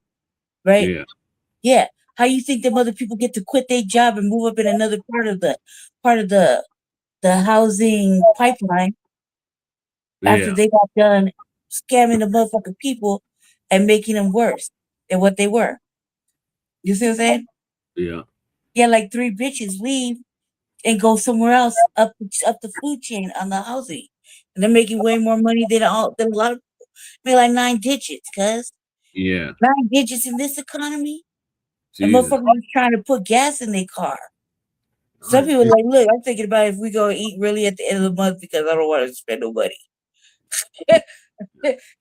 Every dollar is like, every dollar matter, right?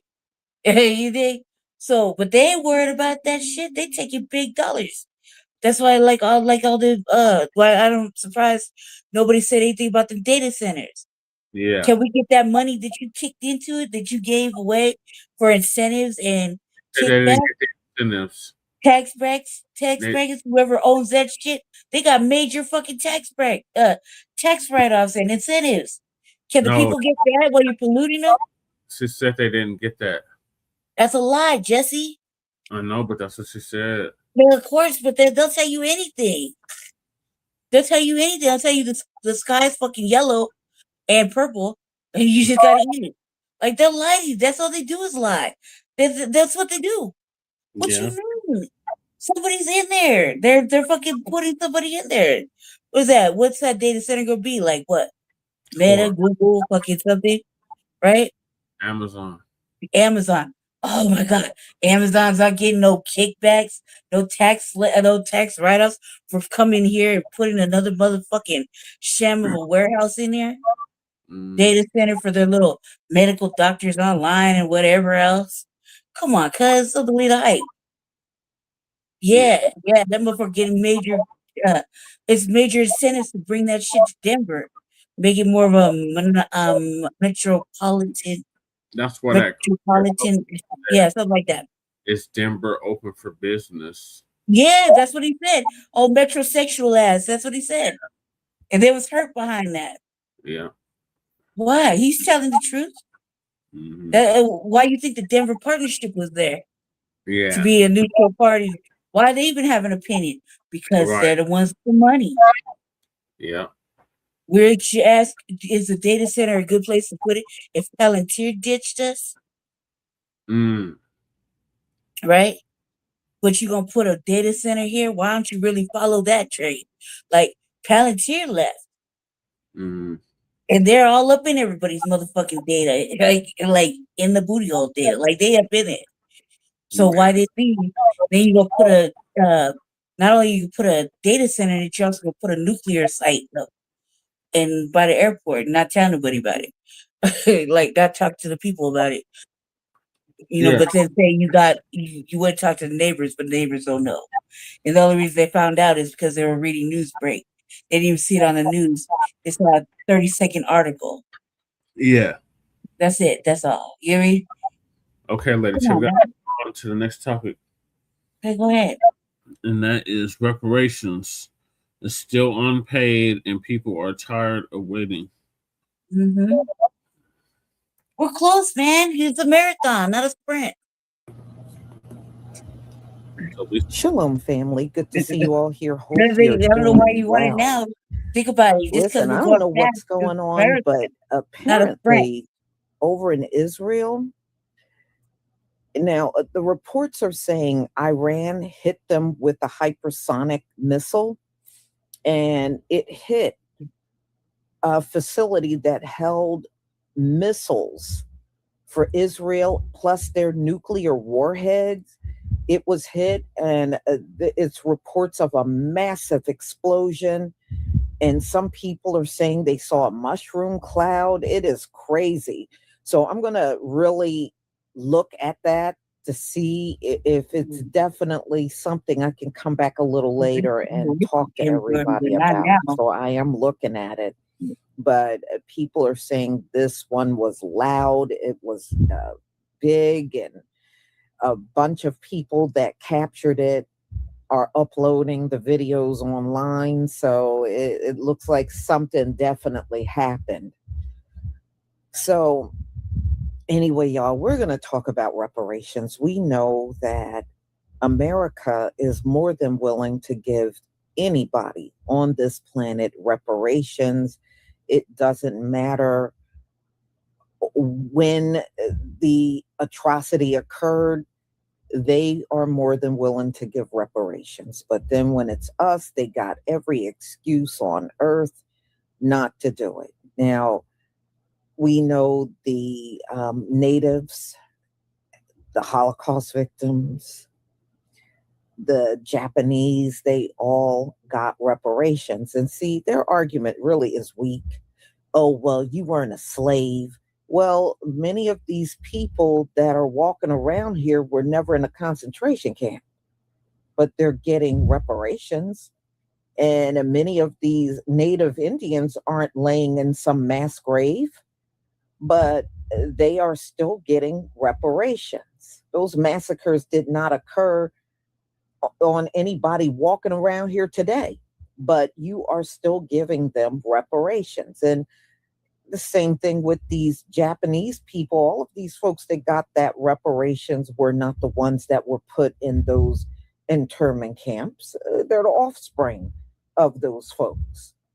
So, you know, for you to say somebody wasn't a slave, I mean, you can literally use that argument with anybody you've given reparations to. And as you can see, you know, a few weeks ago, the Democrats were trying to, well, at least one of them was trying to argue that the immigrants should get reparations.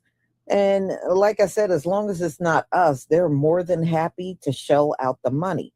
Now, another thing that I have seen over the last several months are all of a sudden Africans are trying to get a piece of the action. Africans, America don't owe you nothing in reparations. Y'all willingly came over in this land. Nobody dragged an African over here today. Y'all come on your own. So no, you don't voluntarily come in a country and then see there's a chance reparations are going to be given, and then you want to tell us that Africans should get it too. No, you shouldn't get nothing. The only thing you need to do is pack up and go back home. But reparations are not owed to a single African by the U.S. And I believe Donald Trump told y'all that. He said America don't owe Africa no reparations. And this is the one time I can say I agree with Donald Trump. You know, that's why y'all were trying to come up with that 6th region and all that nonsense you came up with. No, you're not entitled to anything. So y'all, let's get into it, because our people are still speaking on this, and this topic ain't going to go away. It's not. This is an injustice that has never been resolved. But it's amazing how America want to shell out for everybody except for us. And y'all, they're going to do this with Iran. You watch. America's going to send tons of money over to Iran for tearing up their land. And I'm not saying they shouldn't get anything. It was wrong for Israel and the United States to attack them. But damn, how many more people are you going to push ahead of us? You need to pay. And you don't want to wait around for the Most High to step in, because once he step in, you're going to lose virtually everything. And everything is going to be handed to us. So we can do this the nice way, or we can do it the rough way. Like Tina Turner says, we can do this the rough way. And I guess y'all want the rough way, and you ain't going to like it. So let me go ahead and share my screen.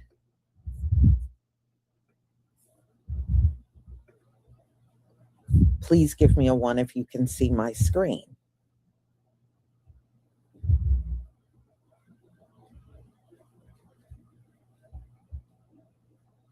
Thank you. Thank you, everybody.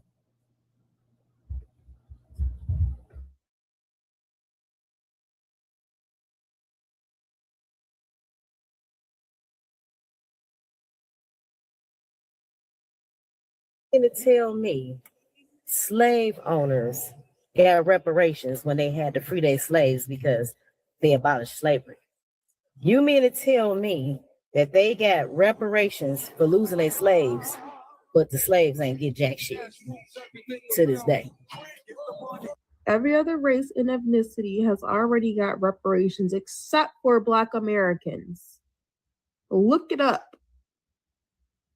Every other race has already gotten reparations in some way, shape, or form, except for Black Americans.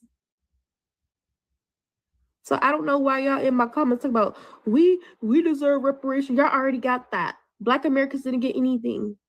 We didn't get anything. Then y'all want to sit here and talk about we're not going to pay for that. Okay, but we're paying billions of dollars to Israel right now. But you're telling me Black Americans can't get reparations? We've been paying billions of dollars to Israel since when? So why the hell can Black Americans not get reparations for what the hell our ancestors have been through? We did free labor.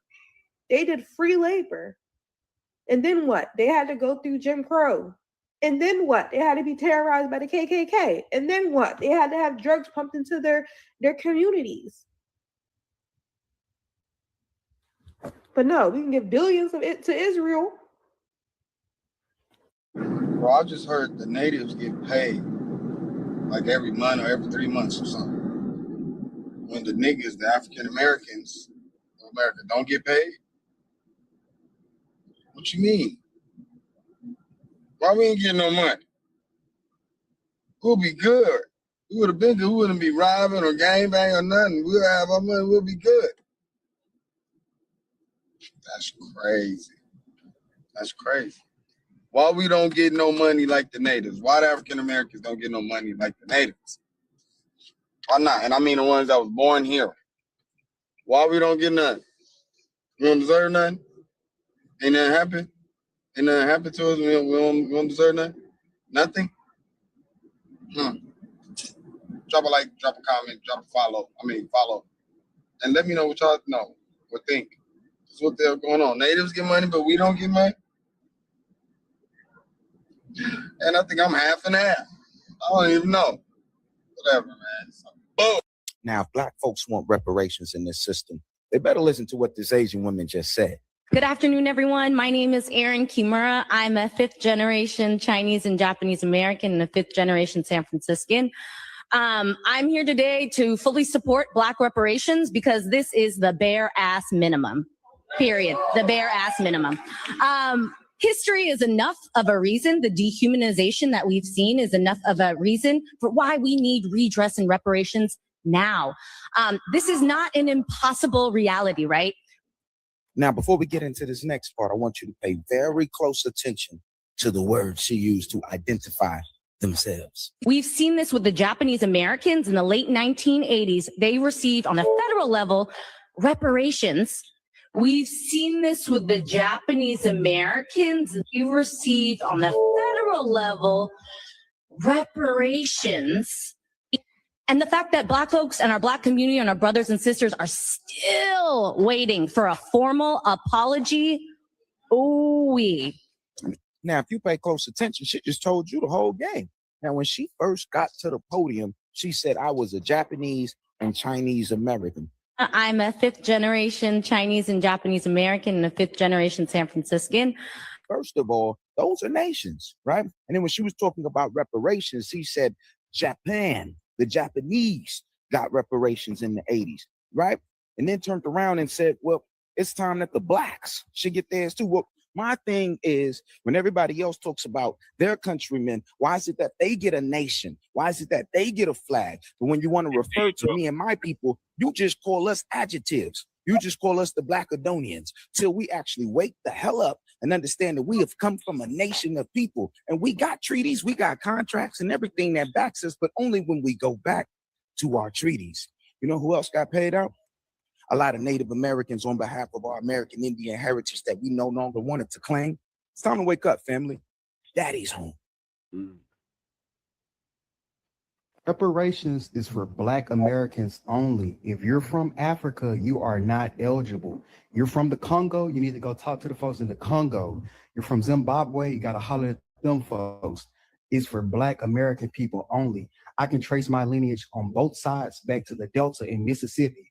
This is something that my ancestors fought for. You want to know the real reason why they won't give Black people reparations? But why they never gave Black people reparation, even though it was promised that they were going to give them reparation? Here's this lady who did a video, and she did some research, and she found that the Jews from the Holocaust still get reparation till this day. It passes down from one family to another for the rest of that lineage lives. She also says certain Native tribes here in the United States get reparation. Not any tribes that Black people were in. I'm talking about like the Asian natives that descended from Asia. Certain tribes get reparation. And she mentioned a few other race of people. Also remember in 2021 when Biden was thinking about giving reparations to what our current president did to Mexicans or foreigners with ICE during that time. Remember that? Did they ever get the reparation? I don't know. She has done her research and she is putting together a petition to go up against the U.S. to get Black people in the U.S. reparations that we deserve, okay? Slavery was one of the most heinous crimes in the world. And for it to be the worst and we are the only ones that don't get reparation, it doesn't make sense. she put a website together. If you're interested in being part of the class action, you can go to her website and you can sign up on the list. She said that based on her calculations, one Black person, a descendant from slavery, should get at least $3.3 billion in reparation. That's one person. That's how much is owed. They promised us reparations. They just never came through. So you want to know the reason why I think they're not giving us reparations? Because they know that money is power. And they know that if they put that type of money in our hands, it gives us power to rise. It gives us power to start building our own empires, start building our own cities. And they don't want that. They want Black people to stay up under them. But keep in mind, if they really wanted to get rid of Black people in the U.S., they would have done it a long time ago. It would have been nothing for them to just go house to house and unalive every last Black person they see. They had the power to do it. Look at all the heinous crimes that they had got away with by lynching Black people, or just all of the crimes that even police brutality has got away with. So if they wanted to get rid of Black people, they can. The reason they don't is because they need us. They realize the strength of Black people. They realize the makeup of Black people, their abilities, their capabilities. They know that if they remove Black people completely, this economy will collapse. Me too. You can even, just to give an example, the NFL. Imagine if they remove every last Black person out of the NFL. What would happen to it? What about the NBA? So they know that they need us, but they want us to stay up under them. Because they know if they put that kind of money in a Black man's hand, not all, because some of them will do foolish things with it, but there's some Black people out there that will take that money and build empires. And that gives Black people power to take back over this world that they used to run. And they know that they do not ever, there's a reason why they won't give Black people reparation. And you and I both know, come on now, they can't put that kind of money back in the original people's hand that used to run this world. Because then it gives Black people power to take this world back over. Especially with the U.S. being the most powerful country in this world. Imagine, we the most powerful country in this world, and you put reparations in U.S. Black Americans' hand. They're not going to do that. You're gonna land this plane. Let's go I'm over like, some things. This is how you know what I'm talking about is true. Every time when Black people tried to go on their own and build their own city, white people came in and destroyed it. They didn't use white people's money. They built their own empires with their own money. They had their own doctors, their own hospitals, their own banks, their own schools. They were educating their own children. White people came in and destroyed it. Remember Tulsa, Oklahoma, June 1st, 1921. They used to call that Black Wall Street. White people came in and destroyed the whole city. Destroyed all the businesses, killed so many Black people. I don't even know the number of the Black people that were unalive during that time.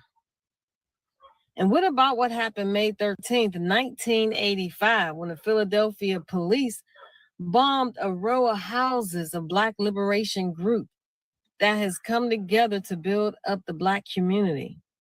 They went in and bombed 61 homes and killed 11 people. Oh, there's more. In Durham, North Carolina, 120 Black-owned businesses were destroyed.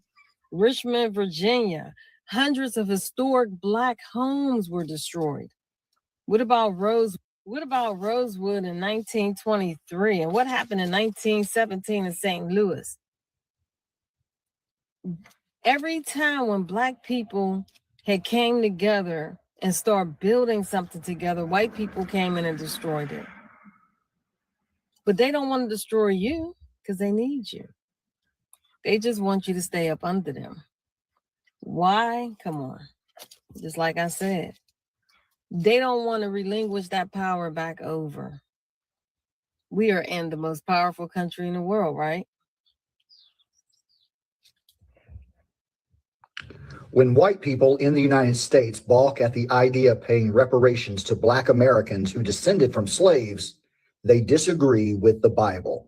Reparations are a form of compensation or restitution made to those who have suffered injustice, particularly those in cases of racial inequality, discrimination, and slavery. The idea of paying reparations to Black Americans is not a new one. It has been a topic of discussion for decades, if not centuries. However, it has gained renewed attention and support in recent years, following the resurgence of the Black Lives Matter movement and the growing recognition of systemic racism in American society.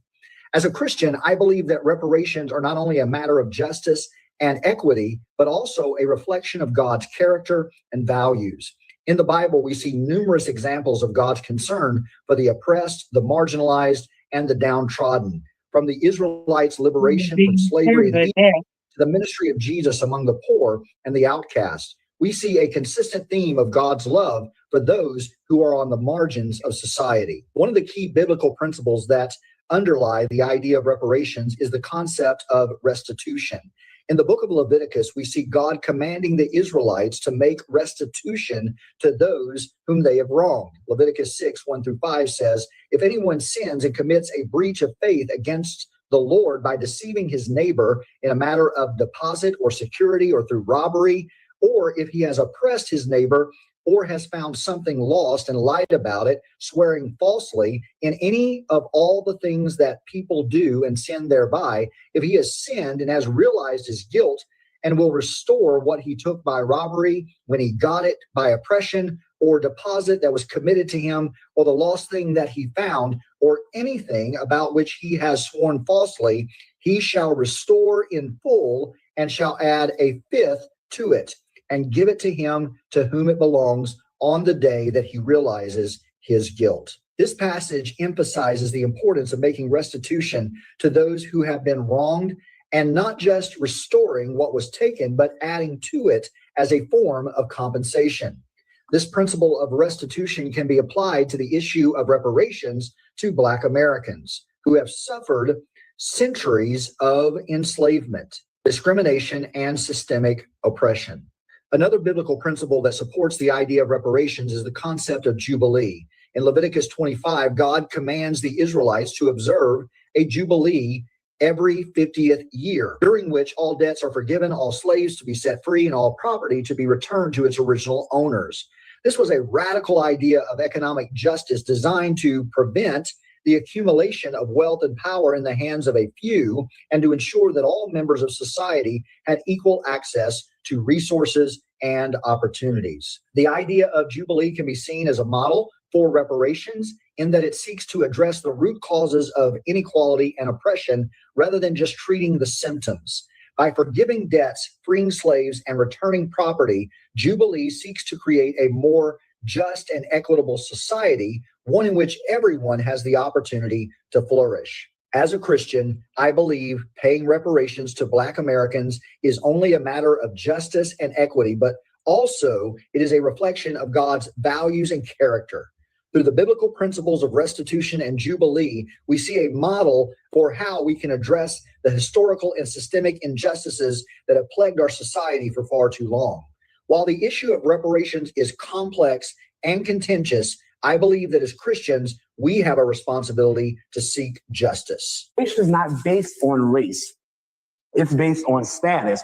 A Black person who comes here from Nigeria or Jamaica or Brazil, they're not owed a penny from America. They chose to come here. We are talking about the people who are freedmen, the descendants of people emancipated by this country. We still know those people because you are one of those people. I am one of those people. A lot of those people here in the audience, I just told you I could break down my genealogy. My dear Nana was 101 when she died. My great-grandfather just died 3 weeks ago. He was 100. He remembers fighting alongside white veterans in World War II. He remembers coming back and seeing his white veterans get homes and lands and pensions and the door being slammed in his face. And we are going to say that America that says liberty and justice for all, that's okay, get over it, keep it moving, while we have to hear never forget for everyone else's tragedy. And as far as from where reparations will come, reparations not, I need people to stop thinking it's going to come from their tax dollars. Look at all the trillions that America spends right now. We talk about inflation, the invisible tax. We have something called the PPP loans. Do we remember the PPP loans? America spent $6 trillion on PPP loans. You know what they just did? They canceled all of it. And we didn't even know. America gave the corporations, the banks alone, $29 trillion. You know what they did with that? They canceled all of it. So let's stop acting as if America is as hamstrung by debt as they want to pretend. Because when America wants to pay for something, they find a way to do it. And truth be told, the corporations, again, aren't hurting. The defense manufacturers aren't hurting. It's only Americans who are hurting. And that is a choice. We all know it's a choice. That's why we're running for office, because we know this country can do better. So I refuse to accept that this country can't do right by a people they've wronged for centuries. And I refuse to accept that any justice-minded person thinks that's the right thing to do.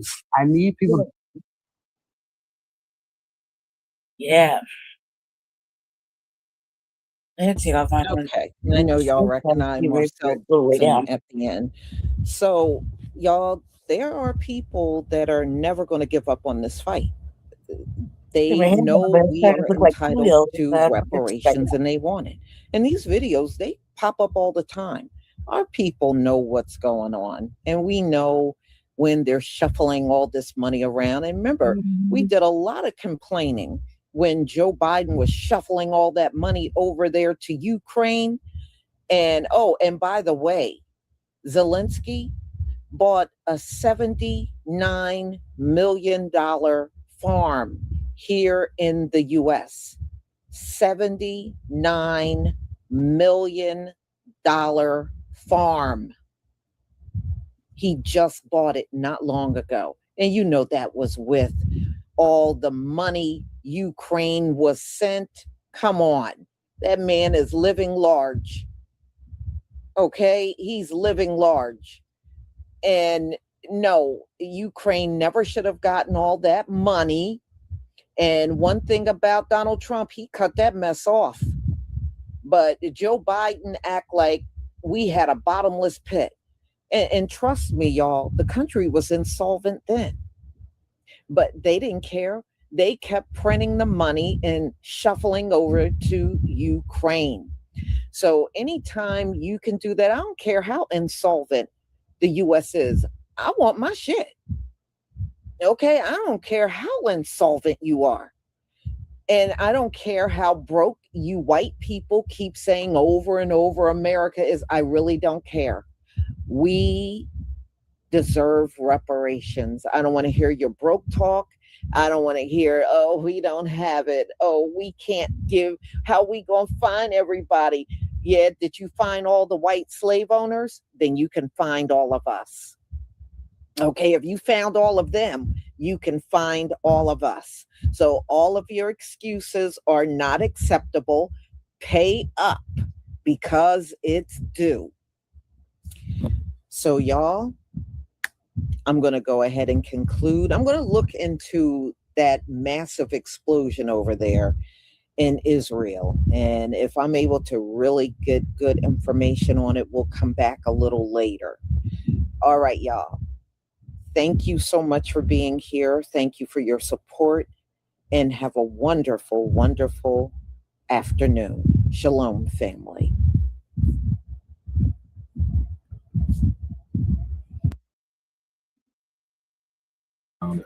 In social services, I have my undergrad, and I have my master's degree from Jacksonville State University in behavior science.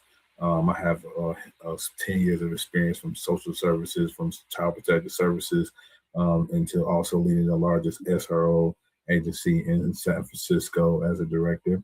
And I'm fighting for lowering the cost of living, fighting utilities, free healthcare, single payer, taxing billionaires, free child care for all, and also protecting jobs with AI.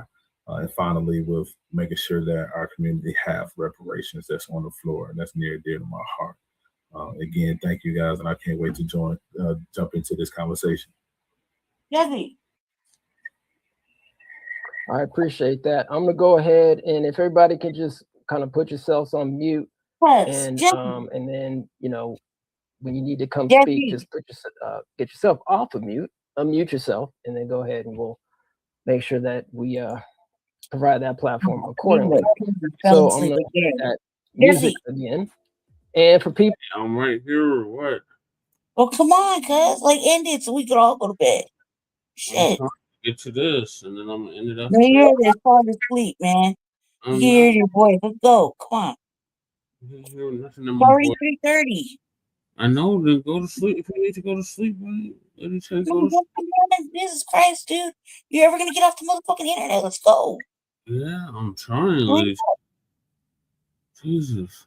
People in the chat, I appreciate y'all coming. Go ahead, leave the comments, and then before we wrap up, if you guys have any questions or comments in tradition, we'll go ahead and ask of any of our guests here. So greatly appreciate everybody for coming through. So please don't forget to like, share, and subscribe.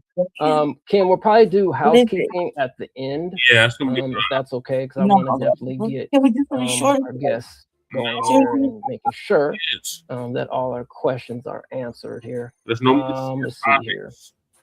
All the next. So I guess let's kind of get into it.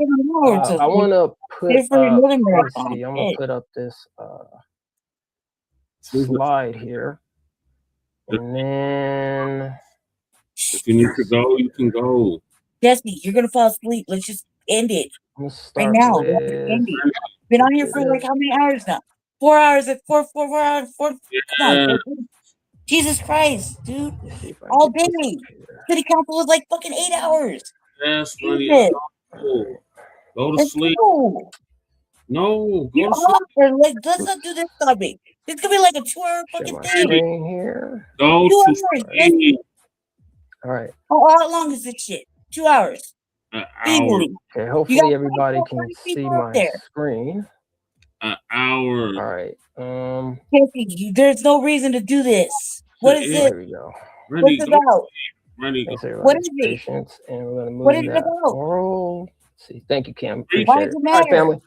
So in 2026, we have District 18, which our good brother Andre Sandford is running. And then District 55, we have William running in that district. And we also have District 69.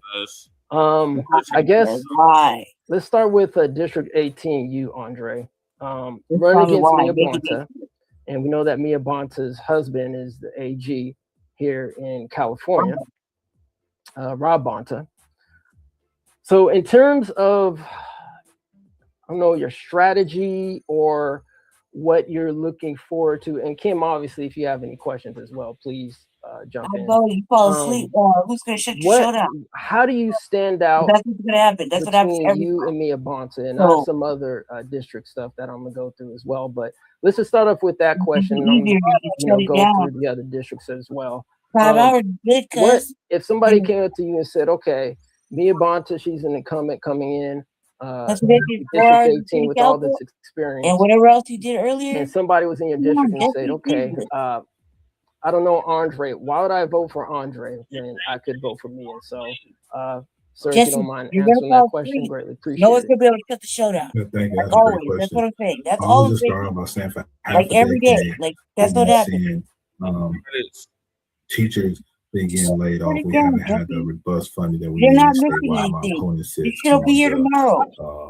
education committee, and in her own district in Oakland, we are laying off 400 teachers You fall asleep then this year. And that's in Oakland and Alameda.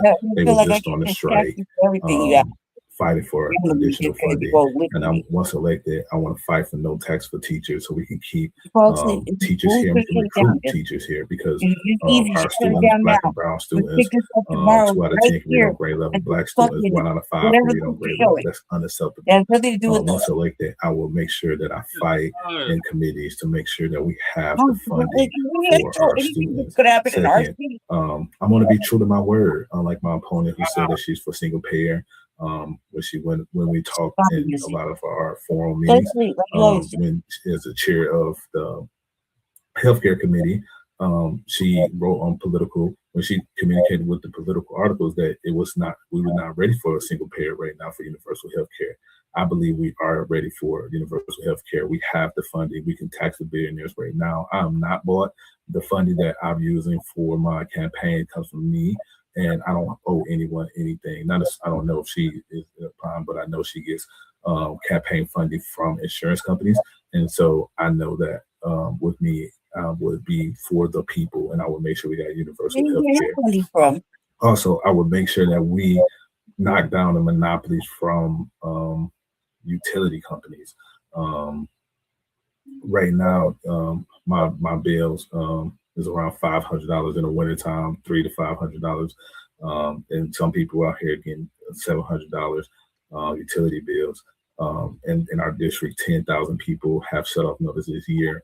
And when I was 14 years old, and I'm originally from Detroit, I've been out here 7 years. My power was cut off for a year, and I could have died. So I understand deeply, about utilities, about keeping utilities on. I know how, when your friends want to come over, you have to make up things so they won't know that your power is off. And I don't want any kid or any family to ever have to do that. So I want to get rid of the monopoly. I want to bring in small utility companies and minority utility companies so they can compete and drive the cost down for utilities. He said, "I definitely."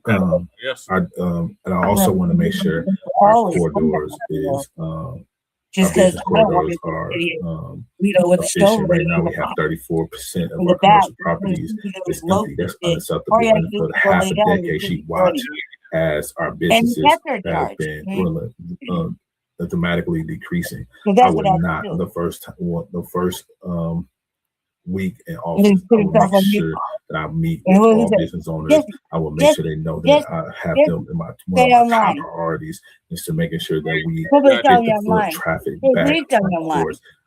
In my last race, I was advocating to reduce reduce taxes for small businesses and new businesses, and to take some my proposition for housing. I want to get rid of the cost of Hawkins and make sure that we have more the cost of Hawkins. And I want to make sure that we have more protection for renters.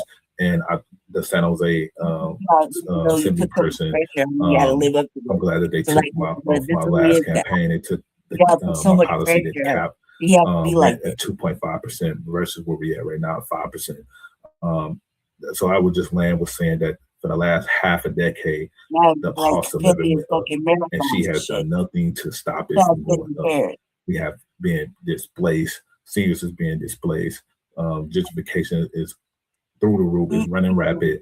And once elected, I will. How old is this dude? How old is that dude? Like 20 something? How old is that dude? Put it back on there. How old is that dude? He's young, right? That brother just talking right there.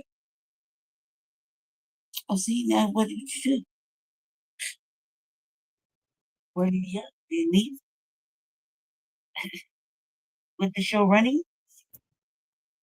What's that? Maybe the internet went out.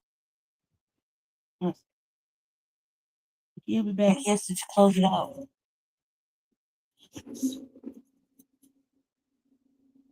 That dude look really young. He was like, what, 20-something? Trying to buy an AC. So I think this little fan started burning out. Like, really, really bad. Let's see. Can't see. Oh, really? Gotta wait for Jesse to come back in. He left or the internet stopped or something.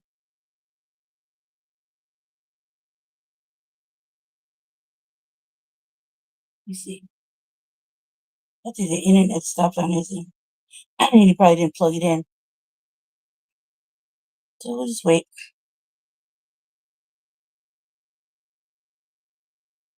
I think that cat was really young because the way he was talking was like really young. I was like, dude, what you talking about right here? When they hang out at your friend's house and they do what now? What now? And the electricity was what now?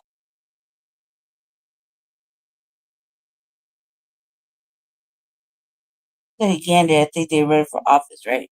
Because he didn't really say anything about that. That's it. He said anything about that. Right.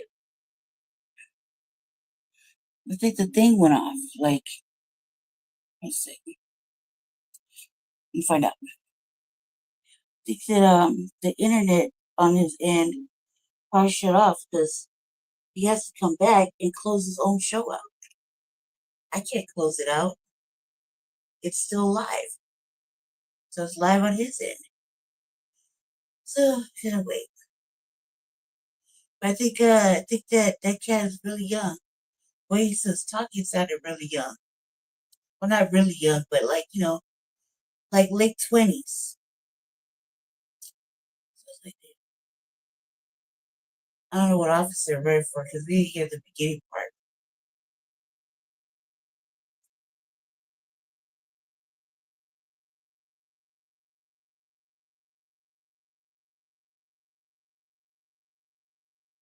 Let's see.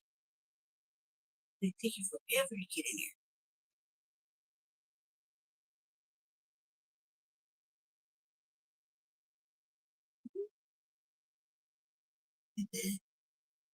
Let's see what's up.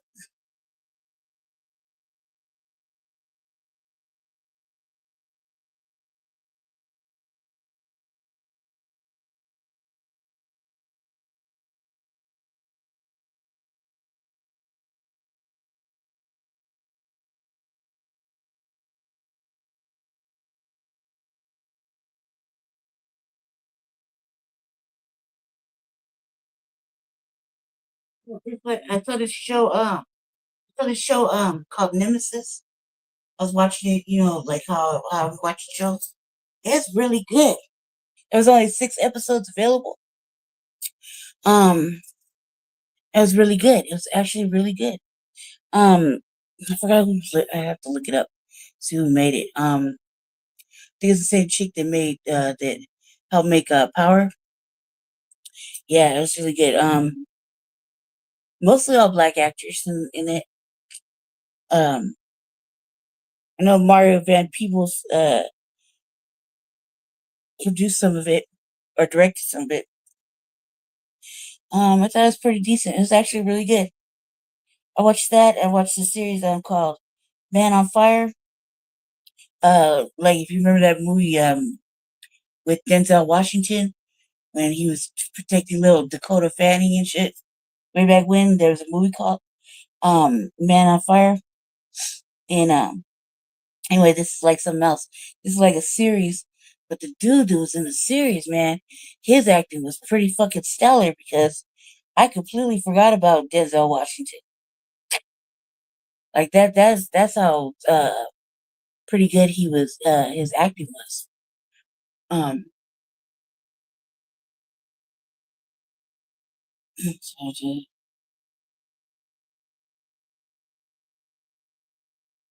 What else? I was gonna watch that Star Wars flick. I never been one for Star Wars, so my brother said that he kind of explained a little bit about it to me, and I was thinking I was gonna watch that. I was thinking about it. I really don't really know too much about stars because I didn't really watch it. More, I guess, Star Trek Next Generation fan. That's it. That's as far as it goes. You know. I can't see everybody, so we'll see. I hope the internet went off. Cause I can't. Let's see. Oh, so give me right back. He said, the studio kicked him out. He'll be right back. That happened, all day. Like I was trying to get onto city council, like to watch it. First, I tried to get on it, right? And the Zoom kept kicking me out. Then I tried to get. I figured like, my internet isn't due for like another couple of days, and I just sent Jesse to take care of it. It's like sometimes it's easier for. I said I'm just not good at dealing with T-Mobile. You know what I mean? So I said it's just more diplomatic because certain things. You know what I mean? So me, it was just like, as a kid, I just don't control myself well. This is some shit that I don't be really reacting. Just let him go handle it because it's more.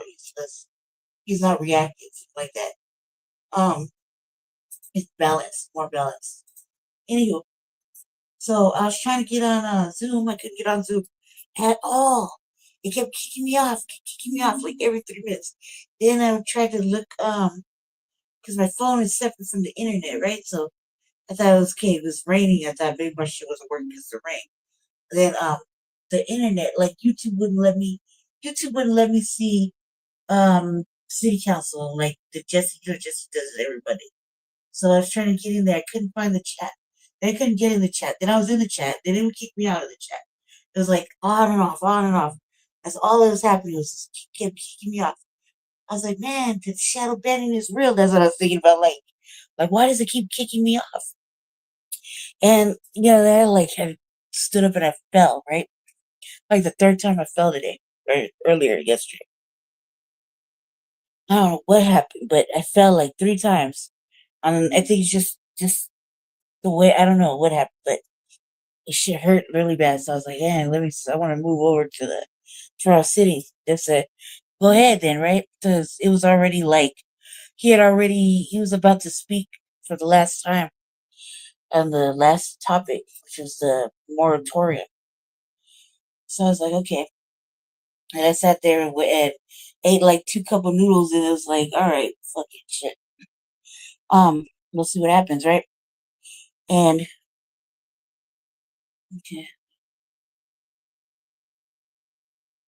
so tell him I'm holding it down so he hurries up, gets his ass back in here.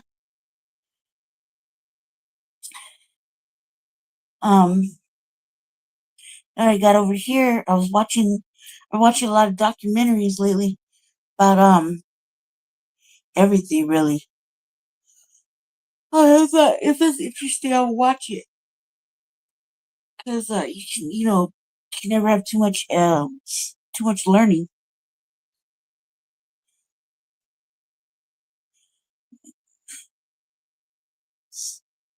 You can never have too much learning. So I was like, well, okay. Then I came over and was like, I saw he was doing a show. It was like, God damn, the fucking city council lasted forever. It was like hours and hours and hours. I was so frustrated I was like, God. Then there he goes. Sorry. Man, I had to restart the whole computer. I thought so. It kept kicking me out. I thought so. I was talking about the city council thing. I took fucking forever, and then I finally made it over here. And I was watching documentaries, and I was like, oh man, then I finally saw I guess you were live. Yeah. So I was scrolling the feed because told me to get on the tablet over here. right? So I was like, all right, well, it's over here for a minute. And my brother was talking about Europe. And I was like, yeah, shit, I gotta get all this shit. Came on the show. I was like, God damn me. But the documentaries be having me in a cut. Like, I've been learning so much lately. Not just like talking about all kinds of different things.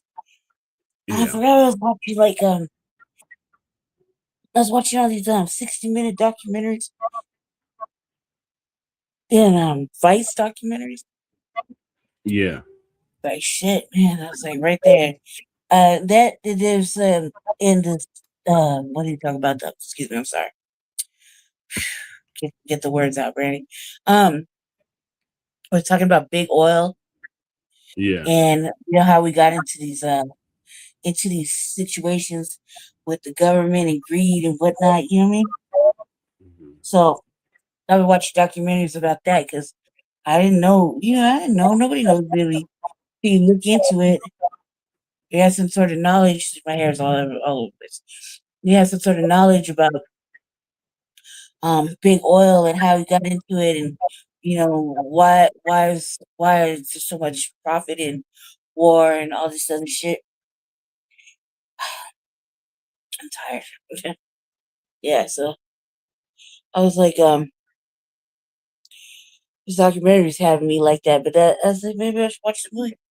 Decided I was gonna watch that Star Wars. Oh yeah.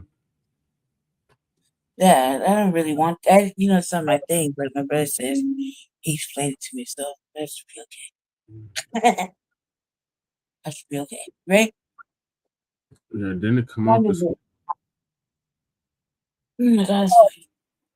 Or is it next weekend? What? When it's supposed to come out? What?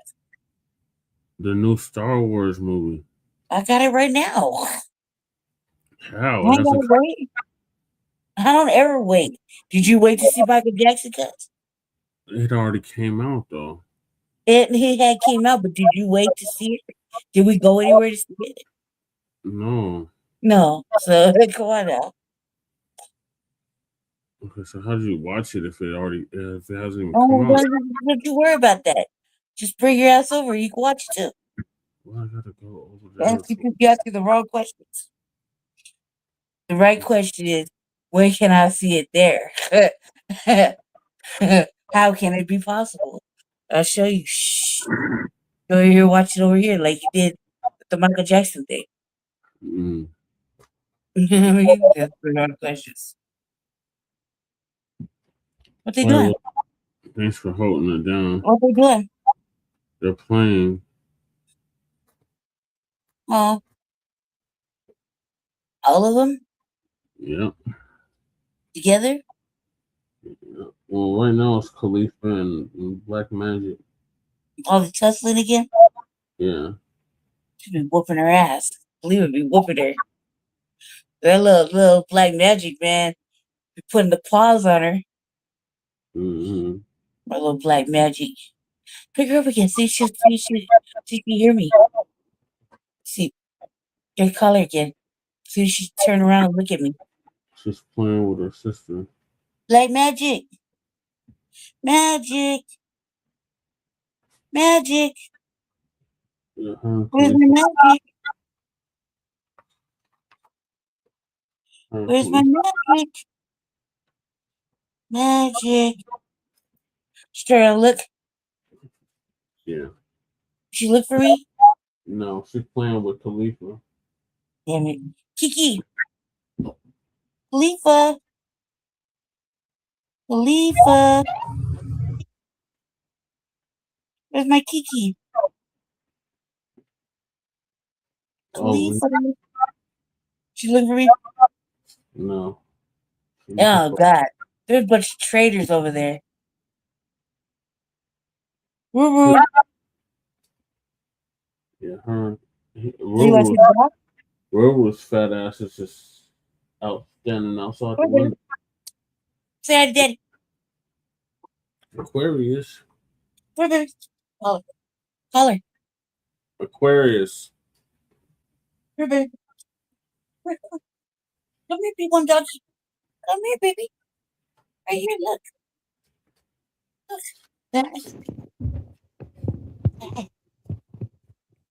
Look. Oh, there you are. Look. Right here. Look, yeah. What color? Aquarius. Look, you Aquarius. Look at Daddy. Look at Daddy right here. Look at Daddy. Look at Daddy. You see her? Yeah. I guess she's bright, but can you see her? Can Yeah. you see her? Yeah. Oh, look. Say hi, baby.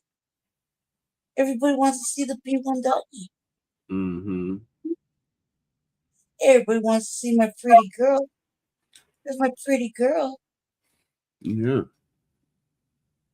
All right. Oh, my I guess pretty girl. stop it, Curtis. Can I tell you goodbye? Goodbye. Yeah. You're here, baby. Aquarius. Right, Aquarius. Hey, baby, come here. Come here, baby. Come here. I'm here. Come here. Come here. Come here. Get up here. Come here. Come here. Come here. Come here. Come here. Say hi, baby. Look at it. Call her. Aquarius. Did you see her?